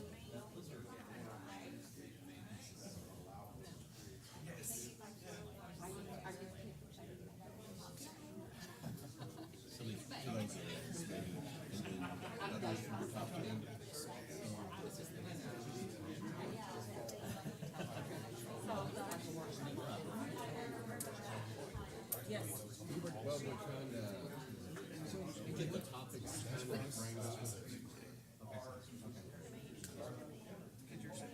Insurance, yeah. Insurance.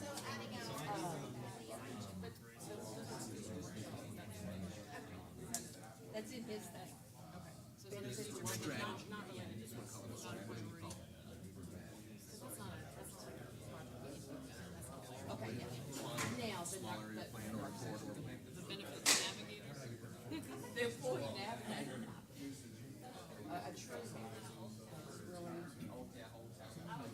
So I think what you're looking for is something more about, so take these people out, so it's a scope, so like probably something more about the training with regard to benefits, like something with regard to benefits for employees and making sure you're once they handle it. What is that? And I think he went into that too about wanting to make sure. Now you're talking about that. Yes. So I think maybe From convergence to. Okay. That's the two big areas and everything in between. Yes. With the new bridge and the my. Is that what it was? But Yeah, I think it was more. something like.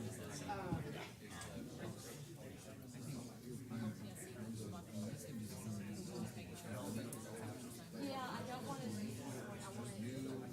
As soon as we adopt these, y'all got to handle time in the junk. That we really listen to Very short here goes lines. Piece of property. They're out of some, I'm afraid I'm a little nook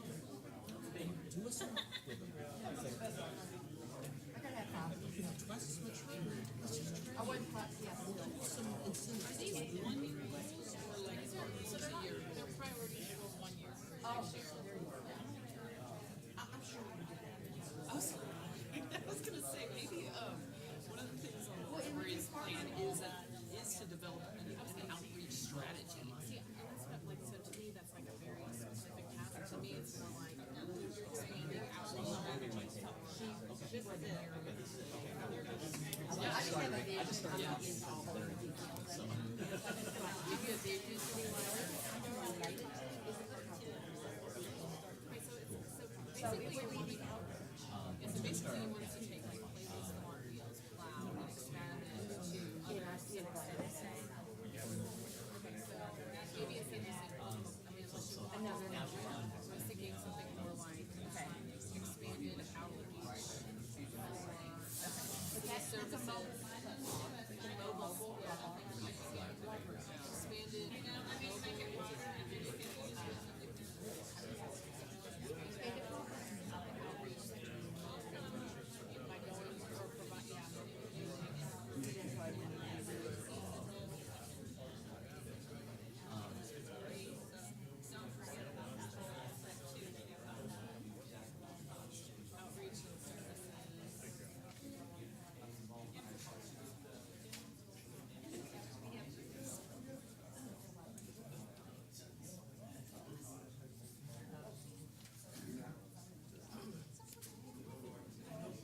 Somebody already put in infrastructure.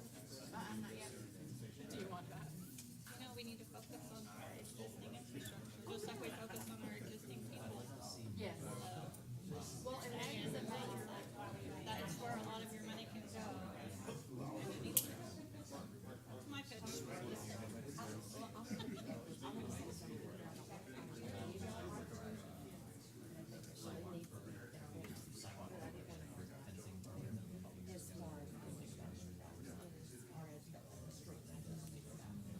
Because when they came in, it was just this. And there's no permits, there's no whatever. And I remember having to tell the folks on the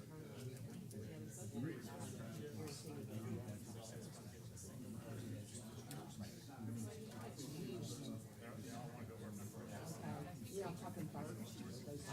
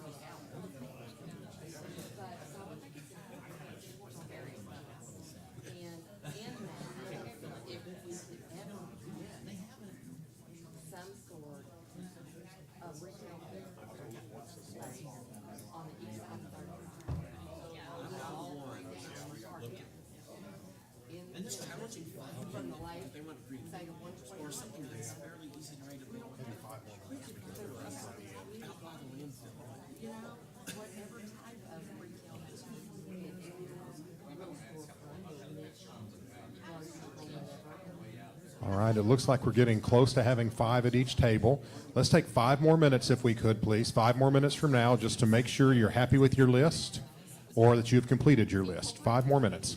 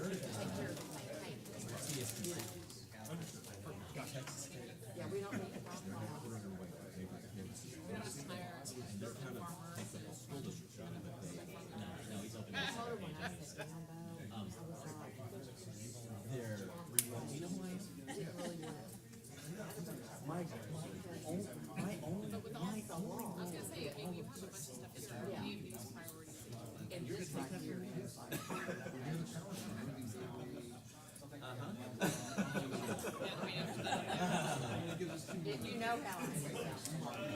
We're allowed to have this.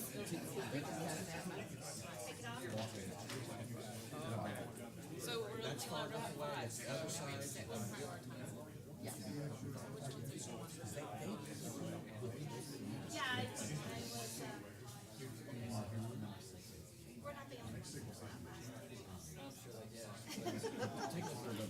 Okay.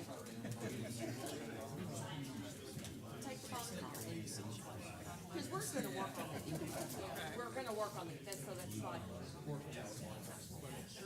It's gonna happen. No, just mark that off. Okay. Yeah, you need to mark that off. The bottom, the bottom of the file.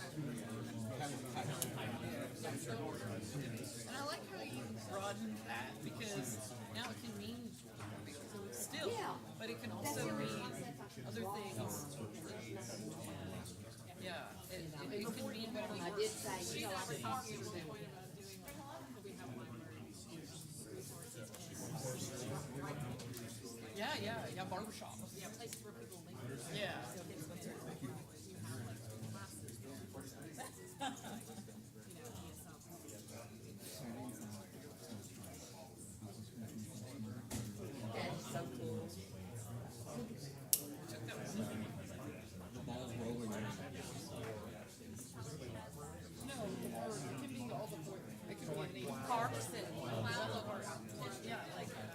at play and library time. No.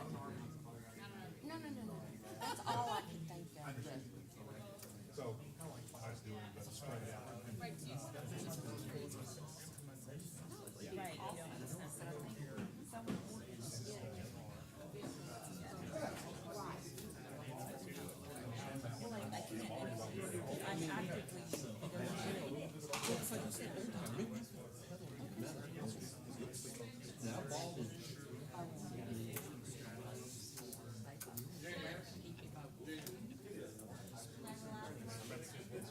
Oh, wait, well, make her look at it. Make her look at it.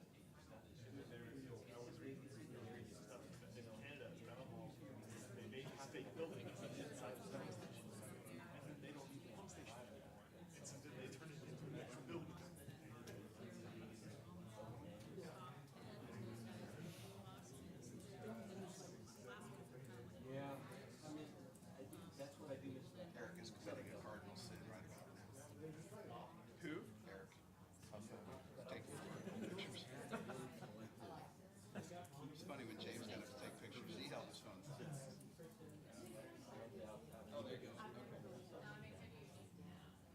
TikTok is vertical.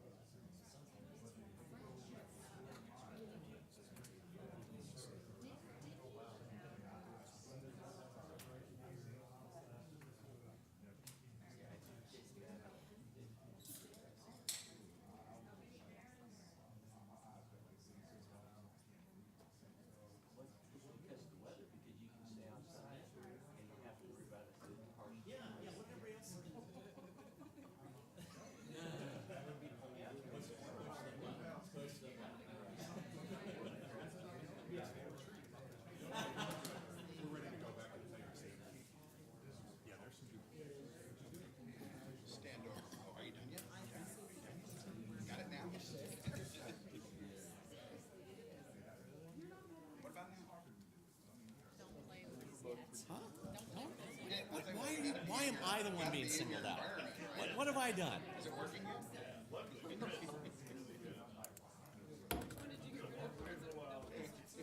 That's correct.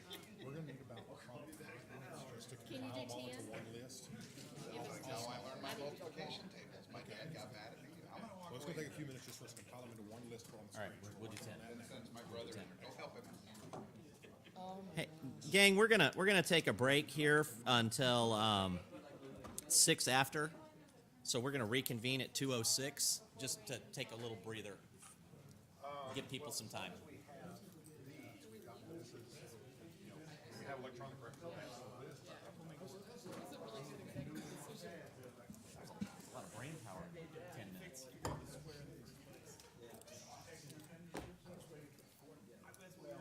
My team was ready to pull up another page for me.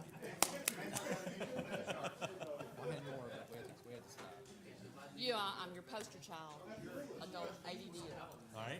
So they had to like, They had to rein me in. bring me in just a Well, little bit.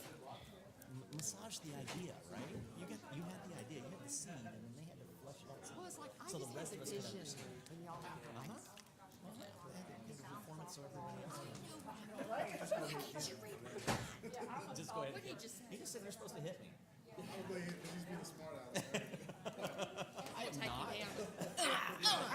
didn't say all that, now you're being too soft. Okay, I like that. I like that. What's that? That. This. I thought that was good.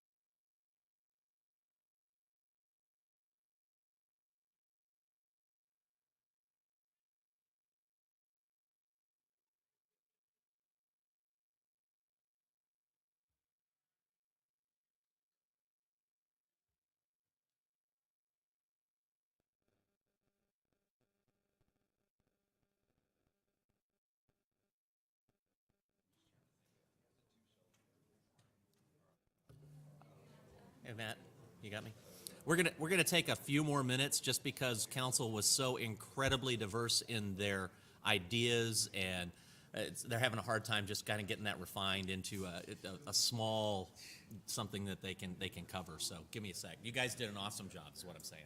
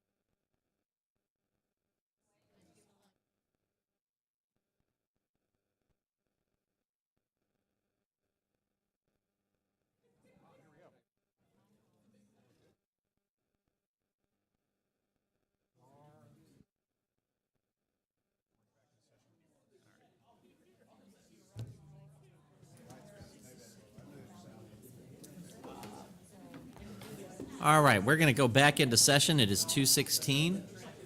Mr. Cunky, are you driving the rest of this car? I am at the wheel, yes. All right. All right, so Mayor and Council, thank you for your input there. We got some really good input, very good engagement with staff. Thank you, staff, for your work back there, especially the scribes, because we know you did all the real work. But thank you to everyone out there. So the interesting thing is, out of the 30 ideas that you submitted, there was some duplication. And in fact, we now have a list of 19. Don't be voting yet. I see people voting. We're not ready to vote. But there's 19 instead of 30 because there was some duplication. So we're going to very quickly go through the 19 just to make sure everybody understands what they are, and then you'll be asked to go through and rank your top 10. So first one up there is additional wayfinding signage around the city, such as intersections, Lila and Green centerpiece. I believe that also includes next signal sign package. Any questions about what this one encompasses? Okay. Advancing the 10-minute walk to the park.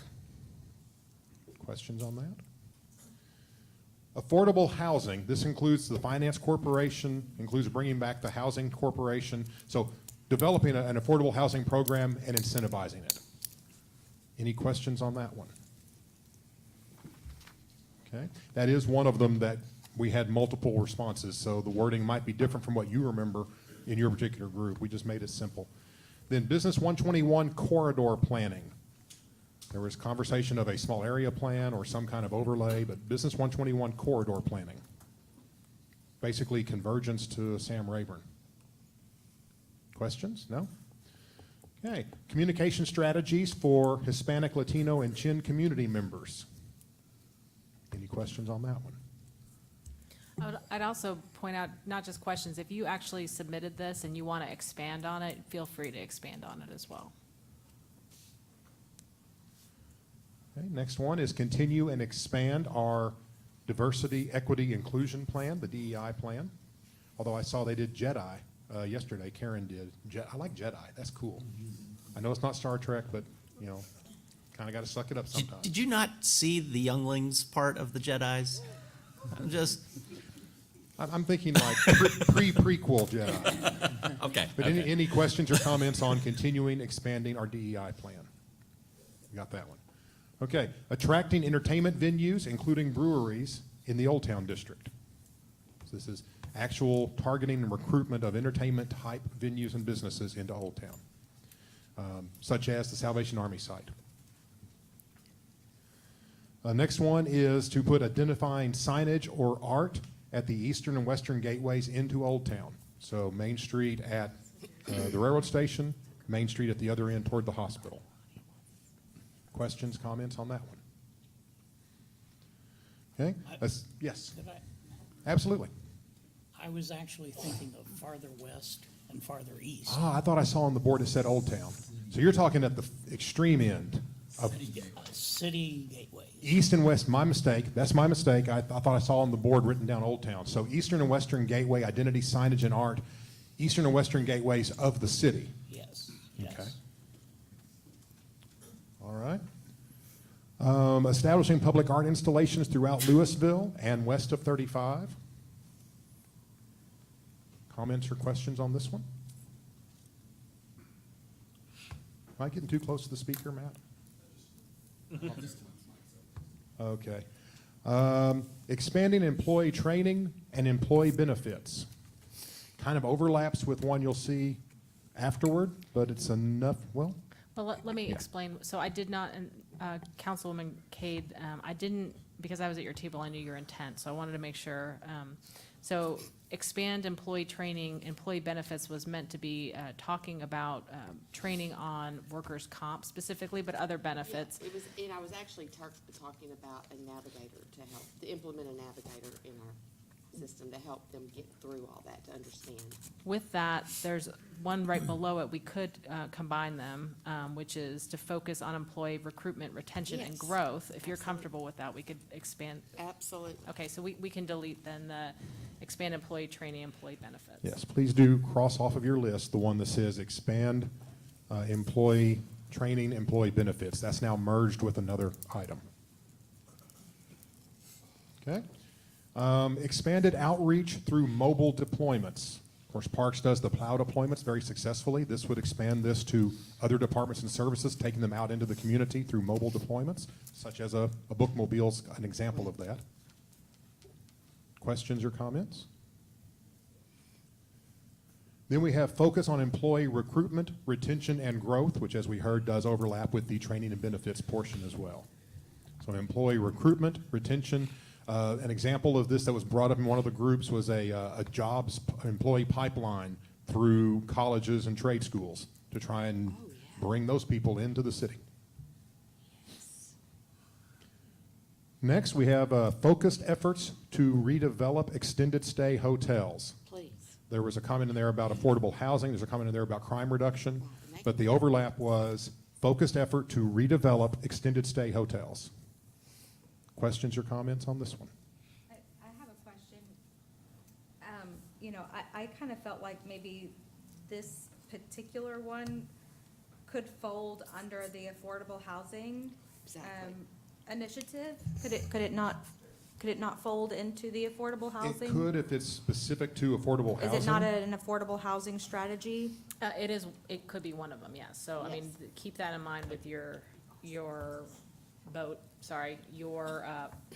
prioritizations. So the two people who put that in were Councilwoman Cade and Mayor Gilmore. I Would think you it be could go comfortable under. folding that under affordable housing? So the conversation, I mean, could I pick up one of these and reuse it? Yes. Could I pick up one of these and tear it down? If the structure is good, why would you tear down good structure when you can go in and just rehab it?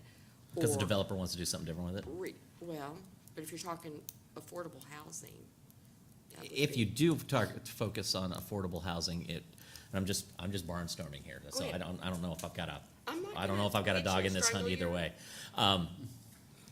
If we put it under affordable housing, it narrows the scope of what we might do with whatever that building or You facility see, I is. think that's on a case-by-case basis, though.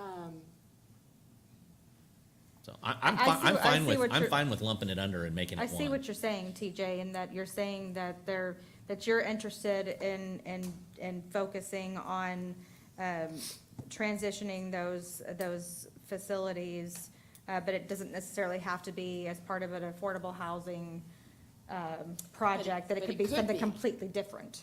But it could be. But And it could be. And it could also, like, there's a number of them on the 121 corridor.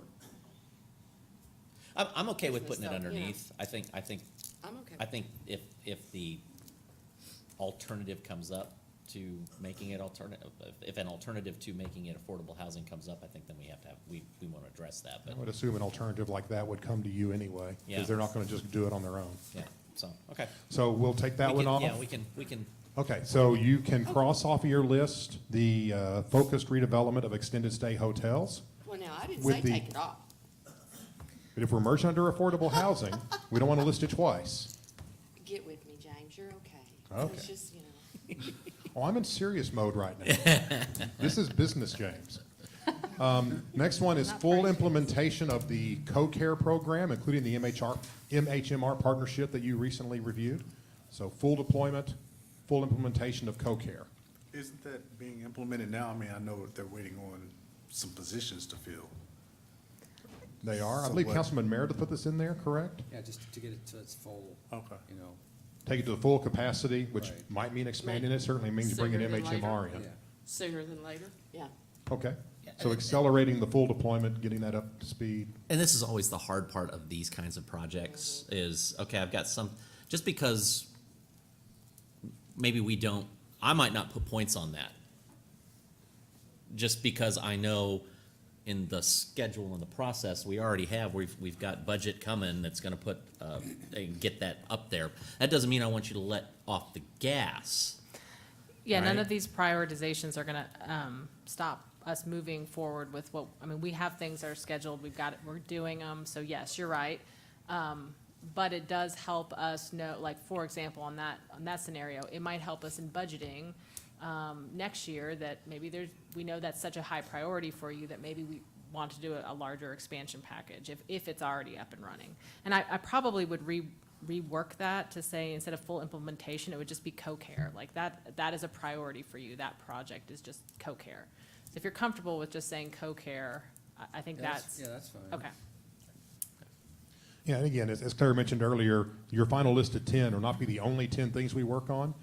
And let's face it, the fact that it made this stage has gotten people's attention. So, but we're trying to get down to 10, and we will. The next one is investment in city infrastructure, maintenance, and replacement. And there was also a comment attached to this about looking for opportunities for PAYGO projects or external funding for investment in city infrastructure, maintenance, and replacement. And James, just to give a little quick promotion of my item, the intention here was to, we know that our infrastructure is aging and that it is deteriorating over time as infrastructure does. And so the intent of what I wanted to put under this item was just that we need to have our funding for infrastructure at a level where we're trying to keep pace with the rate at which it needs to be replaced. And that's citywide. Okay, thank you. Any other questions or comments on this one? Okay, our shortest entry, but it was another one of those that had multiple submissions, mall redevelopment. And this is also an example of one that will cross over fiscal years. Obviously, it's not going to be finished next fiscal year, but there's work to be done. So it's not my department. You are such a glasses half full guy. Hey, Marichelle, you got 12 months. Good luck. So, but mall redevelopment. Any questions or comments on mall redevelopment as a council priority? Okay. Wastewater improvements to support the Northern Gateway development. You heard talk about the Whippoorwill lift station. That's part of this, but there's also other things to attach to it. So this would be infrastructure, or specifically wastewater infrastructure improvements to support the Northern Gateway development. Could we make this less specific and say the Northern Gateway development and basically say that that's anything that would support the Northern Gateway development? This came from Councilman Meredith. Assuming that that would include Whippoorwill and so forth, would that be an acceptable change to you? Yeah, that's fine. So Northern Gateway development holistically is going to replace this one. So you can, on your sheet, you can mark off the part about wastewater improvements. It's just support the Northern Gateway development. Any other questions or comments? Can I clarify what the Northern Gateway is? Because we've used two different terms. So the Northern Gateway, as of was originally presented to council, was just on the west side of 35. At this council retreat, we expanded it to include the lake project as well. Are you including both? Yes. Okay. So this is the full, potentially expanded gateway. Next one is remove barriers and expedite development in Old Town. And this is different from the one we had before that was focused on business recruitment and bringing businesses in. This is looking more big picture, identifying barriers that might exist and eliminating those as a way, or addressing those as a way to expedite development throughout the district. I'll just say a quick word about that as well, because this one is clearly mine. So to give an example of what I'm referring to would be like at the AMAC property where we had that the power line that had to be buried. And, so you fight with the utility company and they say, well, we're not gonna bury it in city right away because it has to be a easement dedicated on your property. And so the city, we ended up having to pass an ordinance to allow the electric company to put their to bury the lines in our right of way. They actually required us to do that before they would do it.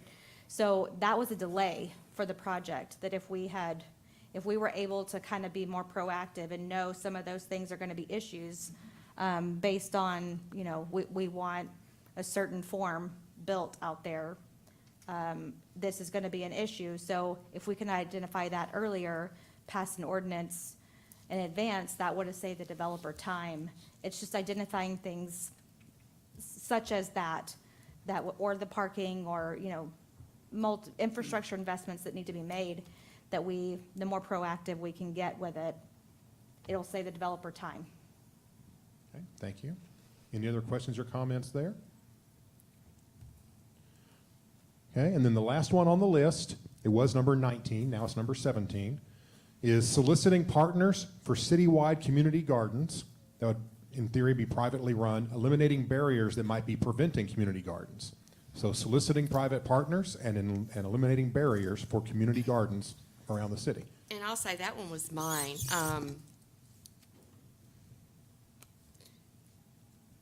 It'll fall under the green space, and food insecurities and such, but it gives outside partners a buy-in to the area too. And one particular one that I talked about back in May or June was that Timberbrook wanted that one lot that the house was taken down on. Could we start that? It's like, yeah, after the project's done, then come back to the city and see Eric Ferris, because he said you could do it.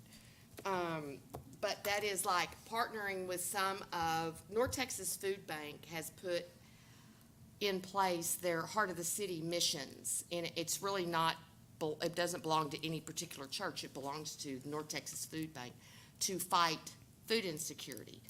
And so they literally give the food away.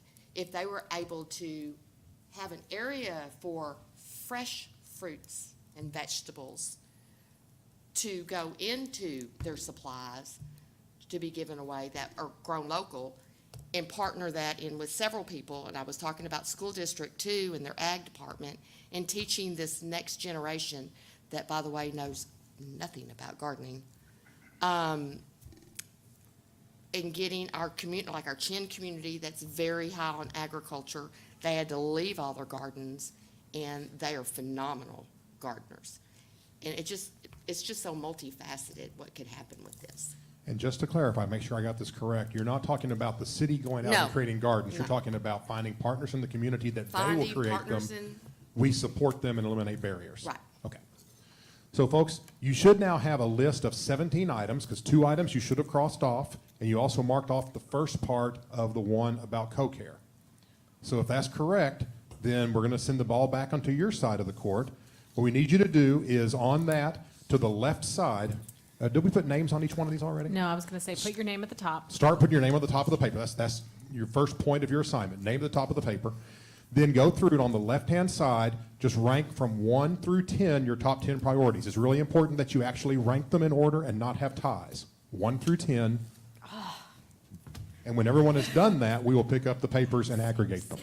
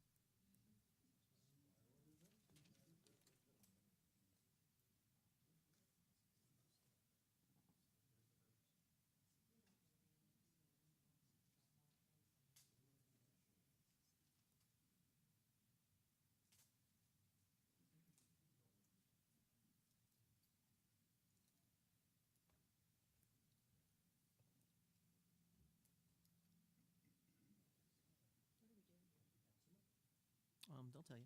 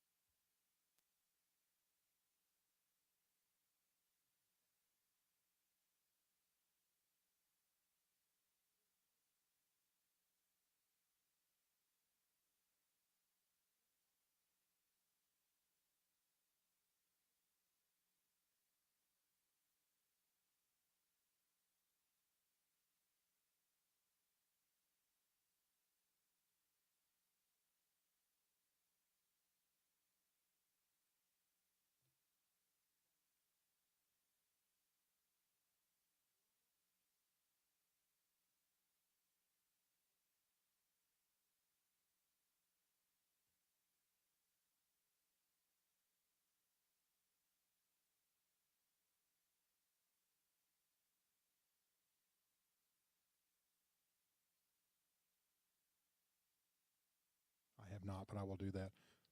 4 of the 6 have been entered, 2 more to enter, and then we'll see what our results look like.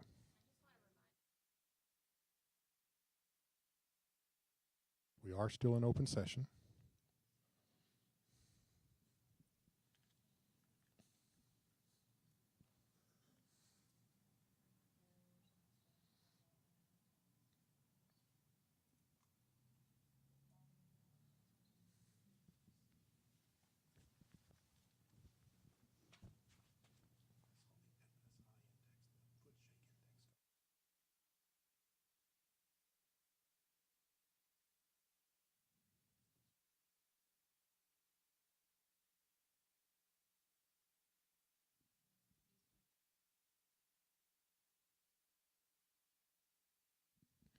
Okay, 5 of the 6 are entered. We'll put the next one in, and then we will hopefully see a clear picture developing.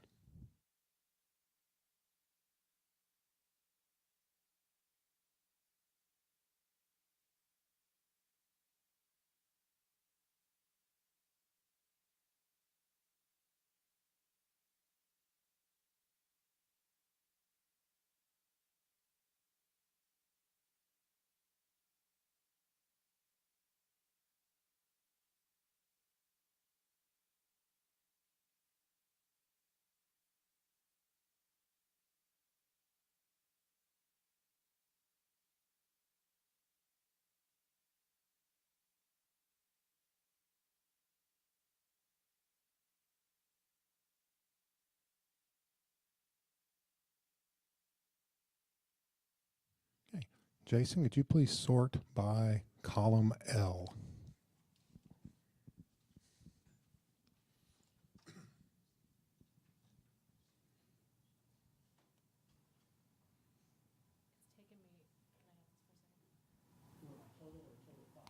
Total for now. It's taking me just a second to get the visuals up there, so you guys can probably move on, and I'll get this, and we'll flash it before we. So we will put the images up, so we'll get that covered. So as we look here, this is now sorted according to the number of members that marked each item as a top 10 priority. And you see there's 3 that all of you said, so we can assume that you're going to want those on the list. There's 2 of them that said 5, that were said by 5. There's 2 that were said by 4. So there's 7 priorities right now. And I can give you a couple of options here, because you then have a big log jam with 3. 1, 2, 3, 4, 5, 6 of them that have 3 each. We can do phase 2 voting with the dots, where you can then try to narrow that down. But I also want to point out that 2 of those, all 3 votes were top 5 priority votes. So statistically, and that would be Business 121 corridor planning and mall redevelopment. Statistically, because all 3 of their votes were top 5 votes, they would rise to the top. But I'm perfectly willing to do that next round of voting if you would prefer to do the dot voting. I think those 2 make sense. That gives us 9. 9 priorities. And I'm going to look to Claire and the mayor to see if we are happy at 9. I'm just wondering when I get to use all my extra dots. Oh, Lord. How did you get a hold of those? I'm good with that. Okay. So we need to pull these up on the screen. We've been asked to do that, and that's coming along. So have you moved those 2? Yeah, if you can just drag line 14 up to above line 11, just drag that one up. And then maybe put a blank line or something between 11 and 12. So you now have, this is your 9 priorities that are proposed for council. Advancement of 10-minute, and they're not necessarily in a 1 through 9 order, but this is the order that they're listed right now. You normally would probably switch 3 down below. We'll fix that. So the 9 are advancement of the 10-minute walk to the park, affordable housing, investment in city infrastructure, continuing and expanding the DEI plan, employee recruitment, retention, and growth, communication strategies for the Latinx and Chin, removing barriers to expedite Old Town development, Business 121 corridor planning, and mall redevelopment. That's 9 priorities. So at this point, unless we hear a strong objection or an objection from a member of council that wants to reopen discussion, those would be the 9 we would put in the plan and move forward with. I'd like to ask a question of council. What are your thoughts on why that Northern Gateway development fell out? And I'll tell you statistically, it got 3 out of 6 members ranked as a top 10 priority. All 3 of those were in the second 5, so there were no top 5 marks. Right, right. And this, I mean, I think this sometimes happens but I'd like to get everybody's framing on that, because I think everybody's pretty excited about Lake Park. I think everybody's pretty excited about the redevelopment of that part of the city. I don't think anybody at this table is saying, I don't want this to happen. I'm just curious if there's thoughts on, does it matter if that's off the table-ish? I mean, we know it's gonna be moving forward, so is that maybe more the mindset, is we know that's already moving forward and we that's the didn't? I think that's why, because we know that's going forward. It's kind of like. It's kind of like the Coke here. Some of the things in Old Town and Coke here, we know that's gonna happen, so. Yeah, okay. Can I add? I was just, when I was making my list, to try to get my top 5, that was actually on, the list. And I think maybe that one kind of got lost in the shuffle for me in the list the exercise that we just did. I personally, with you pointing that out, I'm like, oh, that really should have been up. It just got lost in the shuffle, for me, at least. And I think also the way it's written, you forget that the lake development is part of that, and I think that's pretty important. We could take those 4 that have 3 marks each. We could take those 4, put them on boards for you, give you each one dot of one color, let you mark it, and whichever gets the most dots becomes priority number 10. The risk is you wind up with a 4-way tie, or 3-way tie. You couldn't have a 4. But we can do that if you want to do the phase 2 to select a 10th priority. Can I ask the question differently, I guess, of staff? If this is the decision, how does that impact what you guys are doing? So it doesn't necessarily impact what we were doing because we're moving forward. But I would say from an economic development standpoint, having that as a priority says something. Well, if we move that into the number 10 slot, are there any objections from the council? Well, Would you have can a I- problem with our doing that? Can I just say one more thought? There's gonna be a lot of dollars spent there, and if there's gonna be a lot of dollars and effort, we're gonna go to the county, and that's not on our top 10. So would there be an objection on the council if staff moved that up as on the top 10 list and completes your 10? Any objections No. to doing that? Then let's go ahead and slide up line 16 and make it the new number 12.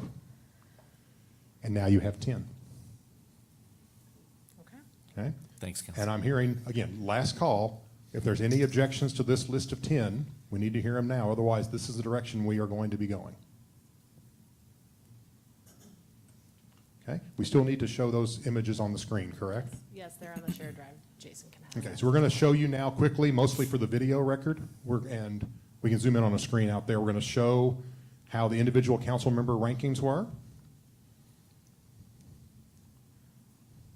It's under council.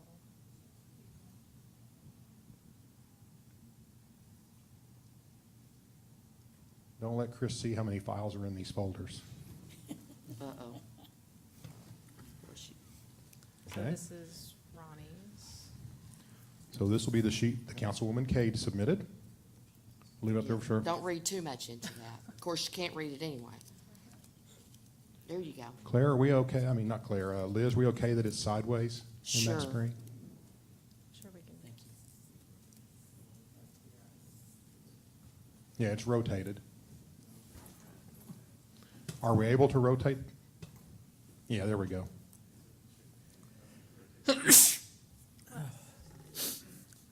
Okay, we're going to try a different approach.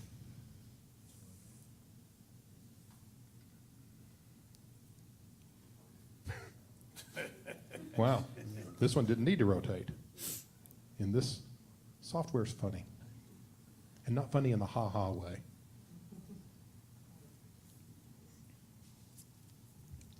Edit.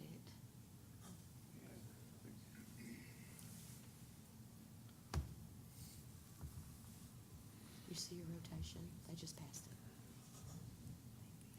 Oh, because it's in the print mode, that's why. Yeah. Well, that made it so much easier. Yeah, I don't know if you can zoom in on print mode. Well, Will it not open in You Paint get the or point. photo?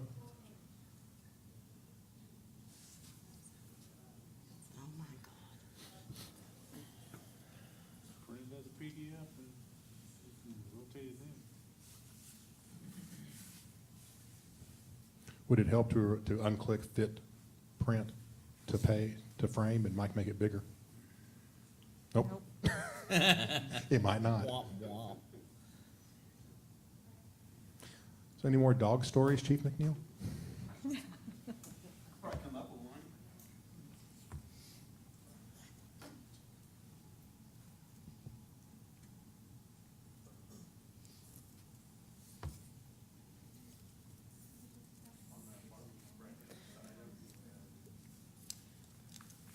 Yeah. Okay, it's right side up. Use the little minus in the bottom right-hand corner. Make it a little. There we go. And we can scroll through that a bit. This was Councilwoman Cade's sheet. Had no idea it was going to be on the screen. Okay. Looks like Mayor Gilmore is next.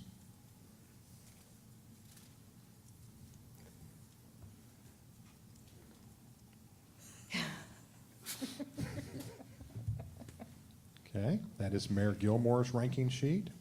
I earned it. Councilwoman Green's ranking sheet.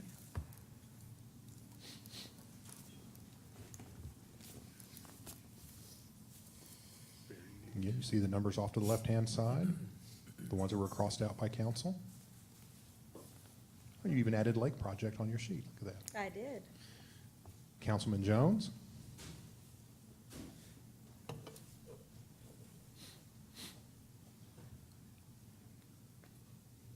Okay, there's Councilman Jones' rankings. Councilman Meredith.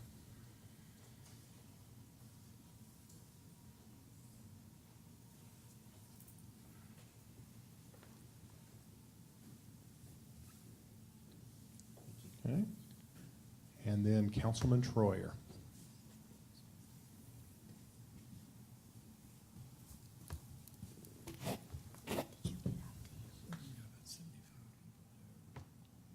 So those are the 6 ranking sheets. They're now part of the video. And I believe my role in this exercise is completed. Council, thank you for your work. Good job. And we'll get to work. With that, Mayor, we are done with our retreat for the year.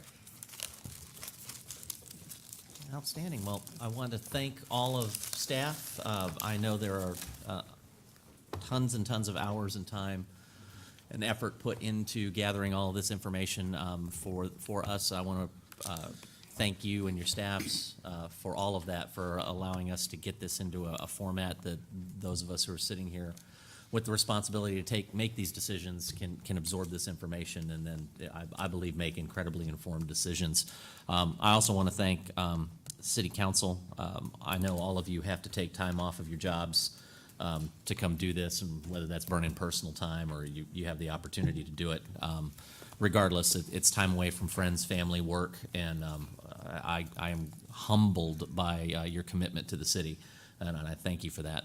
I'm sure there are other people we need to thank, including the county, for the use of this wonderful facility, and I'm sure I'm going to miss somebody, but it's, I think, been a great retreat. Thank you to our new city manager for putting this together, and I'm looking forward to more of these. So well done, and I love the outcomes. With that, we're adjourned.